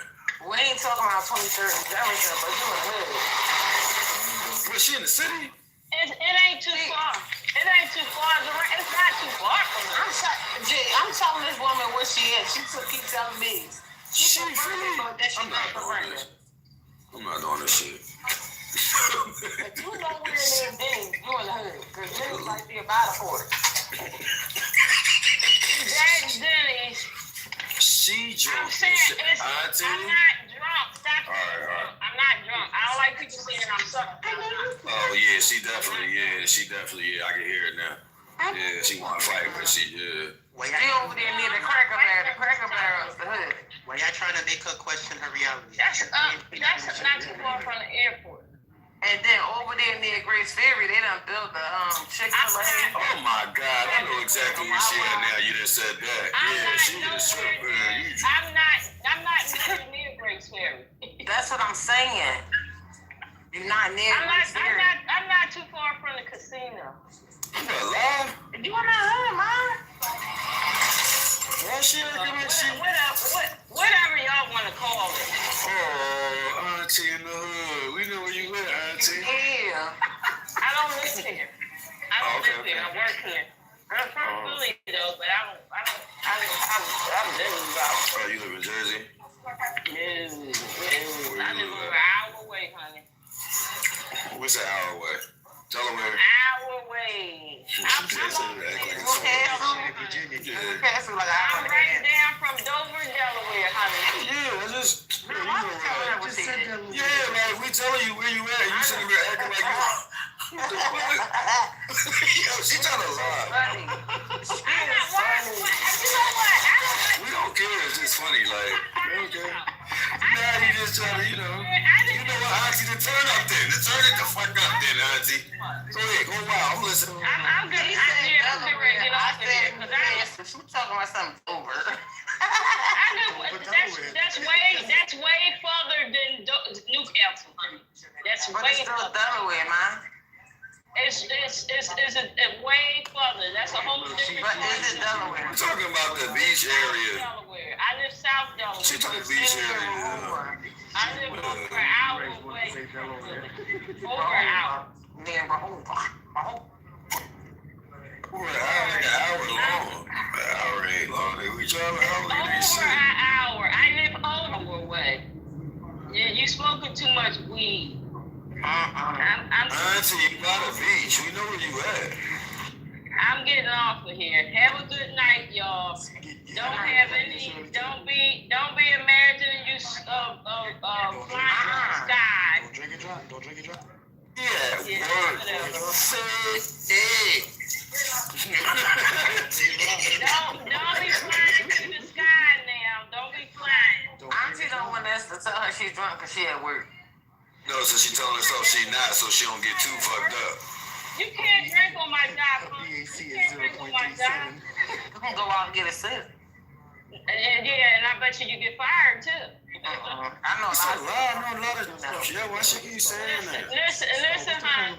I make too much money to be trying to do my job. Okay, I'm not gonna put my job in jeopardy over goddamn. Here we go with the too much money. What's the phone number to your job right now? I want to call it. I'm gonna call your job right now. I'm gonna call that shit right now. You call my job. Yeah, I'm gonna call my job on What's your the number? They're gonna laugh at your ass. I'm gonna call them. They laugh at your ass. I'm gonna call them like people call. They're gonna say she. First of all, if you can get somebody on the phone, they're gonna say what? She off duty. What you talking about? I know you fucking lying. Yeah. I'm not even working. Don't drink it dry. I'm going because I ain't got time for people calling me liars and accusing me of shit. Have a good life. Goodbye. I see you over there at that little nursing home. Rehabilitation center, that day center, the social day. Y'all ain't even prizes and life. Y'all don't believe nothing. Y'all full of jokes. Stop smoking weed. I do appreciate Auntie, stop drinking and eating chicken.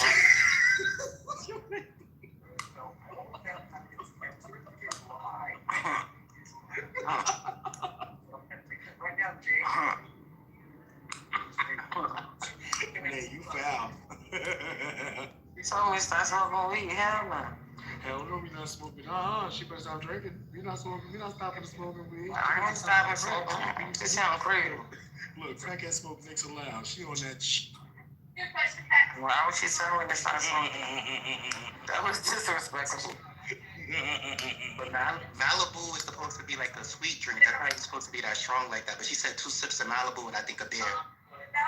And that margarita. Oh, she is such a weakling. She's a weakling. She can stay. Nah, but the margarita. She said that's just what she got at her house. But from what she said, the first she said she only had 2 sips. Then she said 2 sips in a beer. So she only supposed to have 2 sips in a beer. Wait, so she get lit off beer? Oh, no. I'm sorry. I gotta dismiss this. Hey, Blue, how are you? I'm done. But he was eating though. Like what could happen though? Like say she had those 2 sips in the beer and then she just eat it now. It's probably hitting her harder. D, let Blue check in real quick. I just told her. Man, she make me want some damn chicken. Shit, some chicken. Cause like if she was drinking on empty stuff, those 2 sips is gonna be like 4 tips. Look, her PAC is gonna be so cool. Y'all eat the tip of the chicken wing? No. That's greedy. And then like that 1 beer is gonna be like a beer and a half. For all of that, I'm just gonna get another piece of chicken. So if you eat the tip of the chicken wing, that's greedy. Yeah, that's crazy as fuck. I eat the tips. All of them. There won't be no meat, no gristle on my chicken. Right. It's not about filling you up. It's just the taste of it and stuff. There'll be no meat, no gristle, no skin. I just don't eat big chicken skin. I don't like no big chicken skin. Especially if it's wet. Yeah, I was gonna say, like, if it's on the crispiest side, I'll eat it. But I don't like it if it's like what you said, like if it's wet or rubbery. Let me go take a shower.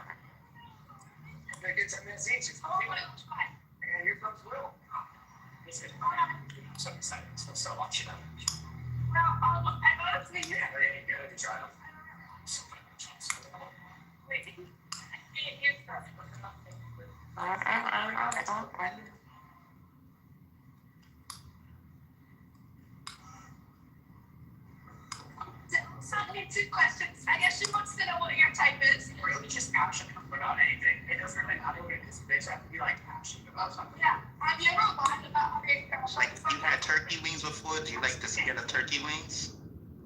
Yeah. But you gotta, like, once you cook them, you gotta take that foil off and let it get crispy. Right. I don't eat the turkey wing like with that wet skin. Yeah, nah. But the crispiness of turkey wings, if the big chicken skin, like if it's crispy enough, like that kind of, then it's like I'll eat it. My dad. But that's I like turkey wings. Yeah, like I like turkey wings too, but I'm vegan now, so I don't eat that anymore. So what you want with vegan turkey? No, but like it's ways to like vegan chicken salad and whatnot and stuff. Like what? Jackfruit? Yep. Isn't it sweet though? A little teeny bit. It's not like a sweet, but like what you do is that you just like rinse it off when you cook with it to like wash some of the fruit juice off. It's not good though. And then you use the mayo and the what? Celery. We put celery in it? No. I just had like the mayo, onion, like pretty much like treated it like if it was tuna fish, even though it wasn't tuna fish. You put walnuts in it? It has that texture. No, but it has that texture where like it could be like chicken, it could be like pulled pork, or it could be like. But what it tastes like? Okay, so it has kind of like I would say it tastes closer to chicken. So, but depending on how you cook it though, and how you season it, it could taste like chicken, pulled pork. The majority of the times I make it in a way where it tastes like pulled pork or something like that, even though it's just like fruit. I got you. But the good thing about that is that like it tastes so similar to those dishes. It's like I wouldn't need to. It tastes similar to what? It tastes similar to the real dish, so it's like it'll taste about like 90%, 95% just the same thing. So it's no need to like go buy the real thing anymore if you try to stay vegan. Like I had the vegan oxtails, those is mad good, but it's like vegan oxtails, y'all taking it too far. It's like, yo, that tastes vegan, and it's like, yo, this tastes good, it's healthy. It's like what I need real oxtails for. So you put like lima beans in it? It could be, yeah, but it could be any kind of beans. Like often they use, I think what are those beans called? But I guess it could be any kind of beans, and then you put other vegetables in it or whatever. But you prepare it in a way where like you get the same taste out of it. The only thing that you're not really getting out of it is the fat, because the fat isn't there. But then there's ways some people go extra and they like make a vegan version of fat to put in there. So it's like the exact same thing. But I don't be doing all of that. I like the one time we went to a vegan restaurant and they had vegan fried chicken. So it was vegan, not vegan. It was vegan hot wings. Yeah, the vegan hot wings. Listen, they made it with the lobster mushrooms. Oh yeah, that's fire. It was so good, so good. But after a while, I had to stop eating it because it started pissing me off. But it was really good. It was really good, and they had like the little blue cheese, but it wasn't really blue cheese. It was something they made it. Right. The plant-based blue cheese, I guess. Yeah. It was good though. Yeah, so the only other difference I would say is that like you have to eat a little bit more because it's not the same as like real hot wings. Like if you're gonna get full. And she thinks oh yeah, that's what I was gonna ask you. How do you get full? Because I know you be hungry again. Oh no. So just like okay, say like if I would have had 3 hot wings, right? Just to make up for it, I guess I would have like 6 or 7 of the oyster mushroom hot wings. I don't eat no 3 hot wings, regular chicken wings. No, I'm just giving a number though. So like whatever. So if you had hot wings, how many you can eat? Like just hot wings, so. Oh, okay. Maybe 5 probably. So you gotta eat 10. What? Because I eat a 10-piece by itself, goddamn. Yeah, he eat a little I'm bit. over here like, damn, bitch gotta eat 20 wings out this motherfucker? Because I'm gonna eat a 10-piece by itself. So is that size like with no fries? Unless I'm starving, if I have 5 of them, it's gonna be good. But also, it depends on the size though, which is why like if the size is right, just 2 or 3 hot wings or chicken wings, I'm good over that. If the size is big enough. But also though, it gotta have other stuff too, like maybe some fries and something else or something like that. Not just eating I don't even like eating just chicken wings because it's like. I can eat hot wings by itself. Right, but I'm saying though, like you're gonna have to eat too much to get full, and it's too much of the same thing. I like a variety or something. Okay.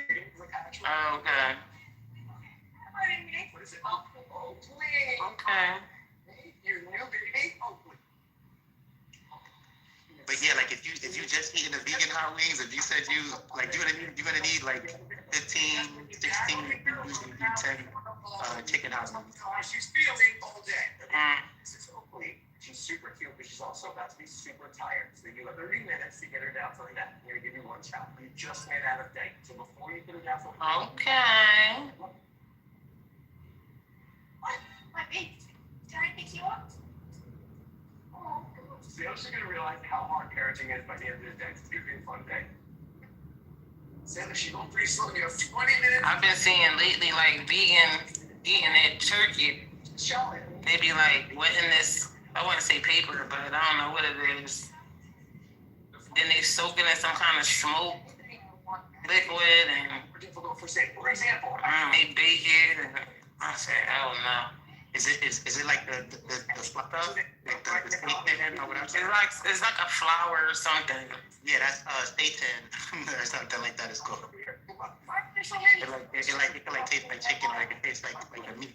But a lot of it though, depending on how you season it, like tofu, it can pick up the taste. So it could be like a turkey, it could be a chicken. This actually makes me super happy. I think she does. So it's really sweet. I'm gonna give you that to keep on it. We all. Yeah, tickle. Now my cousin, she eat a lot of vegetables. Like she'll eat like. First was the easy part. I guess it's a flatbread, right? And then she'll take these carrots and she'll put them in the air fryer and put this stuff and smoke on it and all this other shit. And she'll do lettuce, tomato, onion, mayo. Yeah, she won't be able to sleep if she can't sleep. Avocado. Challenge her to get an extra. And she'll eat it. And I'm like, huh? You're supposed to hook it up like that. Some people be like, oh, I can't be vegan and pay for that. It's like, no, you just need to cook it good like you would. But it's just a bunch of vegetables and bread. Ready? No. Okay, but here's what happens, right? To you, it's just a bunch of vegetables and bread, right? But like when you only eating vegan stuff, right? And besides making like cauliflower fried chicken and all that other stuff, because you're eating vegetables and that's like they don't taste that flavorful. Like broccoli start tasting like steak and stuff like that. So it's like, you know what? Yeah, to you it's like you just eat. That's crazy. It's like so sick. Yeah, to her it's like it's banging. She be tearing it up. She really hurts tearing it up. It'd be a hoagie, a vegetable hoagie. I'd be like, That's like Chinese food to her or something like that. She tears it up though. She been doing it for a while. Akon is arrested. He kind of got arrested, yo. I don't know what about it. Every time you say that, you remind me of the husband. I don't need to change with that girl. Do Let me see. it.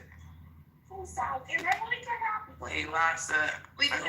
Australia. Yeah, I'm about to. I wonder why he got like that. Well, it was great talking to y'all. Okay, have a good night. Thank you. They're so sweet together. This is crazy. Why did she cry, baby? What did I do? She gets her night off. Okay, whatever. She goes to bed. She said, "What's wrong?" She tries to get cat. I don't know about it. So, Yeah. That's fucked up. She's being so sweet. oh, what you say? Heard me. I said, we call it heroes. Heroes. A hero? What is that? What you call them, the hokey. You remind me of Bill Cosby every time you say it. That's not good.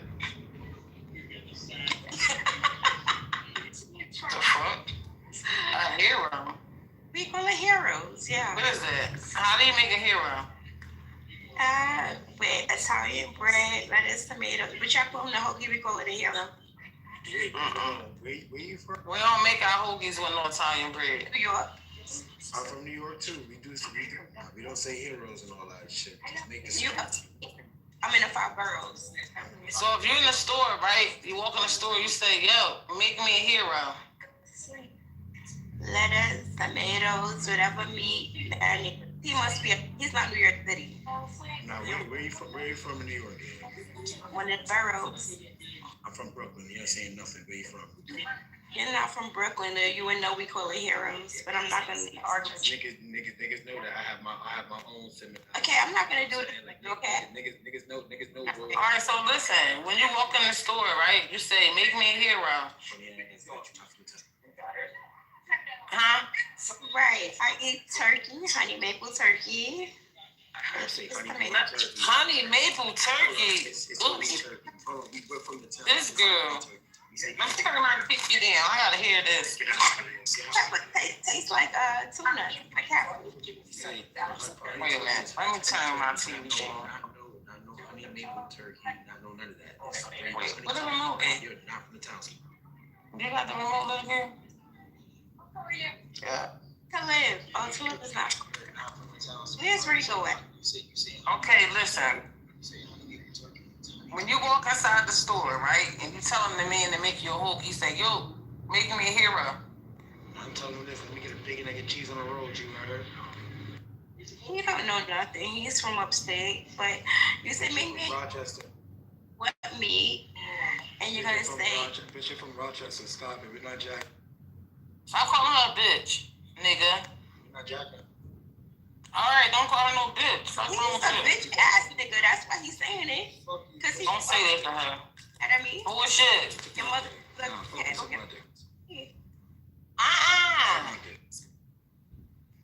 All right, don't talk to her like that. Stop that. No, that's the New Yorker. She wanna get me, right? All right, no, she said you're not from New York and you don't say hero. That's it. They're not jacking you. You have a bitch. Bullshit, why you calling her a bitch? Cause she's a crackhead. His mother crack. You from upstate. That's disrespectful. Why are you saying that? You just mad because you from Buffalo. So listen. I'm not gonna do this. Me calling it a hoagie is not the same thing as y'all heroes, because y'all use Italian bread. That's a sandwich. Yeah, we don't do that from Philly. We use hoagie. Oh my, Shay. Nah, you say that out here, you get cursed. Shay, you a mess. You got a unique personality. Shit, we don't use Italian bread. What are y'all? What's the name of the bread, you Shay? I just call it hoagie. No.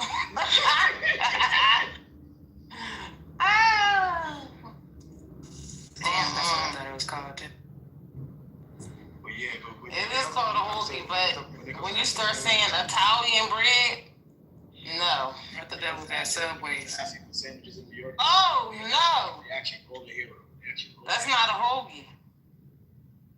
That's a sandwich. Like when you in the ox stores and whatever in New York and whatnot, and they ask you what type of sandwich you want, once you tell them, they're gonna say roll a hero. No, you gotta say a Philly roll. Y'all not from Philly. Y'all don't know. Oh hell no! Don't you dare say no goddamn Philly roll. Oh, you only say the name Omarosa? Omarosa roll? Omarosa? No, you don't say that at all. You just say I want a hoagie. That's what I said. No. I said I want a hoagie. Ew. Say hoagie. You don't say it like that. You go inside the store. The You don't best say, way to you walk in. don't never say ill when Leak talk, but you want to say ill. Yes, I do. He just keep talking. Yo, shit. Man, what my Oh yeah, I gotta. Oh yeah, He be trying to be tough, and he starts screaming and stuff. I got a bone. I said that thick wet mouth bitch. Hold on, I got a bone to pick with you. I'm divorcing you because you ain't saying happy birthday to me, you punk ass. Oh, when was your birthday? You wasn't in here. I was looking for you. Last Monday? No, you wasn't. I was looking for you last Monday. Last Monday, I was in the groups half the day, and you did not sing to me. I did not see you. Don't worry, I'm gonna remember November 27th.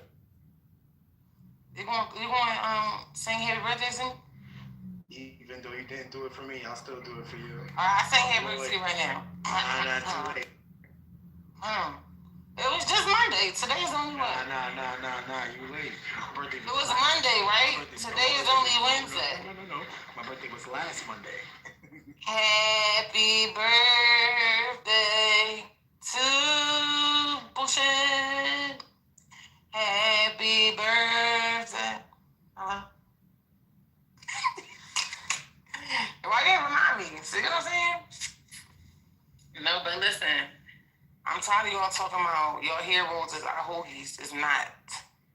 Okay? Green the bean.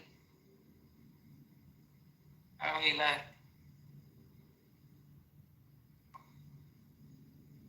Happy birthday. Rice paper, yeah, that's what it is, I think. No, it be a little thicker, though, than rice paper. They be dipping it in water and... Yeah, it'd be thick. It look like a little blanket, like a little sheet or something.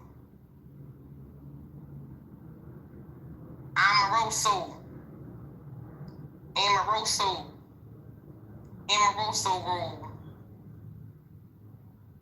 Papa, you just go in the store and be like, yo, Pop, give me a hoagie. Everything going there, no hots, no sweet peppers, extra mayonnaise. Yeah. Gourmet turkey. Yo, how the fuck do y'all eat mayonnaise?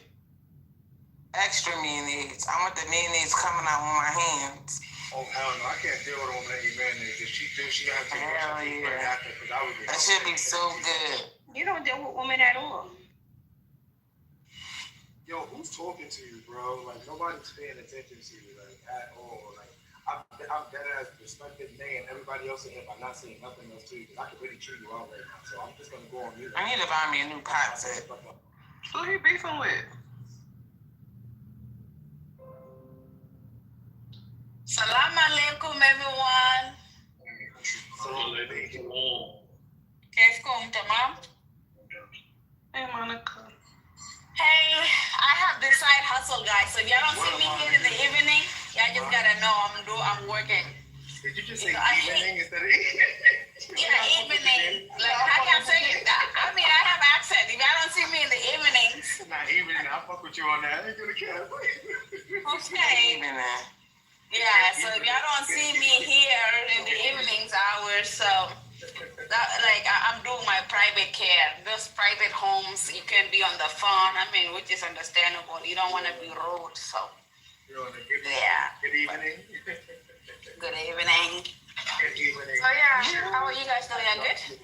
Yo, my nigga, I thought I was the only one that did that shit. Because when I say morning, I say good morning. I say good morning, everyone. I say morning instead of morning. Good morning. Be like, good morning, everyone. Like, Nay, you speak 7 languages. That thing got kicked. Yo.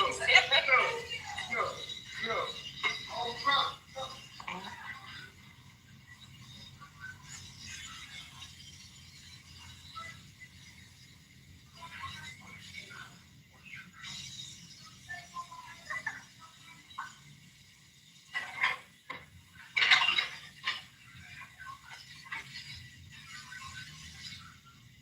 Shay, what'd you cook for dinner? Because you always cooking.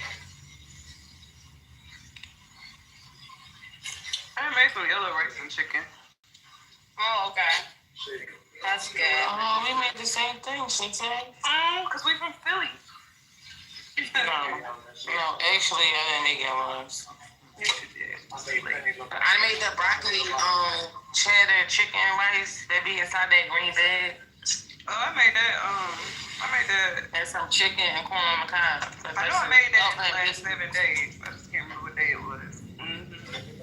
Yeah. I said, let me make something quick, because this little girl bothering me.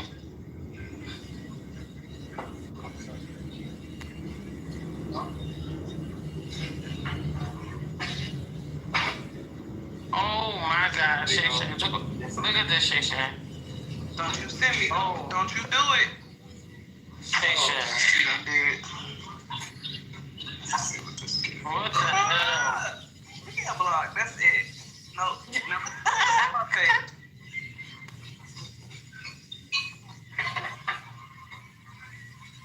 Shay Shay. Nope. Now you gotta delete it because I can't go back and read none of your messages until that's gone. Yeah. Somebody let him tear that thing up in the dark. Yeah. Now, you know what I made last night? Olivia don't fall off. You want me to delete it or anything? Yeah, delete that. That's nasty. This is nasty. I got trauma now. I made grilled chicken and shrimp salad, shani lavaca, and some garlic bread. And then they had to cut half his time. She said, Shay, wait, what did you cook? I told her. And they said, oh, we made the same thing. Well, how did you get in this?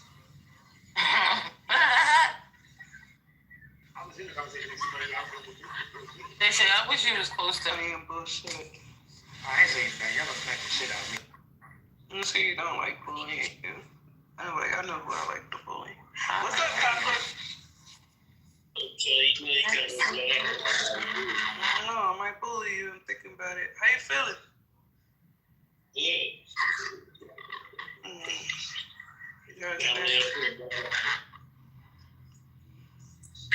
Let me go to the store real quick so I can go to sleep. Oh, now y'all want to be quiet after y'all done let the aliens and everybody else come in here and stuff to say anything. Okay, last one. I don't trust you. Is this a BBL? Yeah. No.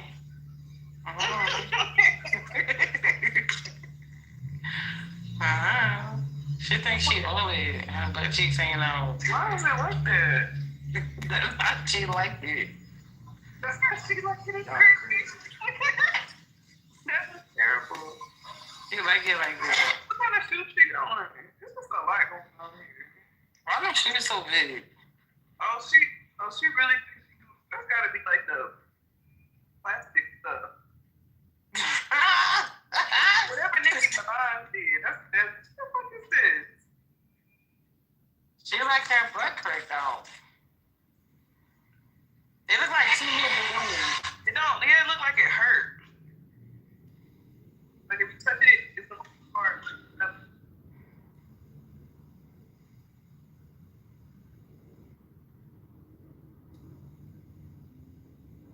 Somebody's tearing this thing up soon.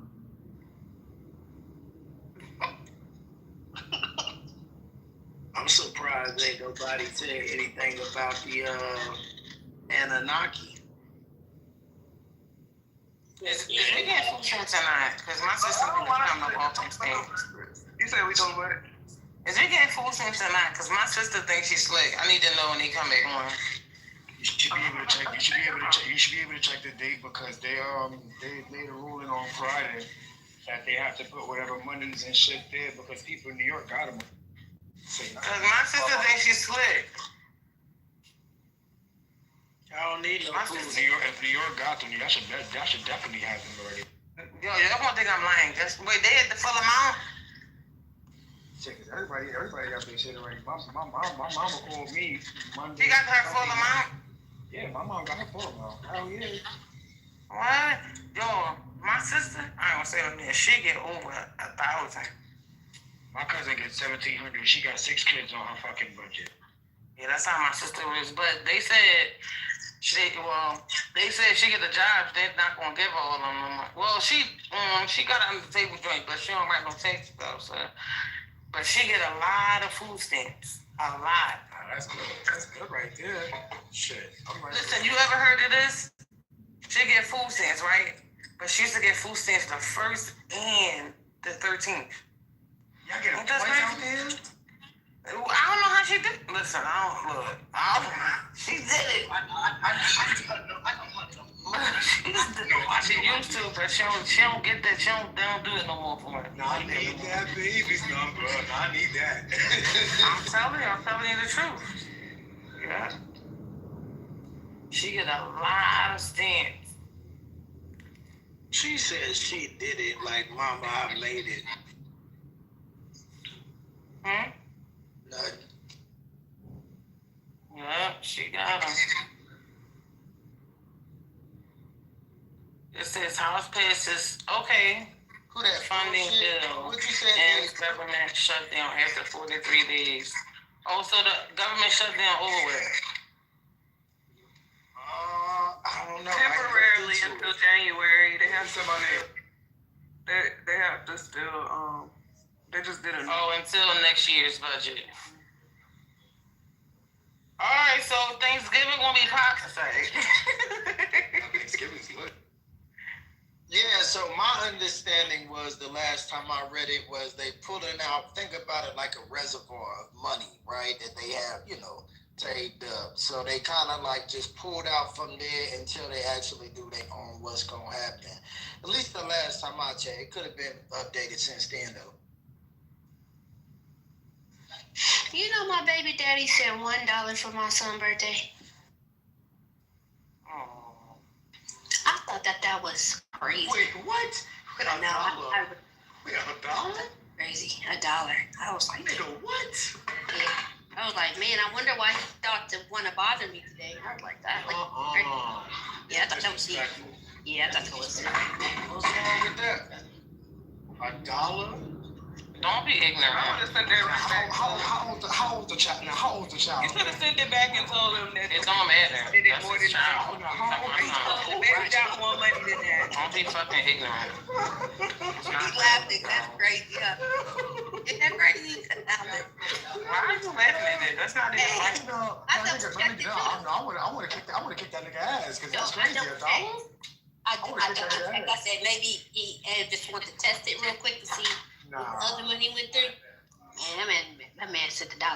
Yeah, but he could have did it on his job. What? Was he shut down or what? No. And he didn't call. He didn't call or nothing. He just sent $1. Nah, that's crazy. That's bizarre, man. Yeah, I was like, let me know the number so I can kick that nigga ass, man. It's all good. I hate me here because I just have to say that, like, damn, $1? That's crazy. Nah, Blue, just let me know the word. I'm gonna hang that nigga by his feet and make all the money fall out. You take all that shit. And I ain't even gonna tell my man that, I swear, because if I tell him, he be like, why you always sad that he the only thing? Because he just was like, told you I got the kid. I know you got the kids, but then it still hurt my feelings. He got, your feelings is hurt. Like, he just can't say anything.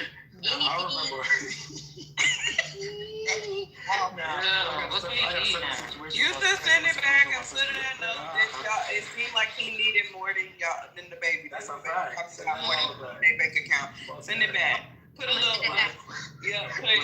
Pay your tithes. Look, it's either that or he just had somebody run down. No. $1? No, I'm sorry. I'm so sorry. Let me people next.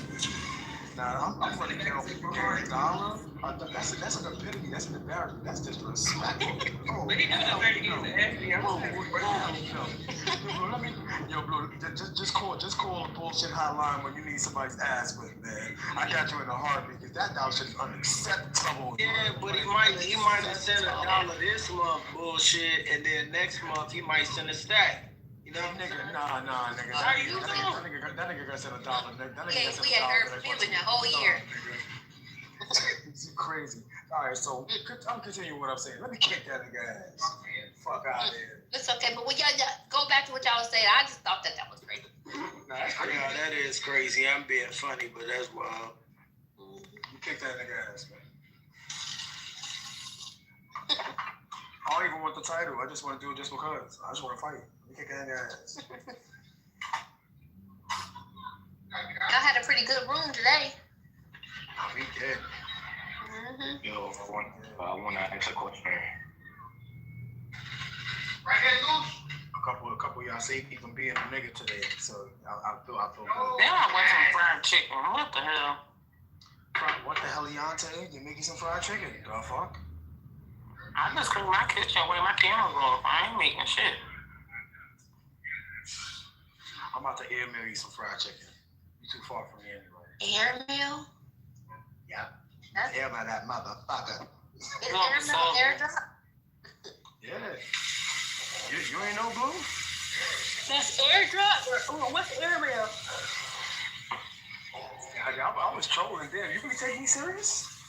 I know what airdrop means, but I don't know what airdrop. Why is Nate acting like she know how to cook fried chicken though? That's I know you got that air fryer. Why is Nate what? I know how to make what? We said they did what? Nothing. So I didn't say nothing about making that, but I do know how to make fried chicken. Very good. And I don't eat no deep fryer. I fry my shit on the stove. Yo, what can I cook for one of y'all, man? Kick y'all out your kitchen. Can't cook. Your food nasty. I can cook my ass off. Y'all fucking. My pops, my mama, and my sister taught me how to cook before, y'all. Y'all. I'll make it whatever you want. With a mimosa, because I know how to make drinks too. That's what I don't know how to make. That's easy. No. The easiest things to do is a mimosa. That's one of the first things you learn how to make. That's champagne and orange juice, right? Yeah. Nah, that's a tequila sunrise, ain't it bullshit? Yeah. Champagne and orange juice is a mimosa. Oh, is that what they calling it now?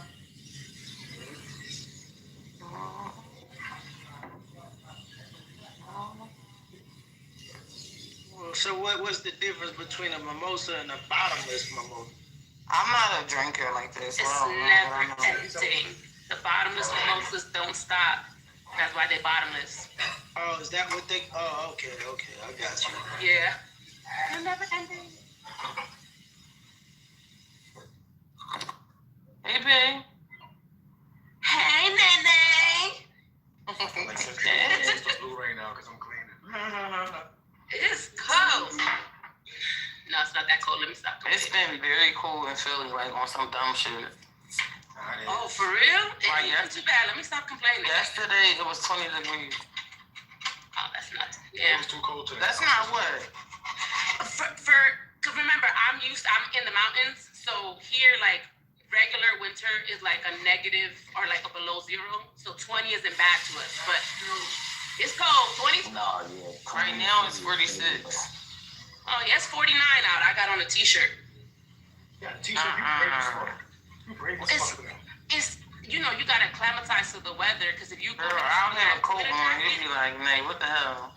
Yeah, but if you put on that winter jacket too early, by the time it really starts to get cold, you're just gonna be freezing. So I try to like ease my way into like cold weather gear.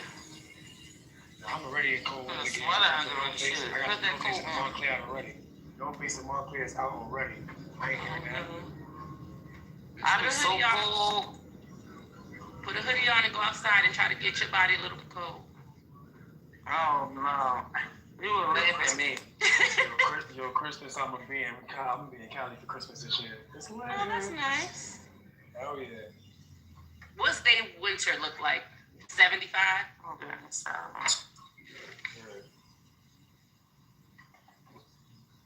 I'm getting dragged out there because I was supposed to go out there last year and didn't. So my ass is going this year. Oh, it's bad.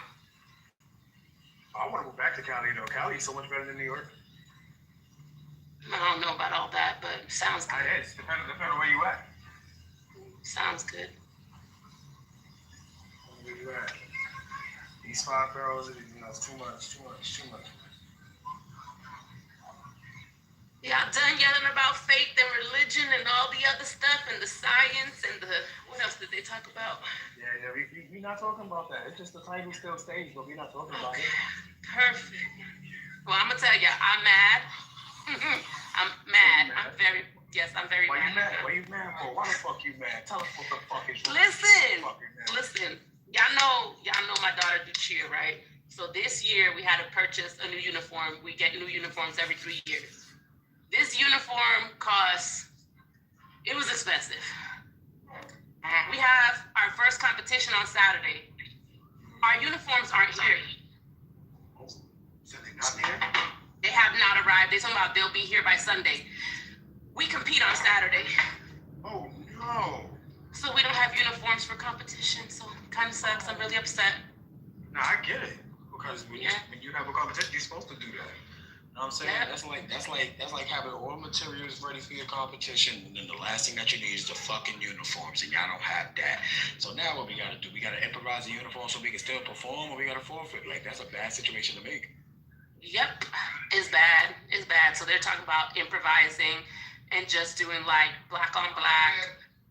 I'm like, for now, just improvise, get through the routine, and then visit it. You know, when it comes to that, whoever you ordered the uniforms from, you rip it to their ass because that's very unprofessional. You know what I'm saying?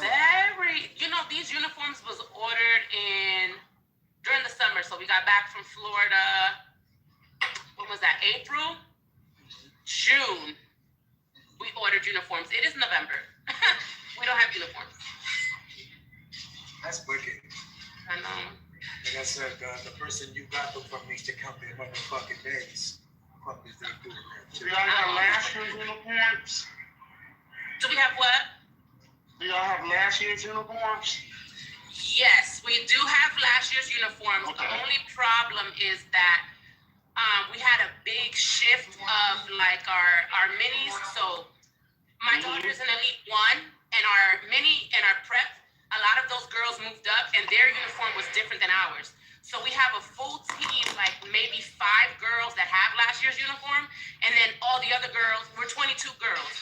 Maybe 5 have the last year uniform of the same, and then the other girls have a different because all teams don't have the same uniform. Right. So we couldn't even wear last year's because they still wouldn't match. So, but I'm on my way. I'm coming. I'm on my way to the gym now.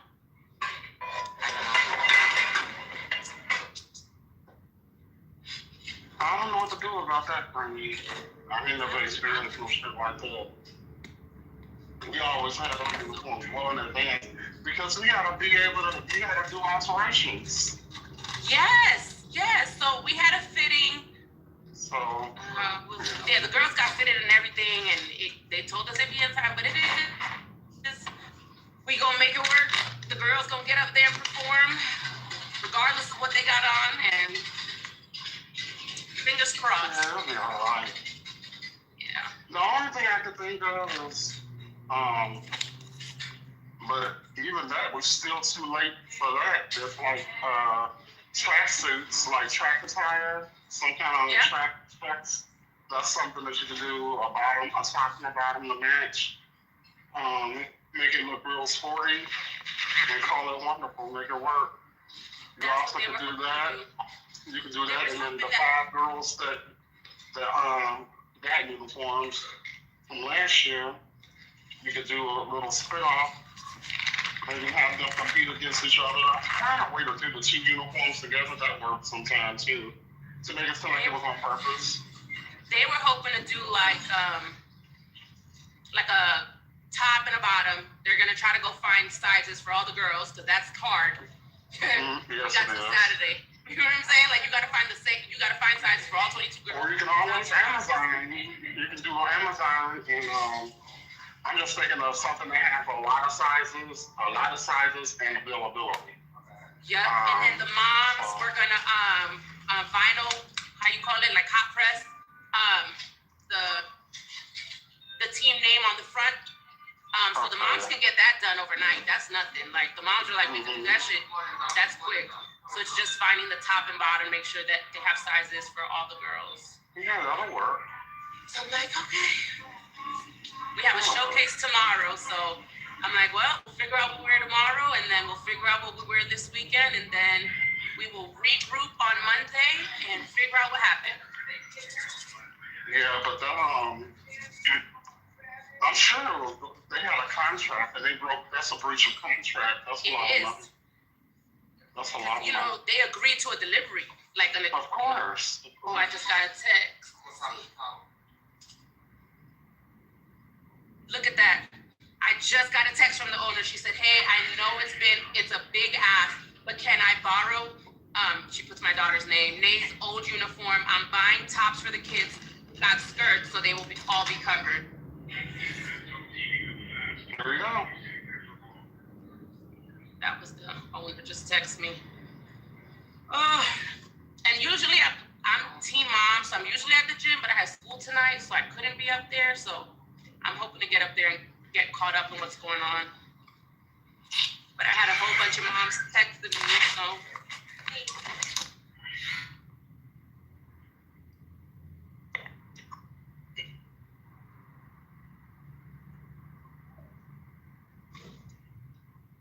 Can you throw it in your bag for tomorrow? Yes.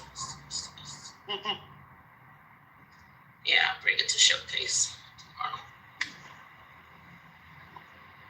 Now I just got to figure out where my daughter has all the pieces. And she's a teeny thing, so I don't know who they're going to let her use her thing because she's tiny.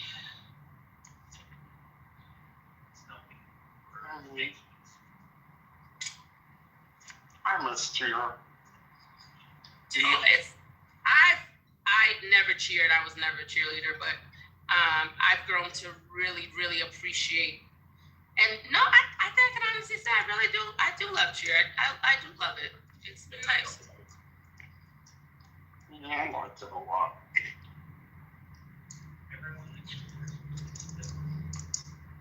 We're nice cheerleaders. We weren't mean. That's good. I don't like the mean girls. I will say that I have the dance team was mean. Them bitches were evil. I have liked wrestling more, just because, I don't know, I feel like it's, not that it's more exciting, because cheer's just a different level of excitement when they can come out and compete. I think what I like about the wrestling is that it's more matches, right? So like, they get their routine, it's like under 3 minutes, they go out, they get their 3 minutes on stage, and then it's over. That's it. But with wrestling, it's like longer, it's more, it's like, I don't know. That's what I've liked about more wrestling. Okay. Yeah. It's just more matches back to back. So like my daughter went to a tournament last weekend, and she ended up with 10 matches, and that was just in one day. Oh wow. Because she competed in 2 divisions. She competed in the co-ed and the girls only. So they're just like back to back round. They just cycle through the rounds, and they're eliminated as they go. So. I think what I like about cheer is that you do it and it's over. You do your little do, you do your little do, you do your little hurrah, and then it's over. And and we were nerds, and so we sit on the sidelines during the games. And you had the people online who was online, and if you wasn't online, waiting until halftime, usually we were all doing our homework. So our whole school squad had our heads down in our books because we were always doing our homework while the boys were playing. And that is very much a thing. That is a huge thing. Are you kidding me? It's a huge thing. So they have showcase tomorrow. So tomorrow it's like a statewide showcase. All the school, all the competitive teams in the state will be at this school tomorrow to showcase their skills. It's like the opener for the season, right? And you'll be in the back where the girls are getting ready, and girls are like in full gear and full uniform, full face of makeup, like they look gorgeous, and they're in there doing homework. Like they're in their books. Yeah. It's beautiful. I have seen that in cheer, that they are in their books. Those girls are really smart. Yes, we were. Our team was very smart. We have the highest GPAs, and we kept it that way for a reason. I loved our squad. Our squad was amazing. How long did you do sideline for, Tom? I didn't know you did sideline cheer. Oh yeah, I did cheer. I did cheer up until my freshman year of college. And then when I realized that college was a different level, like you cannot have any extracurricular activities because you have to go. You have to fly. Like you have to like be gone. I don't know. I was like, fuck this shit. So I left. You lost. Yeah, no. I no. So, and I was a science major, so I couldn't be gone that long. So I had to leave cheer and start the tennis. So that's what happened. Yeah. My daughter started in sideline. She started sideline. She did Pop Warner sideline. And then she really liked it. And then we moved to All-Star cheer. So we've been All-Star for 4 seasons. Mm-hmm. Yeah, but she did start with sideline. And I always tell her to go back to it. She's like, but she just really likes the competitiveness of All-Star. It's just different. She likes travel. So she likes to travel for competitions. She just likes that part of it. I'm like, whatever. You could cheer at school for free, girl. And she's like, I don't want to do that. Okay. Yeah, I'm trying to remember. We didn't do any competitions. I don't remember what happened, but something happened. I don't know, either our cheer coach, something happened with the cheer coach or something, but we did not compete my entire 4 years, like nationally. Mm-mm. Oh no, the competition. Let me tell you something. Go into competition, and we've traveled all over. I mean, we've gone all over for competition. But my favorite one is Worlds. Like that is the culminating event for cheer. Oh yeah, I'm very familiar. I watch it on ESPN. Okay, so last year, the team that placed second, that was our gym. We placed second at Worlds last year. Yes. Wow. Yes. So they take it very seriously. But I love it. It was such a great experience. Yeah, yeah, we didn't get a chance to do any of that. We did some, like, I don't think we did any competitions. We just cheered games. But I also went to private school, so maybe that has something to do with it too. Could possibly. Yeah, we didn't do any competitions like that. I heard about them and saw other teams that did, but my school didn't. And I cheered the lane as hell. Competition is fun. We had good formation and we did really good. We had good formation and we did a lot of fireworks in the sky. That was our big thing. We do a lot of air work. Flyers. We got a lot of flyers. Yeah. So that was something that we did. A lot of basket tosses, a lot of pyramids. Pyramids, arabesque, stuff like that. Oh yeah, she's got cool arabesque.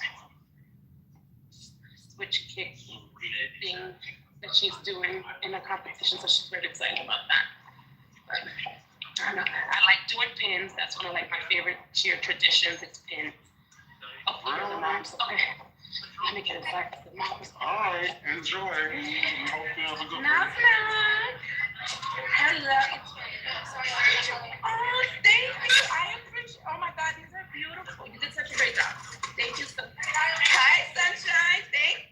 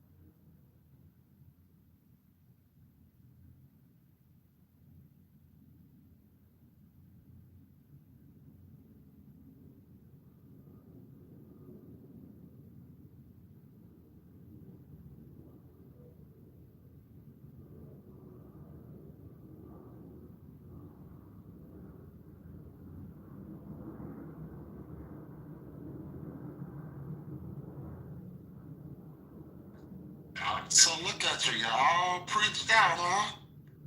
Everybody done Holy Ghost out, huh?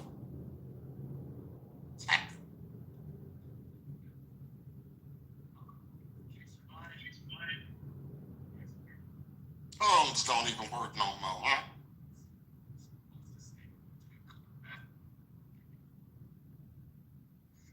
How y'all doing? I'd like to address the topic, if that's okay.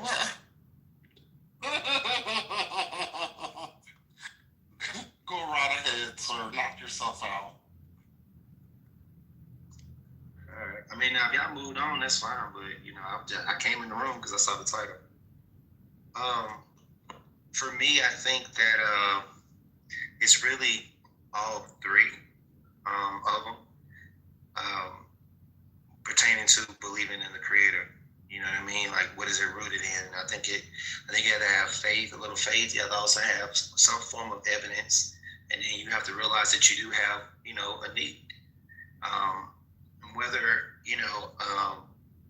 a person believing a particular God all throughout, civilization, there were people that were worshiping all type of things because they realized that they needed help. You know what I mean? To some degree, and so.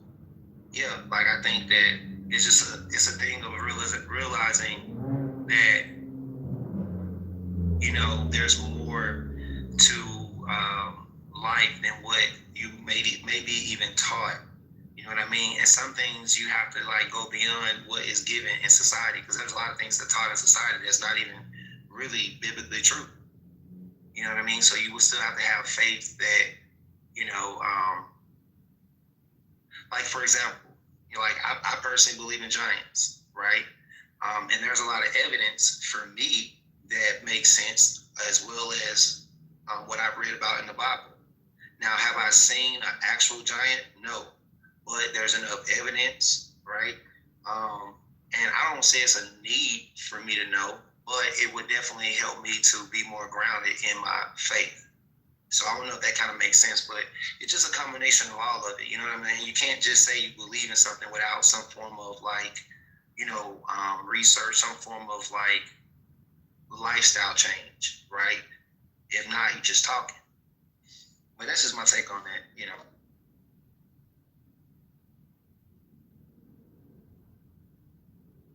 By giants. Thank you so much for sharing.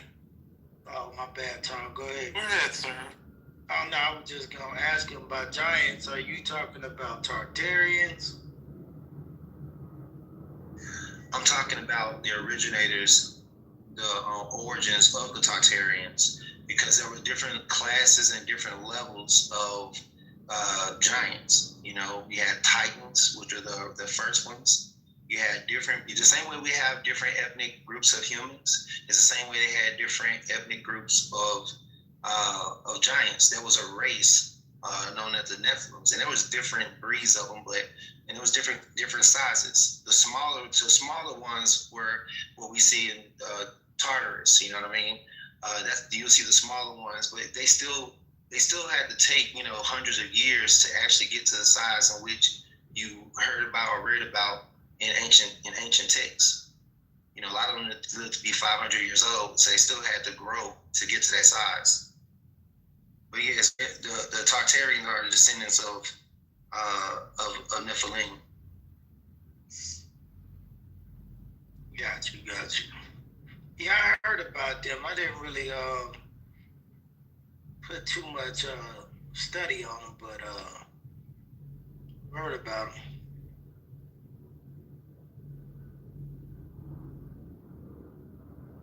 But if you think about it, it only makes sense to try to erase that type of information or evidence, because that would strengthen the faith of believers as well as people that didn't believe in that type of stuff, right? And then it'll cause people to reevaluate what they think they need in life. A lot of times your needs are based on your level of understanding. You know what I'm saying? If you've been told, oh, okay, I got cancer, well, I guess I need to go talk to a physician because I have cancer. But the level of your intelligence, okay, I need to fast. That's what I need to do. I need to fast. right? So it just depends on the information that you have already in your environment, and you have to question what you think you know. There's a lot of things people think they know, and it's really not the source of it at all.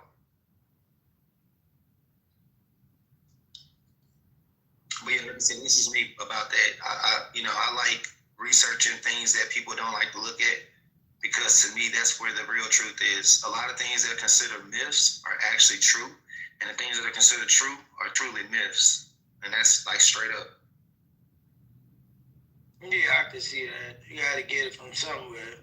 Even like, even dealing with the Marvel shit. I'm brain fried, bro. What's his name? Dr. B? Oh, God, Lee. Very intelligent brother, but sheesh. So, that's where I'm at.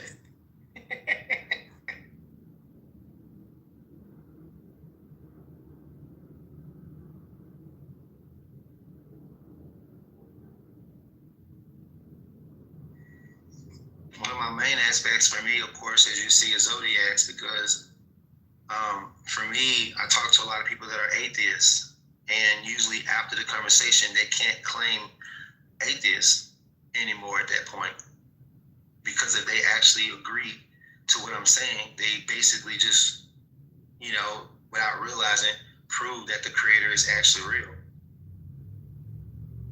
Because you can't deny your zodiacal position. Whatever your zodiac signs are, that's how you're going to conduct yourself, whether you acknowledge it or not. So to me, that's evidence by itself, because you've been living your reality your whole life. So whether you know anything about zodiacs or not, and a person like myself come along and tell you about the energies in your body and how they make you see and feel, and if you say that, yes, that's how I see and feel, right, then you can't say that you're in control of yourself. You really can't. And honestly, nobody really controls themselves until you realize what's inside of you. Until then, you just operating off your emotions, your ego, and your pride.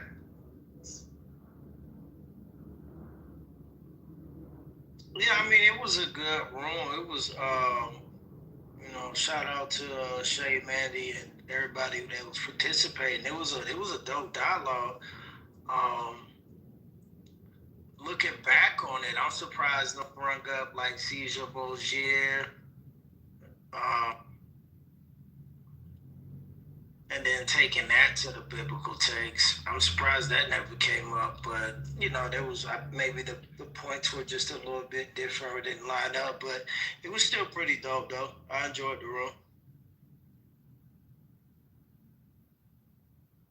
It was a good religious room. That's gonna happen in religious rooms though, but for the most part, it was alright. I've heard worse.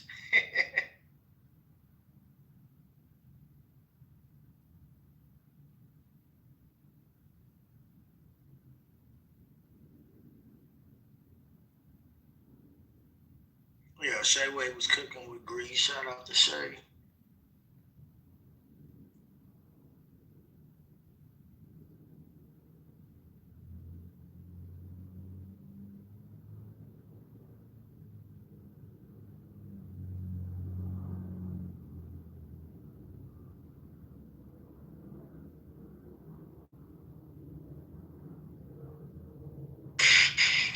What y'all doing? Sleep now? Y'all tired? Y'all read too much of the Bible? No, I just got back in here. Nah, I was talking about what's his name? Dr. BS. Yo, that dude is off the chain, man. Chiwi on Chiwi. I haven't done it all day. They preach all They day. the whole day from us. Time. All day. This was church. This was worse than me being a little kid. There was church all day. You definitely gave me by Hey, Tom. Hi. Hi. How are you? Why you do that? Like you don't know how to say my name. I like that. You've heard Imla 1,000 times. You act like you don't know how to say it. I like the game that 80s played. I don't know if 80s created it, but I like that whole thought provoking brainstorm. Like it was pretty dope. That was different. Yeah, that was pretty dope. You know what? I can't. You know what? I'm gonna tell you what bothered me. I don't know. You know what? Nothing. I'm gonna be quiet. It was unique. What you doing over there? It was just different. That's all. You eat candy, you drink a coffee. What you doing? I'm like just laying here right now. Me too. I'm just laying here like I don't even know how to talk. Like today was so. You got that wet mouth, that wet thick mouth, like my mouth is wet. Like leaks. You need to swap. Oh yeah, well I'm trying to. I can't. I like the way he talks. I want my mouth to be so fucking wet. Like his mouth be leaking. Y'all be hearing all that stuff? I'm so. And then the tongue falls to the back. Like, I don't think he got the little line at the bottom. I think his tongue falls to the back. You know what? Every time he starts talking, I always look at Nate and Justina. Because I already know that they irritated instantly. I be irritated too. Like, they so thick and wet. The fuck? See, it's not him. It's not him for me. It's Archie. Every time he starts talking. No, Archie just talk too long, but no, I don't like his. As soon as he says something, I'm pissed. His voice annoys me so bad. Every time he starts talking, him and Red, I'll be like, oh my God, here we go. Yeah, nothing Red say makes sense. Boy, Archie be preaching, don't he? Fuck. Pass the collection. Let me be quiet. Ooh, can we talk about something else? Because I don't want to cuss nobody out. I was so annoyed by today. Today really annoyed the piss out of me. Like, I went to strangers' rooms. I literally went away. And then I'll come back and it was still going on. Yeah, I heard you came off mic. It was like, I've been trying to follow with the conversation forever. Listen, it started fucked up, okay? It started fucked up. And as far as I know, it ended fucked up. I don't know. And then it left one room and came to another. And I was just like, okay, but you know what? It was good for the room. And if it was good for the room, I'll take one for the team. Who am I? You know, I'm just one person. I'm just one minuscule person. So fuck my feelings and how I felt. As long as the room vibed and that was good, then that was good. You know. But for me, hell no. You know, anytime you mention God on Clubhouse or religion or I don't know why it does that. Pop. Yeah, the room gonna be crazy. What is okay, I don't even want to talk about it. Never mind. I never understood. Like, I don't care if you don't believe in what I believe, but I never understood why the people who don't believe care so much about what I believe. Exactly. It never made sense. It never made sense to me. Like, y'all want me to argue and scream with y'all or something. I don't even care. If that's how you feel, that's how you feel. Man. Exactly. That's why I didn't care to go into deep detail, even though they were saying my name wrong. I'm like, I don't need to explain the existence of God to you or try to convince you anything, because God can talk to you himself. I don't have to try to like deter you or turn you any type of way. If you really want us to know God, then you'll know God. Like, that's not for me to determine or decide for you or try to convince you anything, because that's exhausting. I'm not doing that. I wasn't going to waste my energy. I'm going to say this and I'm going to leave it be.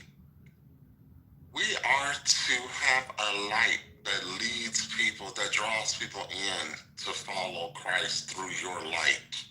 If your light is not drawing people to him, that's a problem. And I don't care how long you preach on Clubhouse. I don't care how long you preach and say scriptures and then cuss in the scripture. I don't care all the things you do. I don't agree with it. Yes, heavy on the cuss in scripture. Yeah. Yeah. Affects me. And then they get mad and and cussing all in the out scripture? fights. Yeah, like they'll say something about God. I've noticed that 2 times, but they'll be trying to like say stuff about God and all these things, but then in the same breath they're cursed. And I'm like, that defeats the purpose of what you just said. Like, you're not. I'll just be like, okay, whatever. I'm not. And I don't judge people. Listen, I don't judge, but it's like a certain reverence I just was trained to have. And I know we are all sinners. We are all sinners, and that's the one thing that I truly understand. But it's just certain reverence that we should have when speaking on God, and you don't know who you're ministering to. And that's the thing that bothers me, is that this is a very delicate subject. And you could be turning people away. You could be turning, you know what I'm saying? You don't know what you're doing. And to be playing in this playground so frivolously, you will be beat with many stripes. That's what the word said. So I don't play with that. I prefer to let my light so shine so differently. So I'd rather be a nice person. And people are like, well, well, what do you do, or who do you serve, and go from there, as opposed to trying to like reach different terms of the gospel and who did what and what stick turned into an AI generated. Yeah, but that's why I didn't really engage. Well, I was working too, but I wouldn't engage as much anyway, because you gotta discern what is the intentions behind this person's conversation. You're not supposed to argue with people over it at all. Like, I kept posting that in there. Not at all. That's what I had thought too. I kept posting multiple scriptures that said how to deal with these type of people. And none of them held. They weren't here for open hearts or open minds. There wasn't any point to do that. But exactly. But that's only for the arguing part. We can have conversation around it, but the arguing and the disrespect. Yeah, you ain't supposed to argue. Yeah, where you draw the line. Yeah. The first thing I thought about Shayway was not casting your pearls to swine. And I'm just like, why am I going to share? Yep, exactly. That was the first thing I thought about. I'm like, you guys aren't even receptive. Now, if it was just a conversation where it was unbelievers and believers, and they were both sharing, how they felt, you know what I'm saying, and not trying to argue any stances, but just listening to the others, that would have been one thing. But they were like, anything that any believer said or whatever, they were just ready to argue about it. And it was just like, okay, that can be exhausting. And at the end of the day, I don't know of any scripture that talks about how we're supposed to try to convince anybody to believe in, I don't know of any scripture that says that. I don't feel like I need to convince you or try to, make you feel or whatever. Now, I understand planting the seed, but like, I don't even think that was a atmosphere for planting the seed. So I'm like, I'm not doing that. I don't feel like I need to explain anything or do anything for a God who can explain and reveal himself. I don't need to do that. Well, let me say something, like, if we're supposed to be the salt upon the earth, then that means we're going to be in salty situations, and it's not going to be comfortable. Usually people tread upon salt in ancient times. It's not always a great position, but at the same time, it is the very thing that is needed in order for everything to have flavor. And so it talks about how the harvest is great, but yet the laborers are few. Laboring means that you have to exert some type of energy. And you think about what you naturally exert energy into pertaining to the things that you love to do. We never complain about the things that we love to do. We exert all type of energy in the things that we love to do. But when it comes down to actually being selfless, dying to self, that's not easy. Especially for me, learning about people's zodiacal placements. Some people have it harder than others. Fixed signs, Taurus, Leo, Scorpio, Aquarius, whether sun or moon or rising, it can make it very challenging to put others first. And so I always challenge people's souls to challenge themselves. If not, are you really being a light? Or are you just being in a way? Like the fig tree. So the thing for me is, me being on Clubhouse is like prominently religious rooms. Seriously, this title is belief, right? And then faith. And so when I that's why typically I don't really, tap in like that anymore. But however, because I realize the common denominator, and the common denominator is a lot of people, especially when we have big rooms like that, a lot of people will try to come and convert you. They want to test your faith. They want to challenge your belief. That's what they want to do. I kid you not. And they'll do anything to get you off your square. You did what I'm saying? Just to see, for shits and giggles. I kid you not. They'll test that book of yours. And Big Dog, that's what I feel like that was the atmosphere of the room earlier, which is feel like a lot of Christians felt like, what's the point of me even saying anything or whatever? Because it was just like, in that, I think his name is Chaz. I wish you were in the room earlier. But I think that that's why a lot of Christians took the stance that they did, because it was just like, I understand allowing your light to shine before men. But in that instance, sometimes God calls you to be quiet. And I think that that was one of those instances, because it was not the atmosphere to even share the gospel or anything like that. I think it was a very, very different atmosphere. It was terrible. Yeah. And I'm not knocking the discomfort. You know what I'm saying? I'm not knocking, because I understand that there are going to be times where you do share the gospel, and it is in an area that is not comfortable. You know what I'm saying? It is in a place that's not comfortable, and you may feel like they may or may not receive what you're saying. And that is in the instance of planting that seed that I was talking about earlier. Sometimes you are just the person that plants the seed. But that was not the atmosphere earlier at all. And not even in the slightest form.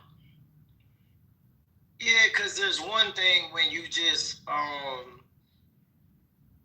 whether it be a multitude of people just trying to, gain information, but it's another thing when it becomes a battle of the books. You get what I'm saying? So that's what I mean by that. It's when it just becomes a whole full out debate. And I already know where that's going. That shit ain't going nowhere. Yeah, it brings people to the room and shit like that, but it just get messy. And it always have been like that for years, and it ain't never gonna change. But the good thing is, I guess you didn't have the Muslims, you didn't have the Jews. No, we here. They'll tear some shit up too. Here. Yeah. I'm here.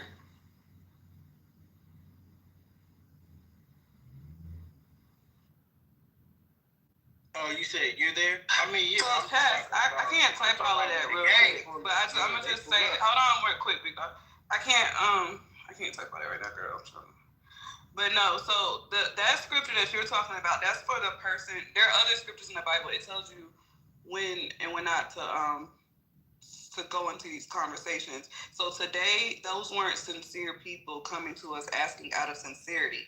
They already had the answers to their questions, so they were here to test you, right? That's not what he meant when they're talking about defending. He means defend the word, like stand in it, right? When they ask you and answer their questions with truthfulness, you answer their questions sincerely because they want to learn. It doesn't conflict, right? Right. But what they were trying to do is they wanted drama, which goes with the scriptures that I was sharing in the chat earlier. I'm trying to find the other ones I was sharing.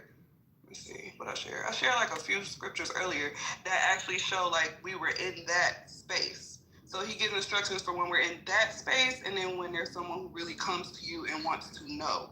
Like, so for instance, Mandy, even though Mandy claims he does not believe, he asks questions sincerely. So we should answer Mandy's questions because that's how we defend it, right? But when Dr. B asked questions, it wasn't to gain understanding. You get what I'm saying? So we should not argue with that person. They're not coming from sincere. Yeah, so my position wasn't that we are supposed to occupy people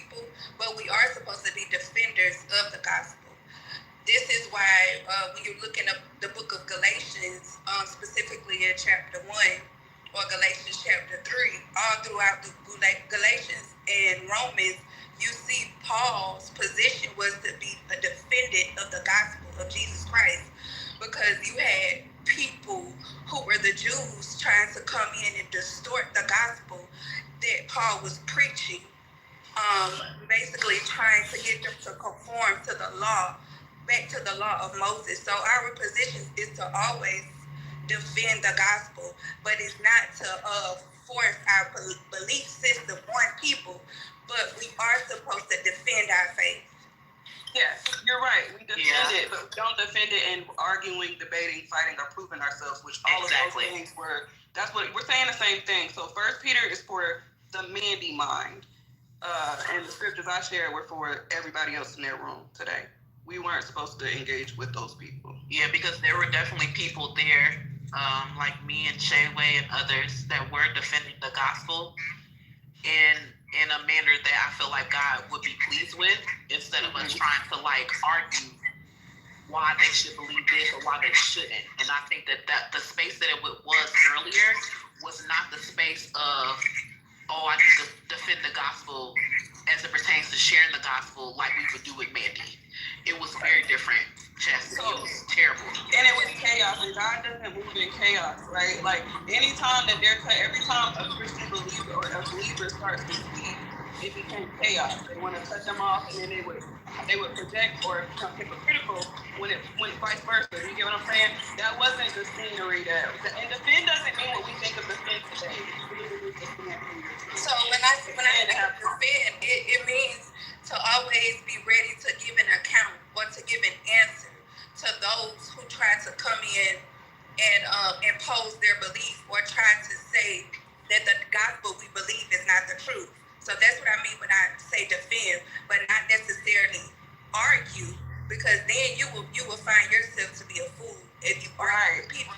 Exactly. That's what we're saying. The Bible tells us to kick the dust off our feet and keep it moving. When you go into these places and try to preach the gospel and they don't want to hear you, and they don't receive. And you have to keep it moving. We're saying the same thing, boo. That's what we're saying. And that was what we were talking about Proverbs, because that was the answer, not a fool accordingly to his folly, lest thou also be like unto him. So, and that's what they were trying to do. So you have to protect yourself at the same time. They wanted to make you argue. They wanted to trigger you so that you could cause that to be, that would be a saying, then they can throw it back at you and then show. Right. You know what I'm saying? So you have to defend but protect at the same time. And that was the atmosphere. The other scripture I had shared another one. And the only thing I can think of at the time was the not casting your pearls to swine. That was the first thing I thought about when I came into the room and I felt the atmosphere. I was like, oh yeah, I see what this is.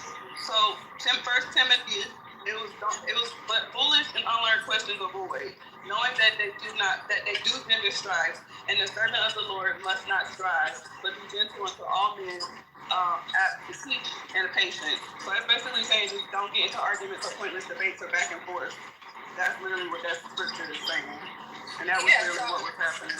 Yeah. It's a certain way that you're supposed to defend, because we're still supposed to exercise the fruit of the Spirit regardless. We're always supposed to be in the Spirit. When you have people that come in and try to get us out of character, you're still supposed to exercise love, joy, patience, forbearance, all these things that prove you to be a Spirit-filled believer. You get what I'm saying? So, but we are to defend the gospel that we preach. That's why you have people who practice apologetics. I don't know if y'all know anything about apologetics, but people who literally, they spend their lives defending the gospel of Jesus Christ. And that's something that the apostles in the Bible also did, mainly Paul. So I'm sorry, y'all. No, but you can defend, but God also gives you instructions on what to do. So Timothy, I get Paul. We also know Peter, who did some things too. But it literally in Timothy it says you should withdraw thyself from these types of conversations. Like that is showing your spirit. That is showing your relationship with God. When knowing when to be silent. We know this. If you don't give the enemy what he's wanting to feed. That is walking it. That's the fifth too. God moves in silence. God doesn't move in chaos. That was chaos. Like it wasn't. God doesn't. Yeah, that's why I said we're supposed to practice the fruit of the spirit.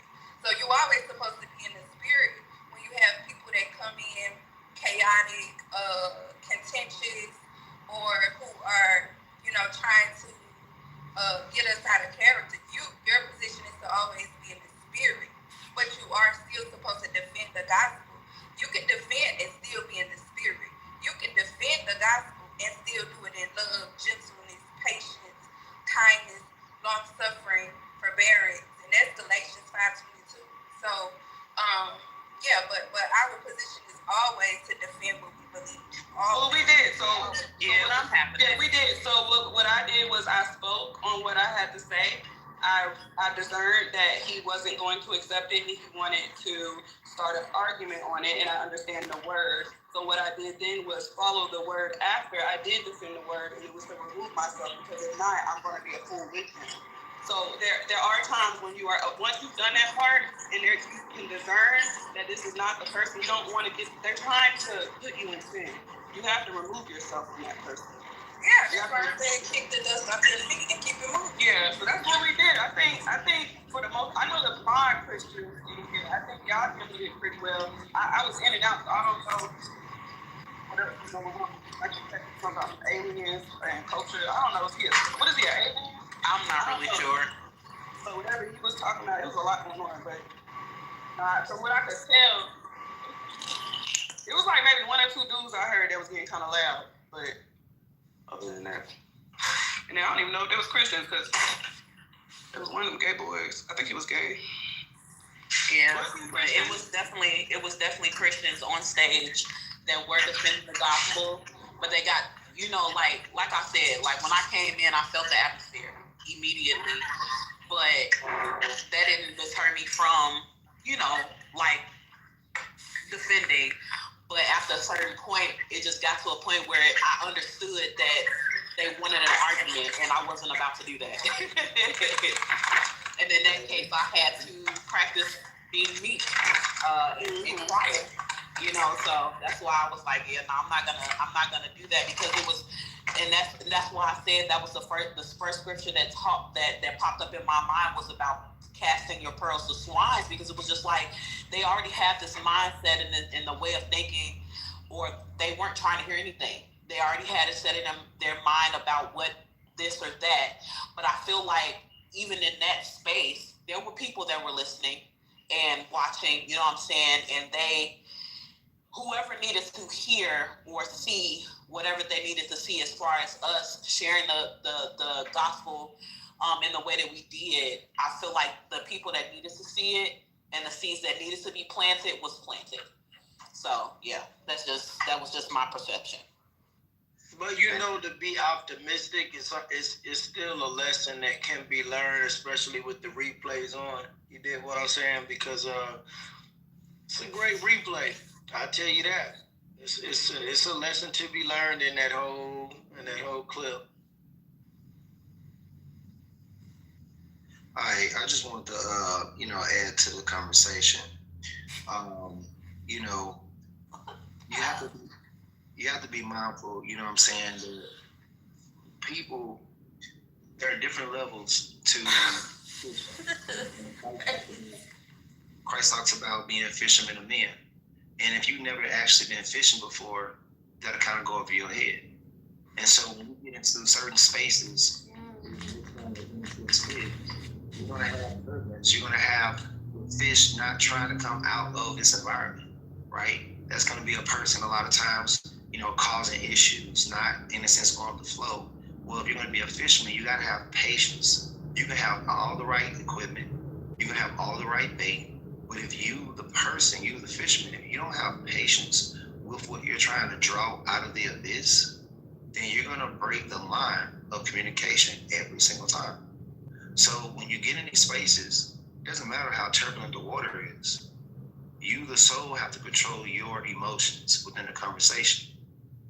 You know, fire itself, when it's in people and people are on fire and they trying to, you know, be mean or say hurtful things or just ask a whole bunch of questions that they're not really asking the questions for enlightenment, they're just trying to be an a-hole, let them burn out. Because see, fire is a needy element. Fire needs air, which is your response. Fire needs earth. It needs consistency.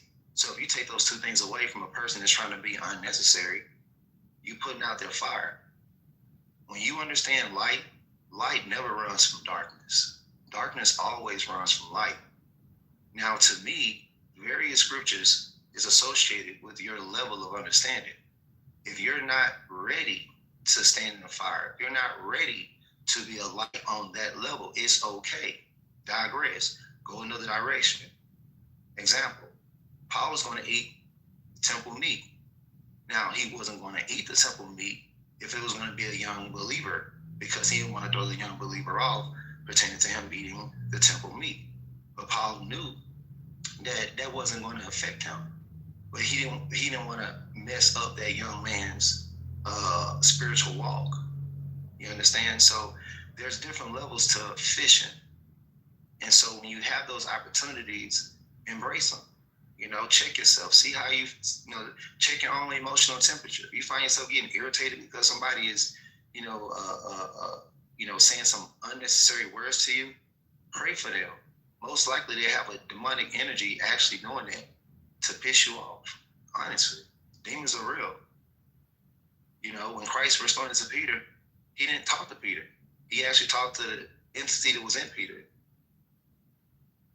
You know, but I'm done with that. I just wanted to say, use those opportunities to make yourself sharper. The Bible says we're to be like iron sharpening iron, right? And there may be that one person in that group that may need to hear what you have to say. So you have to tough that part out. That's a part of the calling. Yep, that was excuse me, and that was what I was talking about earlier when I was saying that the ones that needed to hear it heard it, and the seed that needed to be planted was planted. That was why I said what I said, because I know that even though it was a lot of people that was against God, there were people in there in the room, because it was a lot of people in the room. There were people in the room that were probably curious about God, wanting to know more. And I think that there were enough Christians that represented God well in that conversation.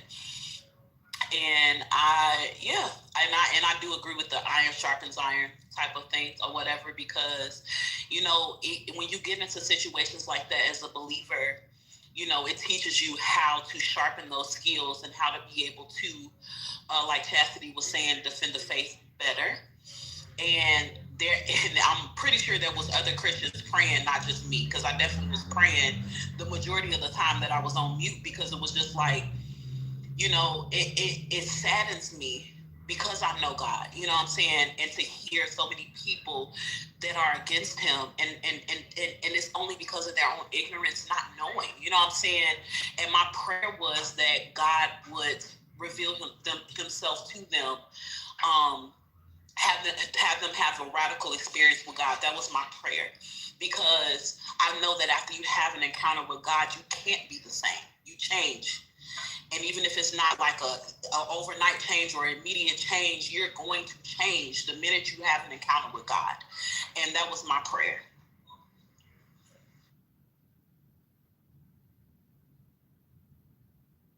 The whole time they were arguing, they don't even realize that they were being prayed for. I think that's why they was being I think that's why them spirits were manifesting like they were though. Yeah, I definitely saw it was. Sorry, what you said, babe? Go ahead, Mom.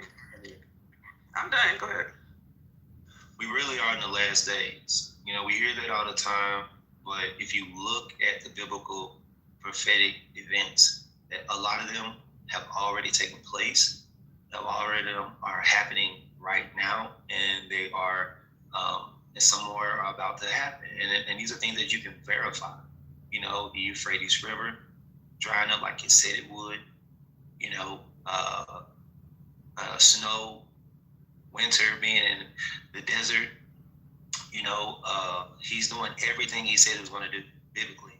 And so these demons, these fallen giants, these disembodied spirits that are not allowed to go in heaven, nor are they allowed to be in hell right now. They're just allowed to roam the earth, and they cannot go to sleep. But they can't possess our bodies when we give them permission because of our ignorance. This is why he says, for the lack of knowledge, my people are what? Destroyed. Because they have rejected knowledge, I will also reject them. So you have to be willing to something that may irritate you a little bit. Things that tickle your ears, a lot of times is not good for you. You need an agitator to get you clean. If a washer don't have an agitator in the middle of it, you're gonna have dirty clothes. You know what I'm saying? So you gotta have people around you that's not gonna agree with you. You need somebody that's gonna, be a little bit firm about something that you're not firm about. And you have to be okay with that because you need that heat. That's why iron sharpens iron. You have to have friction to develop heat. And heat is needed to bring about purification, to bring out things, right? So when you get in those spaces where people want to go back and forth, and if you battle with them, then that's like two swords clanging against each other in war. It's going to damage each other's sword. But if you allow that person to say everything they got to say, and you sit there and bear it, let them get it all out. Once you hear everything they got to say, now you can come back and actually fill in the gaps where they have, erred it, because you allowed them to say everything they needed to say. But that's not easy. It's not easy to do that. So if you practice doing that, then you turn that war into a learning or a sparring session now. And they realize, like, damn, this person is really, and I thought I knew some shit. Excuse my language, but I'm just being honest. You have to allow people to show you their hand.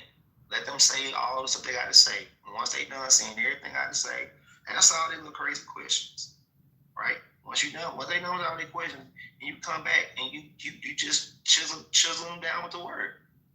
So even Jesus walked away. When the leaders, when they were jealous and threatened by him because he came to Jerusalem to do miracles, they asked the question to him, by what authorities do you do these things? Who gave you the authority? Then he responded, I'll answer you if you answer me one thing first. Then he asked John baptism, was it from heaven or was it from men? Okay? And they said, we cannot tell, we do not know. And that was a lie. And he knew that. So he said, neither tell I you by what authority I do these things. He walked away from those people because he understood they weren't genuine. We're not here to fight.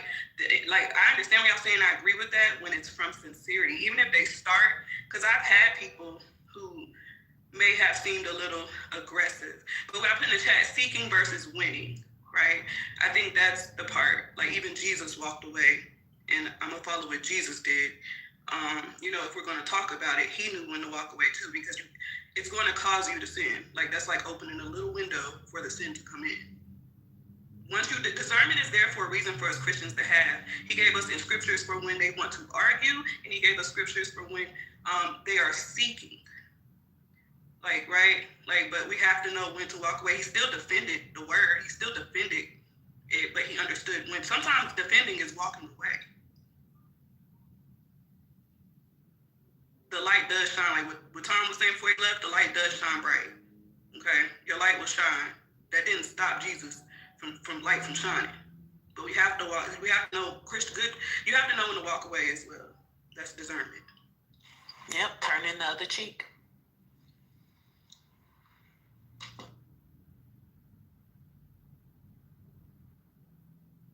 I think turning the other cheek is not necessarily saying walking away. It's giving the person the other cheek so they can actually hit. And that is exactly what was happening in the room. I wish you were here. I really do. I wish you were here earlier. Maybe you can listen to the replays and see you will feel the atmosphere of the room. But another one of my prayers, I guess I'll share it, but another one of my prayers was because I felt the atmosphere of the room and I felt how it made me feel. My prayer was that it will cause a hunger in me to go deeper, so that I'll know when I come across situations like that again, I will know how to respond or what to say, or, you know, in that situation, what to do. So, yeah.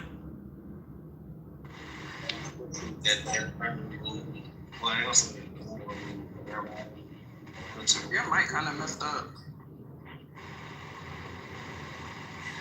But all throughout the New Testament, you see the position of the apostles were to defend the faith. That was a part of their assignment, was to be a defender of the faith. Yes, we're supposed to walk away, but when you have people coming in to distort the gospel and try to impose their belief on others and try to come in and implement false doctrines, quote unquote doctrines of devils, you are supposed to be a defender of the faith. Now, does that mean you're supposed to just argue with fools when they already have their mind made up? The Bible even tells us God will turn them over to a reprobated mind. That means God will wash his hands with them to the point where they have no sense of conviction. He will give them over to their lust and their passions. You know what I'm saying? But our position as believers is to defend the gospel of Jesus Christ. That was the position of the apostles all throughout the Bible, all throughout the New Testament. But I get what y'all saying. Like, when you have people that already got their mind made up as far as what they believe, yeah, you're supposed to walk away. But when you got people trying to come in and tell you your belief system is not true, and tell you that your God is not your God, and try to pervert the gospel, you also defend the gospel, and you're supposed to be ready to give a word. To give a word.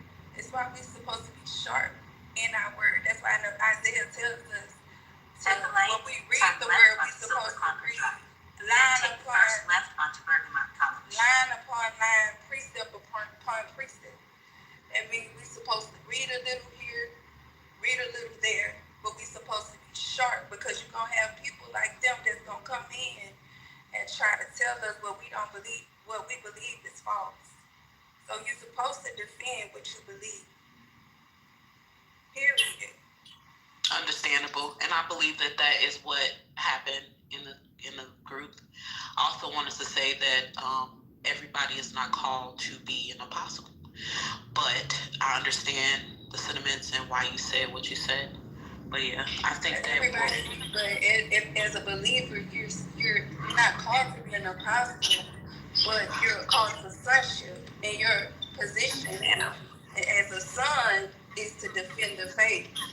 Well, as a believer, you believe in Christ. And I gave the example that Christ actually walked what I'm saying. He literally shows you that he discerned that they were not being truthful, they were being deceitful, and the reason they asked that question, and he decided to walk away. God doesn't want us to be foolish. If Jesus walked away, that was defending his Father. The destination is on your right.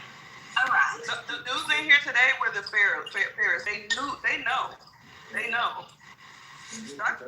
Dr. B said he has a Christian girlfriend, and they were saying things to let you know they know. They studied the word. They actually know the word. They read the Bible, if you couldn't tell. These people have read the Bible, but they didn't read it the same reason that we read it, right? So you have to walk away sometimes. When they have when what's his name? I literally just said that. I said. But that's what we've been saying all the time. But that's literally what we've been saying all the time. But what I'm saying is, when you have my stance is, when you have people that come in and try to pervert the gospel, or try to make it seem like what I believe is not true, that's when you defend it. But when you have people whose mind is already made up, that they're just going to do what they want to do, and they believe what they believe, then you're supposed to keep the dust off your feet. But when you got people that come in and try to pervert the gospel, then you walk away. But that's when you defend the word of God. You don't have to be an apostle to defend your faith. Whenever they're trying to trap you, which like I'm using the. Do you know the story I'm talking about in the Bible? Because like I'm using Jesus. I'm speaking about when Jesus went to Jerusalem to perform the miracles in the town, and the religious leaders found out that he was there, and they became jealous, and they threatened, and they plotted against Jesus. They plotted and said they were going to confront him publicly. Jesus, okay? So they walk up to Jesus and they ask him, why, by what, hold on, let me see. By what authority do you do these things, and who gave you this authority? Okay, but they weren't being genuine with that question, right? They were asking that question because again they plotted before they even asked the question, right? They plotted to try to trap him, to embarrass him, to make him say something that they could try to like twist up, to start an argument like the people did today. Like literally everything that we saw today is the example of what Jesus experienced with the religious leaders, right? Jesus did respond. He said, if you answer, hold on, I'm going to go back to the book. I'll answer you if you answer me one thing first. John's baptism, was it from heaven or from men, right? And even though the pharaohs knew that answer, knew it was not men that John's baptism came from, they lied and told Jesus they did not know, they could not tell. So he said, okay, well, since y'all don't know and y'all can't tell, then I don't have the authority, I can't tell you who gave me the authority to do these things. Right? And he walked away. He literally walked away because they weren't being genuine. He discerned that they were there to argue. He discerned they were there to trap him. He discerned that they were there to embarrass and to twist and create chaos. God does not move in chaos. Silence is a weapon that he used. Like that's walking away was the weapon that Jesus used in this specific example. So that was defending the gospel. But what I'm saying as disciples, because we're all called to discipleship. You don't have to be an apostle. You don't have to be a pastor. You don't have to be a preacher. You don't have to be a prophet, an evangelist, none of those things, but we're all called to discipleship. So our position as disciples are to defend the faith. But like you said, like you explained, Shayway, people like that, you absolutely 100% have to walk away. You know, you have to walk away when they already have their mind made up. But then you have people that come in, again, like I said, to twist the word and impose false doctrines and false beliefs and twist the word of God to make it mean something that it doesn't mean. That's when you're supposed to defend the faith. Because you do have people like that that'll take a scripture fully out of context and make it mean something doesn't mean in order to impose their belief system or for selfish gain. You see this all the time in churches. People will give a scripture and it means something totally opposite or totally different, but they'll give that scripture in order for people to sow a seed, and it means absolutely nothing about sowing. Yes. You know what I'm saying? Yeah, I'm with you there. So if we're talking in general, yes, that specific example, that example that you just used, that's not the example that we had today in the room, but I can give you an example of when I've had to do that with Archie, right?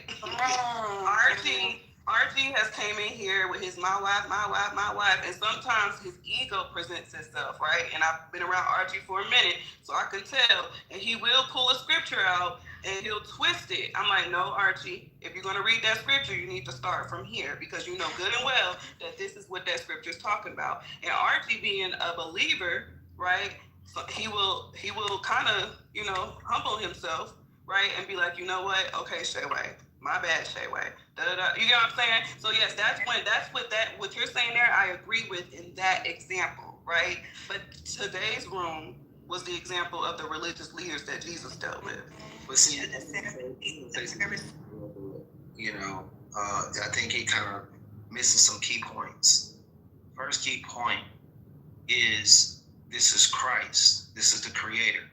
He has an ability that we actually don't have, in a sense. We have to pray for it. We have to fast for it.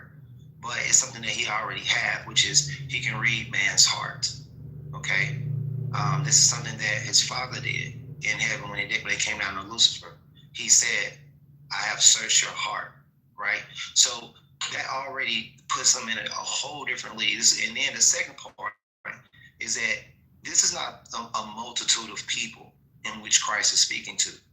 It was very clear of who the sect of people that he was speaking to, which were the Sadducees, the ones that's supposed to know the actual scriptures, the ones that actually know the word. Now, I understand. I heard earlier. I said that the people in the I wasn't a part of it. I didn't hear it. I'm just going off what your guys had said. But they were coming off as if they are representative of knowing the word, as if they're like Sadducees. And I understand, Shayway, where you're coming from, saying that was their position and how they were coming back with all these questions and whatnot. But still, we as students of the word, right? We have to be able to really see it for what it is. Now, if Christ was speaking to a group of people, I don't think he would have, in a sense, walked away. I think he would have stood there and really, in a sense, went in on them. But in that case, it was just them. He didn't need to say nothing else because he already perceived their heart. But you don't see no other case, even when the devil himself came to Christ in his weakest state. Christ did not flee from the devil. He told the devil what it was. He told him the word. He reminded him what the word states. And the devil fled. But I'm sorry, I'm gonna have to stop you there, Zodiac, because that story, it was in the public. He was performing miracles. They did it in front of the public. That was in the public. When he was with the devil, it was private. Yeah, it was private.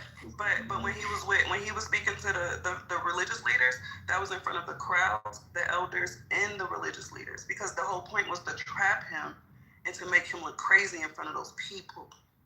But regardless, the key point is he perceived their hearts.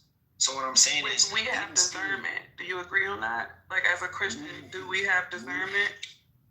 We have to. What you're doing right now is kind of what they did earlier, I'm assuming, because you have to wait until the person is speaking before you come back with the next question. I also understand you said that you weren't a part of the room. I do, and I think that I would love to have this conversation with you if you can listen to the room, like, honestly, because I don't think, like, I'm sure Chastity understands where my stance is now.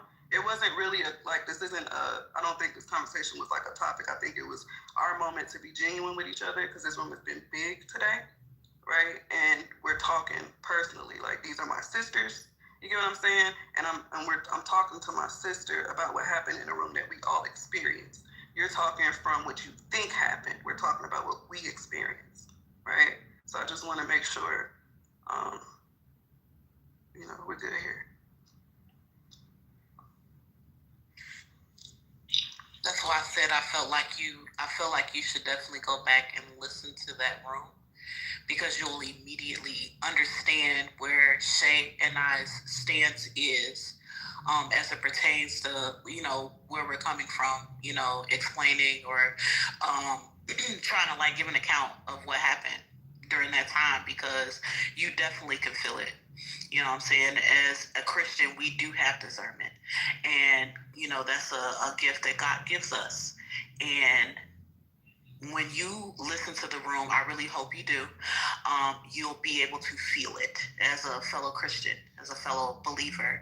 You'll feel it immediately. As soon as you start listening to the room, you'll hear it. So, yeah. Well, y'all make sure y'all keep the replays, because I know it's been a while. Jay, we did a new room. Jay! Where you at? Sleep? It's 10:30. Probably sleep. Yeah. Is this the same room? Yeah, it's the same one. It's the part 2. Change it title. No, we gotta close it, or the replay's gonna be going. Oh yeah. Lib, you up? One of y'all up? Say where you don't got the ability. I got the thing. I'm about to what I'm making the title. Give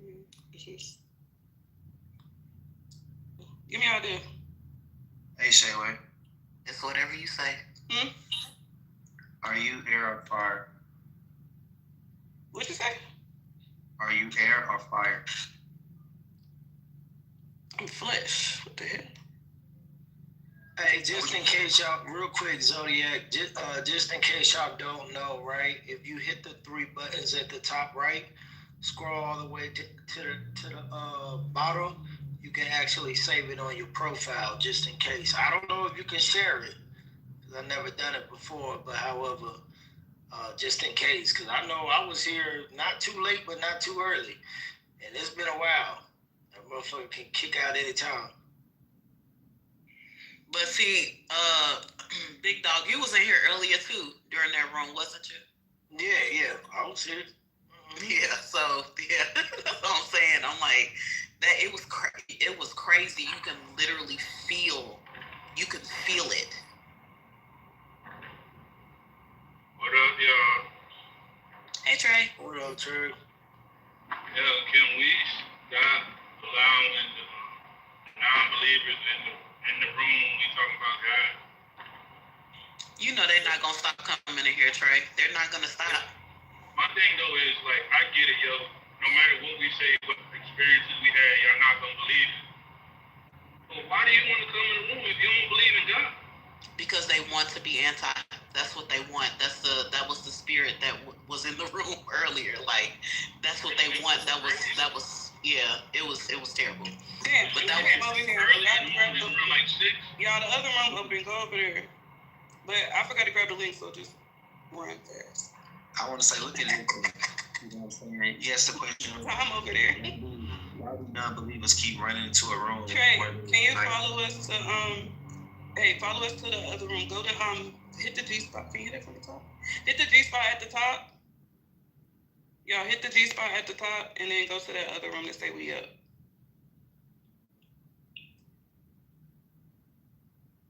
Yeah.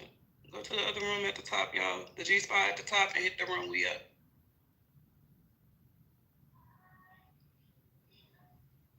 We're about to shut this down. G, Lib, Black, where y'all at? Sleepy ass. Oh, God.